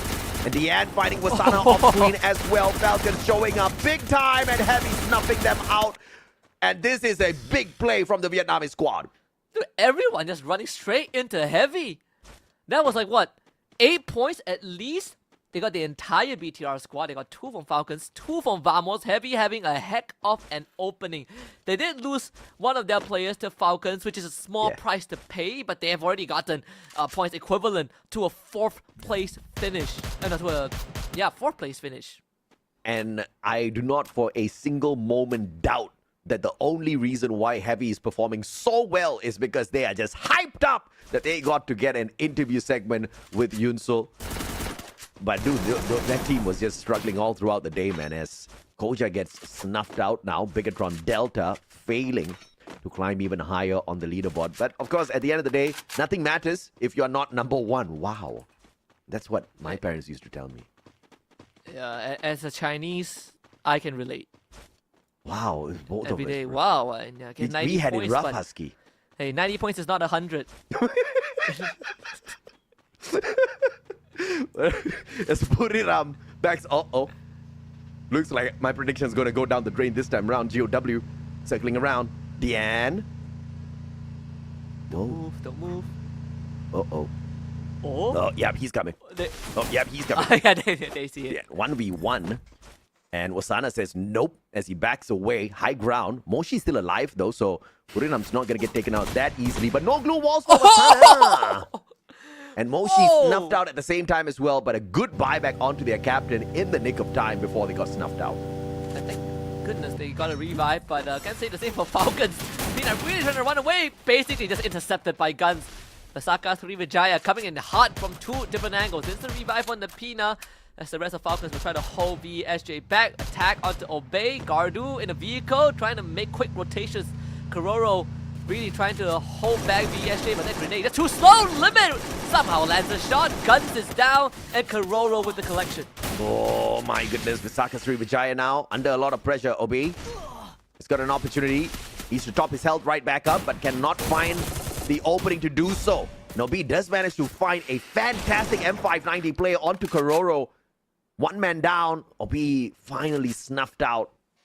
But Joel from up top maybe can make a difference here for the squad. Obey really needs help, but no one can get to him. Joel will have to fend for himself. Actually, he gets a good tag onto On Fire. If not for the glue wall, that would be fair. He's going to try to On Fire. Repositions. Gets behind the logs. Joel has no idea that this has happened. Turns around. Gets a shot to limit. If not for ABAX, that could have been an outplay of a season. But sadly, Evos will come in to spoil the fun. Yeah, unfortunate. As there was a little bit of interference here for Evos. But now maybe Evos has bitten off more than they can chew, because look at Team Heavy now running straight in for this battle as well. Falcons may be left out in the open, On Fire in the midst of so many Heavy players, and he's going to get snuffed out instantaneously. But Rasia now having the spot onto PLS1, goes in for the flank. But a good glue wall to protect the back of PLS1 laid out, and Rasia does not find that line of sight.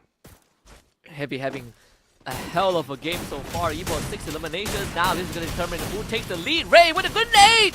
Getting 2 in a row. And Evos have found the opening. Trying to finish off the rest of Heavy. PRS1 getting pressured by ABAX around the corner. ABAX to the turnaround. Good glue wall from Kabi. But unfortunately just not quick enough. A frying pan to the head. Evos dismantle Heavy. Yeah, the grenade was just a absolute immaculate one, getting a double knock, and the follow-up, because they had the SMGs in hand, was just way too easy for Evos. And it looks like the Indonesian squad does not want to lose to WAG today, picking up 10 early points to match up to the lead that WAG took over them with the previous game. And instantly shoots them up to first place. Heavy still in the run, but heavily crippled.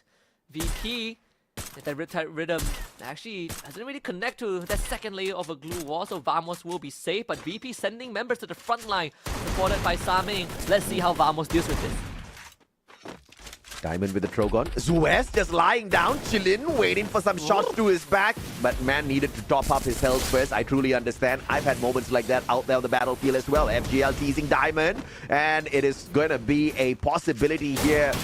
The Diamond gets caught out, but backup is here in the nick of time as Nameless shows up, and Virtus Pro cooking Vamos at this point. It's a good idea from Vamos to leave someone behind and try to escort XL out of the way to reposition, but VP just quick on the move, and now it's down to Raja against the entirety of Virtus Pro. Can only hold on for so long as the chrono, the time turner expires. Vamos still in it, but just like Kevy, they are crippled. What was shot from Demon? I mean, straight to the head. Oh, Riptide Rhythm! Gochil has to run away. And the shots will get him down to 90 now. Opportunity. 10 medkits in hand, but no time to use that. It's a 2v1, and Demon doesn't need to do much as Yanbin shows up. In the meantime, Vamos goes down. Evo's Divine, 12 big points, but GOW says you will not catch up with our brothers, leaving Rasia all alone. 1,600 coins in his pocket. He can buy back the whole squad, but about to bump into a player from the side of Falcons. Oh, does he see him? His back was turned a few times, and now they finally make contact. Rasia saves himself. Kill. And the run continues for Evos. The Wonder Kid now driving to the vending machine, capable of bringing the whole squad back in, carried by the child who promises to bring the trophy to Evos Divine. What a play by this man. 9 more teams still left in here. Evos still one of them. WAG not smiling about that. Wow, I mean, that was the most important fight. If whoever wins that keeps the team in the game, but for VP, they get 2 free ones. Yeah, whereas Returner takes himself out like that, it's definitely 2 free ones, and they might get 2 more. Good vision, Exposy couldn't land the shots, let them get away. It's fine. VP 7 points and kicking. Taka Srivijaya, on the other hand, though, finds a running GOW, and they were not able to withstand the initial pressure from the M590 or be far out into the open. Bally has got that loot on him. The zip line will save him for the time being, and I don't think anybody's going to be chasing him outside the circle just yet. In the meantime, Gardu splitting up and moving towards a totally different direction altogether, potentially to bait out the WAG players, with Saka Srivijaya just playing with the survival points at this time. I think it's a wise move too. WAG hasn't really shown themselves much, but they could get Gardu. Alan has vision of him, but no confirmation of where the rest of VSJ are at, so they're not going to make any hasty moves for now. There's no need to do so. Not that they're in a rush to move anywhere. So I think for WAG, just take it slow, get their resources, play for the final circle. And no points for WAG means Evos might just be able to fight back and make Indonesia proud. Get nice. We'll bring Basa and Kabi right back in here as Buriram flirts with the blue zone at Brasilia. And BRU also very silent. They got off to a hot start. 3 rounds back to back. 4 rounds in fact in top 4. No, 3 rounds in top 4, but either way, they did have a rough round 5. Nothing gained on Solara. And this circle, very, very deadly, very hard to play with if you are teams like VSJ or GOW. We hear a knock, there's Exposy getting knocked down. VP needs to provide some help. As AG now rushes forward, Labyrinth of Glue Wall being set up, Diamond and Blameless, the dynamic duo sticking together. Chinoy trying to find an opening, double Riptide Rhythm, the backside exposed. How is Diamond and Nameless gonna deal with this? They turn around, try to find the intruder, and somehow protect themselves. Nameless with the Glue Wall placement doing a hell of a good job keeping themselves alive. Yeah, I mean, this was just a damn good layout of glue walls here by VP, but it's just a matter of time before some interference comes on through, and AG finding those angles on them. But Dew now in a 1v2, Nameless on the hunt with the M590. Dew just does not have the right gun to deal with the situation, and Nameless gets sprayed down from afar as Cypher provides that backup. But the pickup is on the way. Saming still alive. 1v2 now. Cypher M590. First tag is there. Saming really low. Nameless swaps on in, but he gets punished by Cypher. Saming using the opportunity, but denied by Cypher. The clutch king for AG. Still alive, I see. And that is more than enough to keep AG in the run. Evos getting knocked out means that WAG 100% have won the challenge today, so we'll see what the punishment is later on for the members of Evos Divine. WAG with 2 points for themselves. Falcons on the north. Got Saka Srivijaya coming from southwest. GOW flying in from the island. BRU also just arriving at a potential final showdown right in this area. They needed 12 points just to catch up with WAG. They only got 11. And WAG has already got 2 points for themselves. How unfortunate for Evos, because that was a great run for sure. I thought they were going to make this last-ditch effort to win the battle of points up against the Vietnamese squad. But of course, I'm not complaining either way. We get to see Conchita and Yunsol wrap up the day. Like, Sims like Lucky will be feeling really lucky. It's going to be a great day with the amount of teams from Vietnam still remaining here. I mean, we've got two of them, WAG and GOW, both looking very decked out. WAG playing a much slower game, but GOW with 12 eliminations. Vasaka Srivijaya very much crippled, and they will be even more crippled after this with Moshi taking out one of their members. Good shot from afar. Tien trying to chip in. Oh, beautifully tagged here as he gets the final bullet in to claim the point for GOW. 13 points! Make that 14! As Dian finds an easy one. Guns eliminated. Visaka Srivijaya out of the race. So WAG continues to hold on to this building, but BRU have gotten themselves a pretty nice space, nice spot to work with on that northern side of the circle. Falcons getting spotted out by WAG. GOW can choose to make contact if they want to, but they also need to start looking at BRU. Demon getting a shot on the dude. They drive in on the monster truck, but it's so slow, and they will get punished. Dio getting taken up by Tikui. WAG clocks in that third. Well, what a jump here by Alan. Cypher thought he could sneak away. And Alan, thankfully, Cypher did not have much health on him. Easy shot to the M590. Now Buriram circling all around, finding the players on the side of Heavy. But from on the opposite side of the battlefield, Falcons may be looking to take advantage of this as well. Jonah spotting them out, sending a couple of shots their way with the AC-80. Not finding the full-on connection just yet, though. Let's see how Falcons deals with this, right? Both Falcons and BRU had a very underwhelming round 5.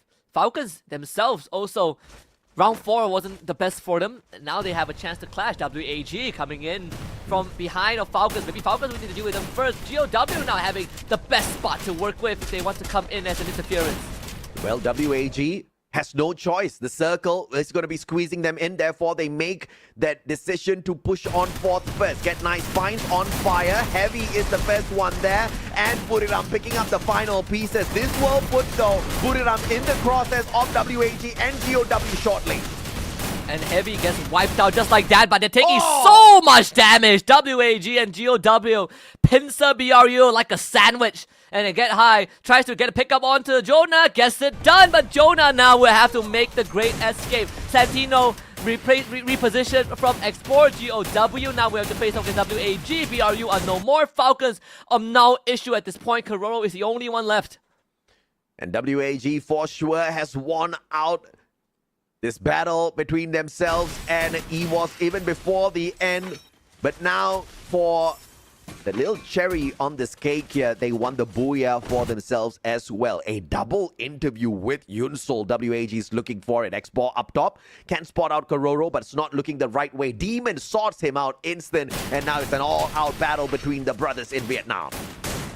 Let's guarantee the Vietnamese team getting the Booyah at the end. You see if GOW can get a second one for themselves, or will WAG finally run away with one for them. And they take down Dian. That is a good start. Cyrus also chips in. They all pull their way. Demon next on the list. Immediately exercised by Tikui. And only Ton is left. But you can only hold so much weight before you bend and you break. Alan with the rest of WAG will just take him out. Nothing much can be done. Overwhelmed. X1 with final shot. WAG locks in the final Booyah of the day. What a final battle.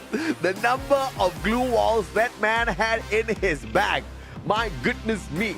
I have never seen a layer of glue walls like that. Back to back to back just to make sure he extends the timer a little bit. But WAG pretty much guaranteed that victory for themselves already. And they secure a double interview with Yunsol. Not only do they get interviewed for this beautiful Booyah, but also for winning the Battle of Points up against the Indonesian squad of EVOS Divine. And that is a double win for WAG. And of course, we started out the day with Falcons getting 3 back-to-back Booyahs, and then we take a trip to Conchita Caroline's territory with EVOS Divine getting 1.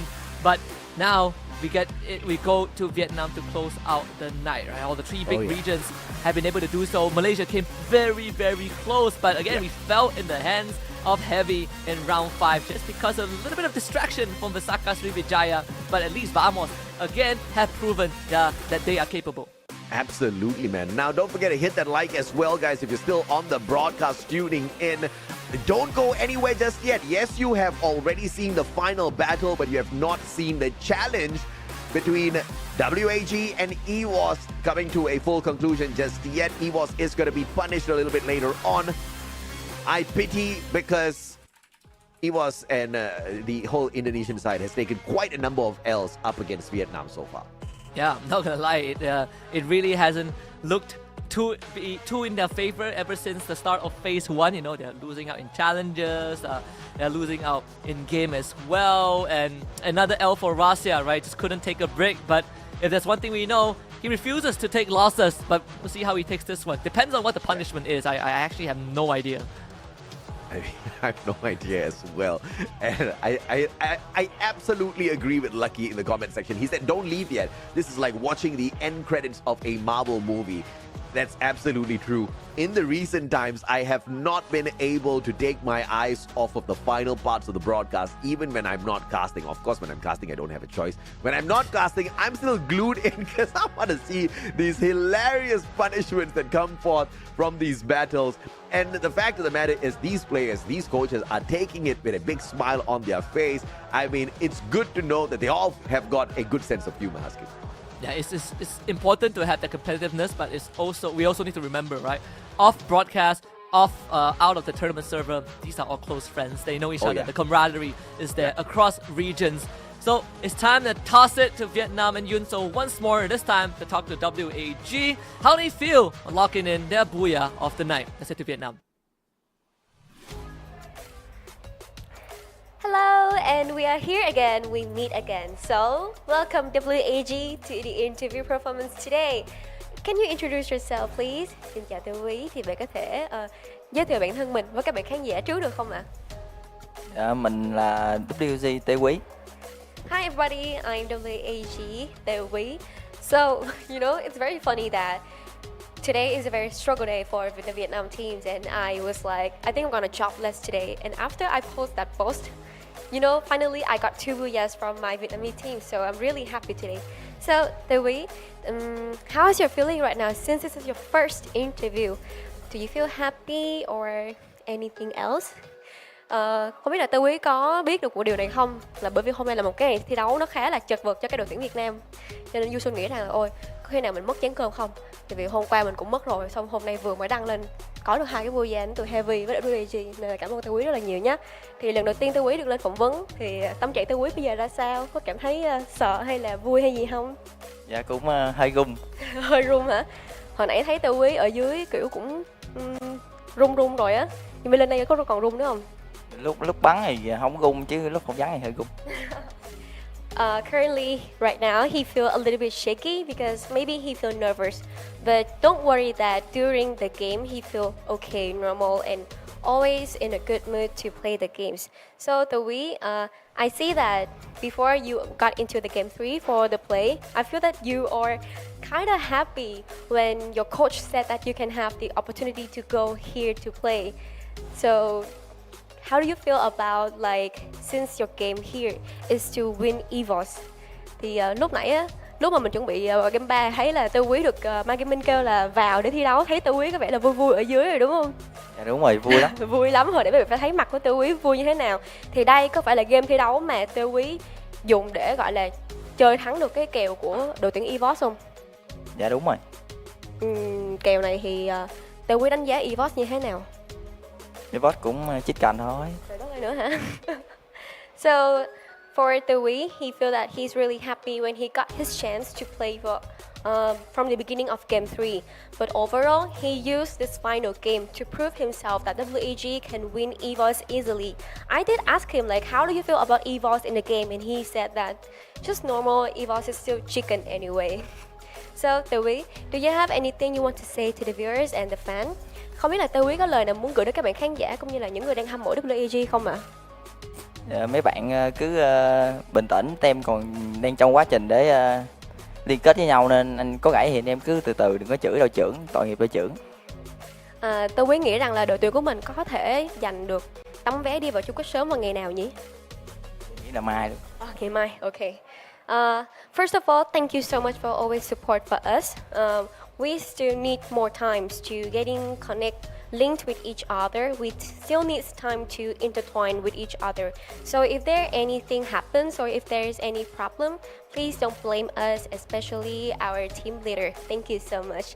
I also asked him that which day do you think that you can get the ticket to the final soon? He said it should be tomorrow. Cảm ơn Tài Quý rất là nhiều nha, và hy vọng rằng sẽ thấy được WAG thật sự và lấy được tấm vé bước vào chung kết sớm vào ngày mai. Và bây giờ thì chúng ta cùng vào bàn caster nhé. Let's head back to the caster and see the game starts. Thank you very much, Yunsu. You've heard it, WAG. They didn't make it to Grand Finals today, but they aim to do it tomorrow before Week 4 ends. So keep your eyes out, WAG. If they can, keep that promise tomorrow, because BRU is still in the competition. You know, they are still in it, just like what you won, AJ. Well, WAG better keep their promise tomorrow, because I will not be casting tomorrow, and I'll be damn sore if Buriram makes it to the finals and I miss it and I don't get to see them for the rest of the day. So WAG, I'm counting on you, okay? We want to see WAG make it into the grand finals tomorrow. No ifs, buts, or maybes. Yeah, I hope they do make it to the grand finals, and I hope that maybe this is the year for WAG, right? They missed out EWC, sure. The only PE Sports was from Vietnam to make it there, right? They overtook GOW by a couple of points. But WAG ever since 2024, after EWC, has been really showing that they are the next force to be reckoned with. They were taking down Hua, which was Team Flash. They were taking down Heavy. They were taking down GOW, PE Sports. No one could lay a finger on WAG. So this year could be the year that WAG becomes the next representative of Vietnam. Absolutely. I mean, it was an explosive start for WAG at Phase 1's knockout stage, but unfortunately, we didn't really see all that too much of consistency or dominance coming through from them. But as we see the reduction of the monsters in the top 12 teams that will be playing day after day here in Phase 2, obviously the chance for WAG just grows wider and wider and wider to get the #1 spot, mainly because they are capable of some of these monstrous days. It's just that some of those monsters need to be tamed first.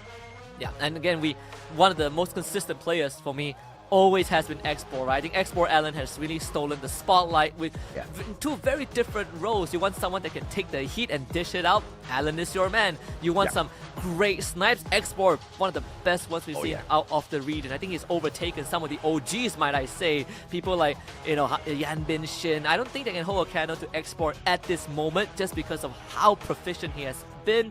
And hopefully WAG is going to prove that tomorrow, right? They make it to grand final, then they got a month to prepare and set the new standard for the region. Yeah, and we are going to be heading on into the challenge shortly to see exactly what the punishment is for EVOS Divine. But as usual, I think we will get a little bit of a sneak peek at the winners camp first. So it's getting Yoon Sul on camera once again for you, Husky, along with the boys on the side of WAG, who have successfully won this battle using the final 3 games, final 2 games, which is quite insane, right? Because if there was no last-ditch effort from them, EVOS could have overtaken them. If that previous game was not a decent WAG run, EVOS would be the winning team by the end of the day. I mean, EVOS was on fire, right? The Heavy was on fire at the start, and EVOS came in and overtook Heavy. It's just very unfortunate that they got knocked out halfway through that run, because it looked to be a very solid run all the way until that mid-game. When WAG, we say that we wanted them to play slow, just wait for the right moment. They did exactly that, right? They hide their fangs, bided their time, head into the final circle. WAG struck when the iron was hot. Absolutely, and good on them that they were able to do exactly that. In the overall grand scheme of things, we are still curious as to see which team makes it through to the grand finals. No big guesses there as to exactly who did that. Obviously, with the triple booyah at the start of the day, Falcons put themselves in a great position to get the job everybody. done. But now, so we are here, and we finally won the bet with Team EVOS this time. So right next to me is WAG, The Way, Explorer, and Cyrus. Maybe before we got into the betting scenes with EVOS, let's have some few questions with them, shall we? So The Way, since this betting right now is going to be doing the ugly face, do you have any thoughts that this is the second time you won EVOS in this tournament? thì đây là lần thứ 2 mà chúng ta đã WAG thắng should được just say đội like, tuyển Esports đến từ ask them to just Indonesia stand in front of lần thứ the 2 camera, rồi. don't do anything. Thì không biết là Tây Quý có suy nghĩ như thế nào We về need to cái get phần trả Conchita kèo này, đó beside chính them. là tụi mình phải làm cái mặt xấu không? Em thấy tụi nó cũng có đẹp đâu mà là trả kèo mặt xấu chi vậy. So for Tây Quý, his answer is like, I feel like you guys are not pretty at all, so doing the ugly face is all the same. It's like, you know, I don't know what is he trying to say, but if I have to translate it clear, it should be being pretty and doing the ugly face is the same. So second questions, do you have any plans to deal with them in the future? Không biết là các bạn đã có đưa ra cho mình những cái chiến thuật nào để mà đối đầu với các đội tuyển Indonesia và các Esports His teammates nói who were riêng không camera ạ? shy also laughed. Mấy người Indo vô bắn đại cũng ăn nữa, đâu cần chiến thuật gì đâu chị. So for Indonesian team, I feel like you guys are kind of underrated. So we just come and we shoot you guys that finish. Maybe this one I will leave for Esports, you know. I Third like this. questions. Oh, Vietnam has really God. improved their interview Okay, skills. câu hỏi thứ 3 dành cho Esports. The third questions for Esports. What do you want to send to the Indonesian teams, but especially for Evo's team? Không biết là Esports có một lời thách đấu nào đó muốn gửi đến toàn bộ các đội tuyển Indonesia nói chung và đội tuyển Evo's nói riêng không ạ? Đội tuyển Indonesia hãy đợi WG đấy, vì đây chỉ là những bước test bài của team mình thôi. So all of you guys have to wait for us because this is just the beginning. It's just a phase that we are testing our tactics. Then we will come back stronger and stronger. Thank you so much for watching our interview, and now we would like to invite all of you to see the bet from Evos. Bây giờ thì chúng ta hãy cùng xem trả kèo của Evos nha.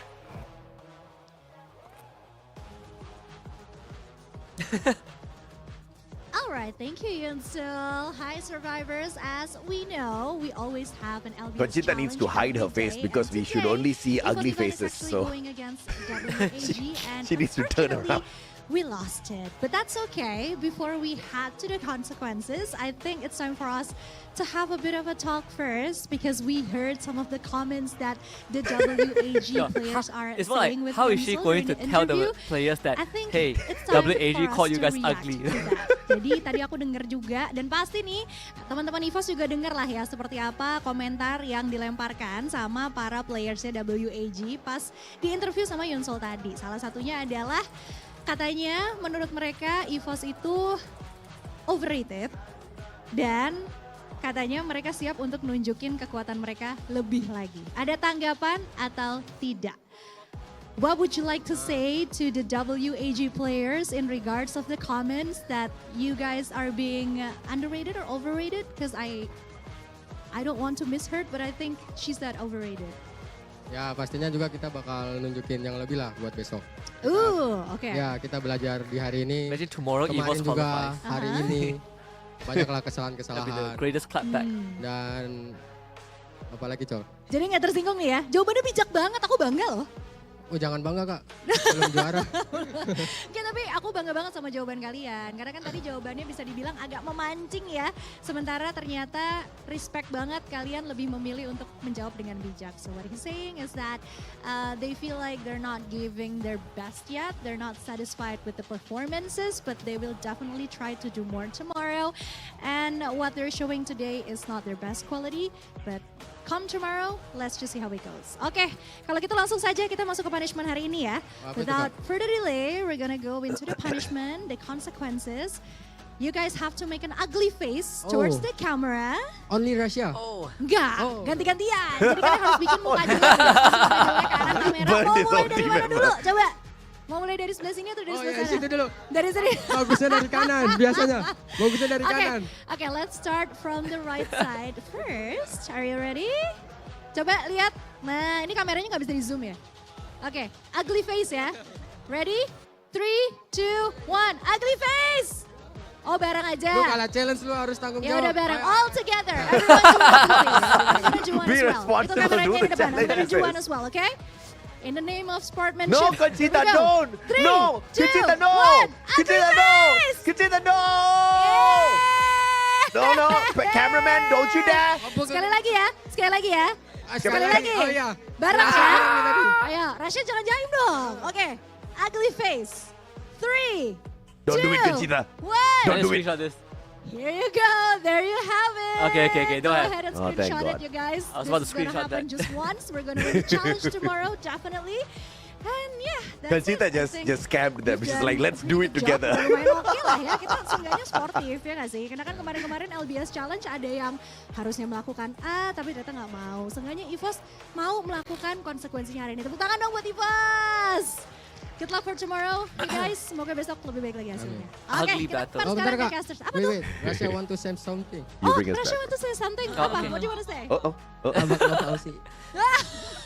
They keep throwing him under the bus. I don't think I'm able to translate that. But anyway, let's just go to the casters. Take it away, casters.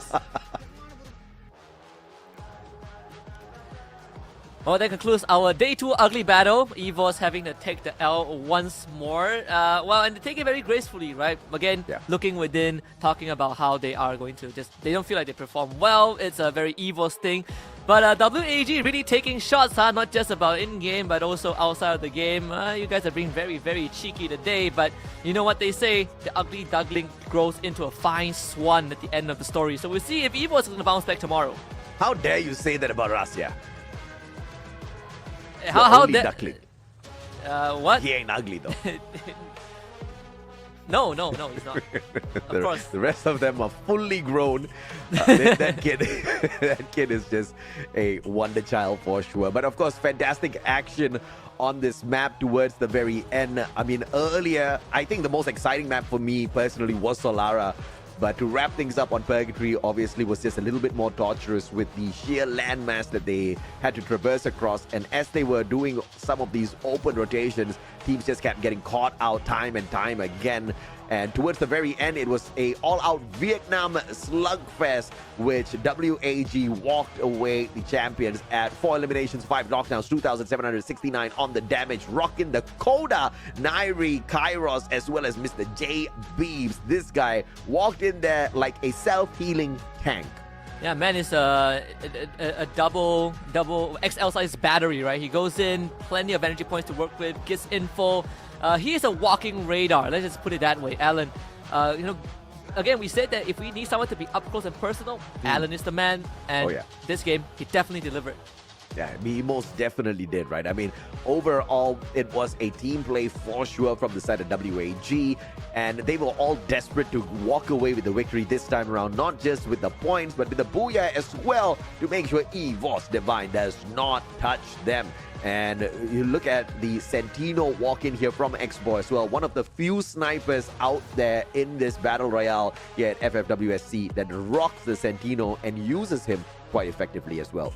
Yeah, on top of that, they also forego the Riptide Rhythm, right? No Skylar to work with, but it's not like Falcons where they had an Iris to kind of cover up the lack of glue wall destruction. This one is relying completely on having glue wall melters, on having information and just playing it slow. That's why I feel like this entire composition of WAG, they don't need to go fast because they can have plenty of resources to just play the long game. And I think this game is a good example of how it should be carried out. If not a very fancy booyah, 10 eliminations across the board here through all of the players' contributions. Not a lot in terms of damage overall, except Tikwe, of course, who was getting into a lot of these engagements out there, walking away as the survivor a couple of times as well. But a total of 10 is decent enough for them to climb up the board and leave EVOS Divine to make some ugly, or should I say, regular faces. GOW's the end, 5 elimination highlight, 3,616 on the damage for Tikwe, and Ray getting the highlight for the 7 assists he brought in. Yeah, Tikwe might have done 3.6k damage in-game, but he definitely dealt more than that in real life with that short screen time that he has. But it's good. It's a confidence boost, right? He said it's not easy being fielded into a roster when you finally get to play on the actual team in a game that matters. The feeling is completely different, but he stepped up to the plate and was able to deliver a booyah. And despite the booyah, GOW still gets the most points, 17 monstrous eliminations, and earning themselves 26 in total, but WAG still got 22. All right, since you guys have been patient the whole day and you've been asking quite a number of times, मैं आप सबसे से प्यार करता हूँ. Okay, I love all of you all. GOW up top, 26 points in total. But of course, the WAG Booyah was the one that stole our eyes. But GOW showing us that they've got the firepower on their side as well. When they want to get things done, they know how to get things done. At the end, GOW climbing up to the 3rd spot with Falcons making that qualifier to the grand finals. Buriram again in that 2nd spot. Yeah, falling short for 2 days in a row. Congratulations to Team Falcons. They came close on day 1, but day 2 was their day to lose. They start off so strong. It's like a throwback to FFSI, right? Where, Limit won the entire grand finals in the first 3 rounds, and he did it again, but this time it's just to qualify for the grand finals. Falcons have earned themselves a spot alongside RQ Kazu and also a 1-month break before the grand finals itself. Oh yeah, I mean, there's quite a bit of a break there, but obviously these teams need to devise exactly how they can go out there and conquer, just like what Falcons did today, conquering the day, 117 points, 3 booyahs, 65 eliminations, 44,583, and team number 2 behind RRQ to make it to the finals. And that leaves us with 16 more teams in the pool. We're gonna start dragging another team from the bottom 6 tomorrow to join our remaining 11 contenders. And that's how phase 2 goes, right? It is going to be a bloody every single day. Falcons locking in grand final slot, and now it's time for them to re-strategize and see if Falcons can make that deep run again, right? Can they win the whole thing and restart that golden road? Because no teams has ever done it. No teams have even won 2 back-to-back seasons and then leading to a world championship and complete that cycle. Not even BRU. Falcons even need to be the team that has the biggest chance of doing so.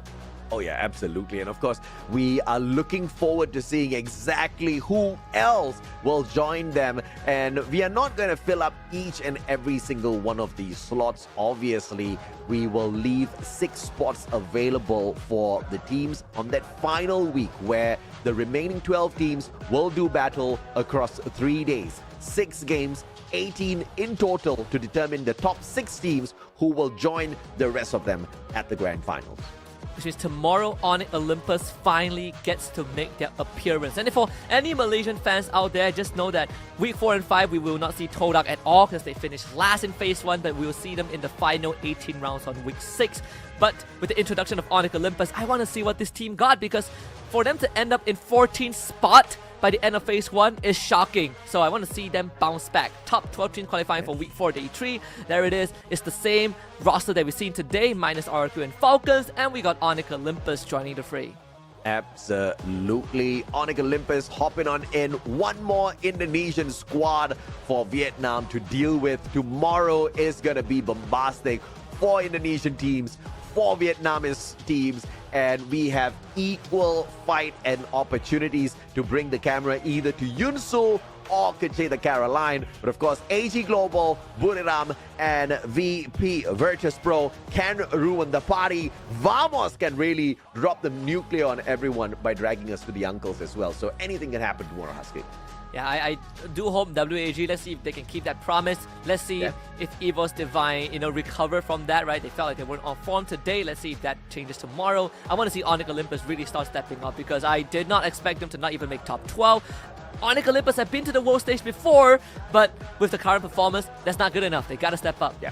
Absolutely, but it's okay, right? Because this is the first time in the history of Free Fire Esports where you cannot make it into the top 12 and still stand a chance to qualify at the end of the day. And it's not just a one opportunity, it's a double opportunity. If you miss this one, you still have another one in the final week. But of course, on that note, ladies and gentlemen, boys and girls, survivors of all ages, Husky and I signing off. We'll catch you guys when we do.